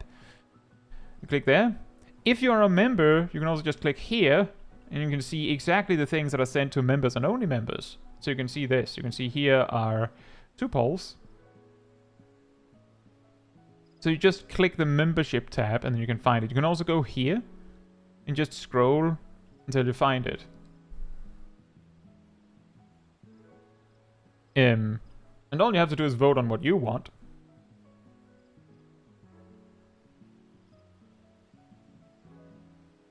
But yeah, you just go to the channel, membership. You might also, if you see, on your start page, it might appear randomly somewhere. But yeah, if you want to be sure that you don't miss something, every now and then, if you I don't know where it is. I don't know if it is on the channel page, but if you there's, the hit the bell thing. I believe you can turn on show all notifications. If you do that, you should get a notification when I post something like this. I imagine you might get a notification when I post a membership post if you're a member. But I don't know. I'm not a member. All I know about membership is that you get a mail when you get gifted a membership, and that if it's not if it's a special account that is a brand account, you can't receive gifted memberships even if you want to.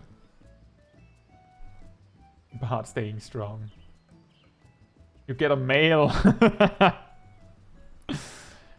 He's sent by the post. But yeah, that's how you do it. I am a bit surprised that Bart was winning. I had imagined that either Machinist would win because, haha, funny, all the Ishgard jobs, or Dancer would win because it starts at the highest level. Obama says, isn't Machinist difficult? I want Kai to struggle, so I voted that. Yes, that sounds like the standard. Oh yeah, the healer I'm worst at is Astrologian. Which healer Small Kai? Oh, she's an Astrologian, obviously. Dark Knight is considered the hardest tank to do dungeons with. Oh, well, Small Kai is a Dark Knight, obviously. Gazel says, now Bard is more difficult. For me, personally, Bard is probably more difficult to freestyle. But I would figure it out. Like, I'll figure it out, whatever it is. Like, I'll play as well as I can. But Dancer would be like the... Like, if you're thinking of giving me a hard time, Dancer is the one where you, like, would give me basically a vacation. Because it would be lol easy mode for me. I find Dancer very easy. Like, if I want to play a DPS and I don't want to think too hard, there's a reasonable chance I'll pick Dancer. Bard was harder due to being bored. The reason why Bard would be harder for me is because, and the long-term viewers of these streams, like, for example, Coco or Yumiya especially, think also Gazel, just to name a few, know that I'm basically unable to keep track of using my songs right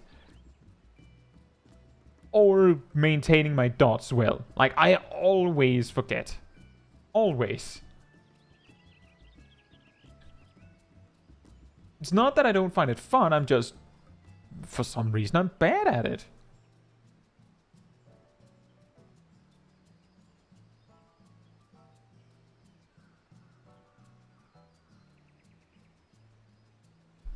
Bard is hard if you never played. If you laid a lot...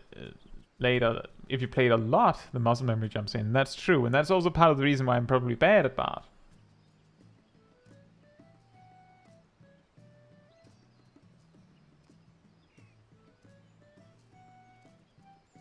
You know what's really interesting about that, Philippe?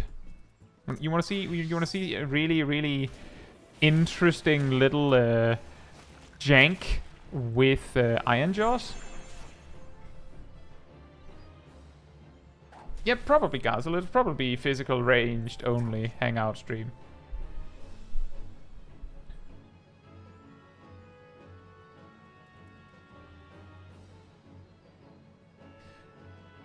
So the way Iron Jaws works is you cast it, it takes a snapshot of what dots of the two you have up, and then it just applies those. It basically just casts them.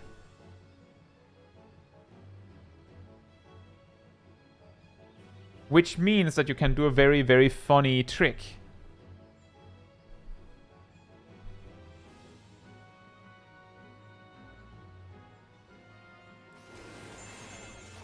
I clicked too early.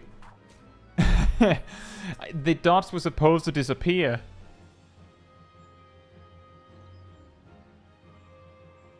Silverman says, now I want machinists to win, so you have to dye the gun. I mean, I dye all my weapons pink anyway.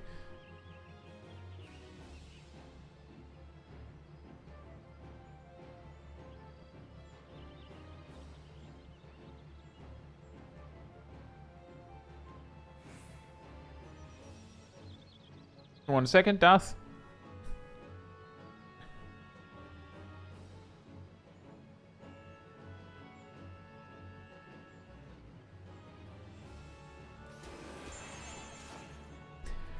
Did you see that the dots disappeared and then just got reapplied? That says, does Iron Jaws keep the increased potency from your 15% buff, or does it reset potency? Iron Jaws makes a new application of each of your dots on the target. Like, it just gives it a new version of each of them. Which means that if you have Raging Strikes up when you use Iron Jaws, it will apply a Storm Bite and Caustic Bite with Raging Strikes up. If you already have Storm Bite and Caustic Bite up with Raging Strikes affecting them, so like that it snapshotted them, and you then use Iron Jaws without Raging Strikes, then it will replace your dots with new ones that don't have Raging Strikes. And this is the reason why, if you've seen the classical Bard opener, let me see if I have it. Should have this. You have my pictures, right? You can see here, this is like the opener that I've demonstrated in my Bard short. Let's see, Storm Bite, Wanderer's Minuet, Raging Strikes, Caustic Bite, Pyral Arrow, blah, blah, blah, blah, blah, blah, blah, blah, like a bunch of stuff. And then right here, the end, this is when your dots, or when your raging strikes should end. This is also when raid buffs typically should end, right? Then you use Iron Jaws, which, if you don't understand, dot snapshotting makes no sense. Because your dots still have like 30 seconds left on them. Why would you do that? But because you reapply them like this, I made it, like, I've calculated before that you can actually, like, with raid buffs, get like 40% more damage output. So, like, reapplying your dots and only, like, extending them by like a third of their duration is worth it if they're doing 40% more damage. And there's also the part that this dot and this dot don't get any raid buff benefits because they came out before the dots. Only one of them gets Raging Strike, so like just that alone is also a benefit. So yeah, Iron Jaws applies a new cast of the same debuff.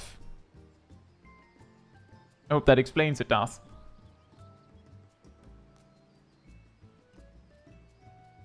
But yeah, I would probably dye Small Kai's weapon pink anyway, regardless of which job we end up playing.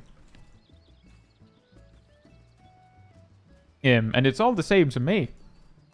Like, sure, there's going to be harder and easier ones. If we have to play Bard, then we'll have to play from level 1, so that'll be a longer journey. If we play Dancer, then it'll be a shorter journey. It's all the same to me. And that's why, like, I asked you, if I cared about what the correct what I ended up with, then I would not have made it a vote.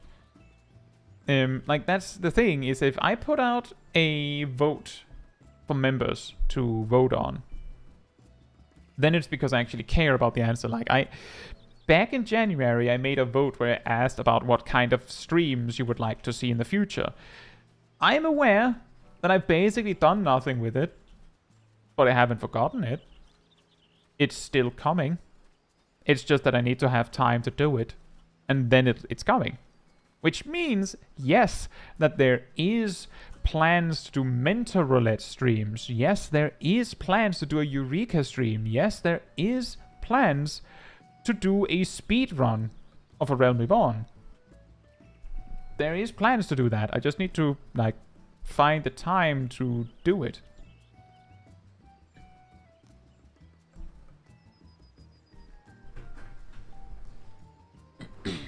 The scariest thing about the speedrun of A Realm Reborn is that it's going to be really hard for me to actually stay on target, isn't it? Knowing how easy I am to distract. 100k sub special. That seems like a very distant thing if that's when I do the speedrun. But yeah, I have plans to do these things. Like, as I said, if I do a poll on something for the members, then I'm going to use it. Sometimes it ends up in a way that wasn't expected. But I always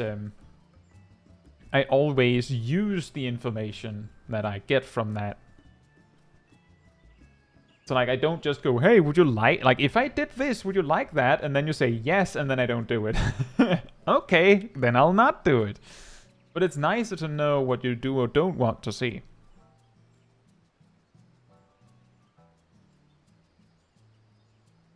Liv says, I like the Bard opener because I don't have to care about much. I just put everything on cooldown and then press Iron Jaws. Well, there is actually one thing to care about. Because Bard has, like, a split in the opener. In the proper opener. Because when you get to the part where you use Barrage, you don't want to use Barrage if you already have Straight Shot.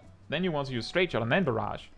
And then Straight Shot again. Because it gives you a Straight Shot ready stack. Or proc.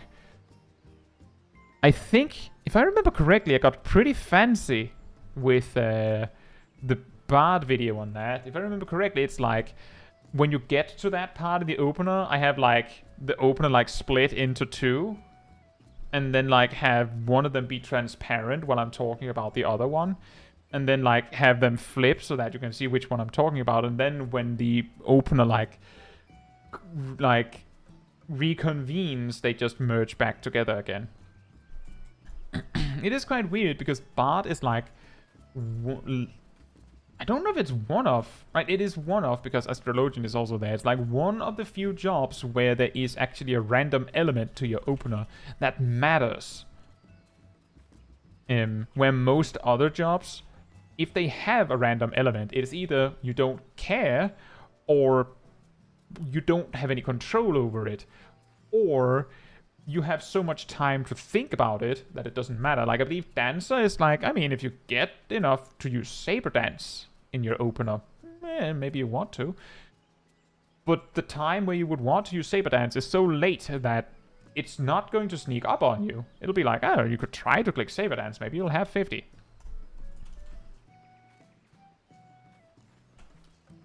Anyway, if you did enjoy this particular stream, which suddenly got derailed in a way, it helps me a lot if you leave a like on the stream itself, because that tells YouTube that you found the stream very enjoyable and you would like other people to enjoy it as well. So it helps me a lot, of course. Thank you so much in advance. I think that's everything I have. Tomorrow we have Final Fantasy XIV Mythbusters, where we have... Is that the one with interrupts? I'm pretty sure that's the one with interrupts. Yeah, you might have noticed in some of the recent streams that I've started interrupting earlier. The answer to that lies in the Mythbusters for tomorrow. And then we have Small Kai on Saturday with Pandemonium. I hope to see some of you there so we can do it minimum item level. With that said, good night, good morning, afternoon, or evening, depending on where you are in the world, and I hope to see you all very soon. Bye-bye!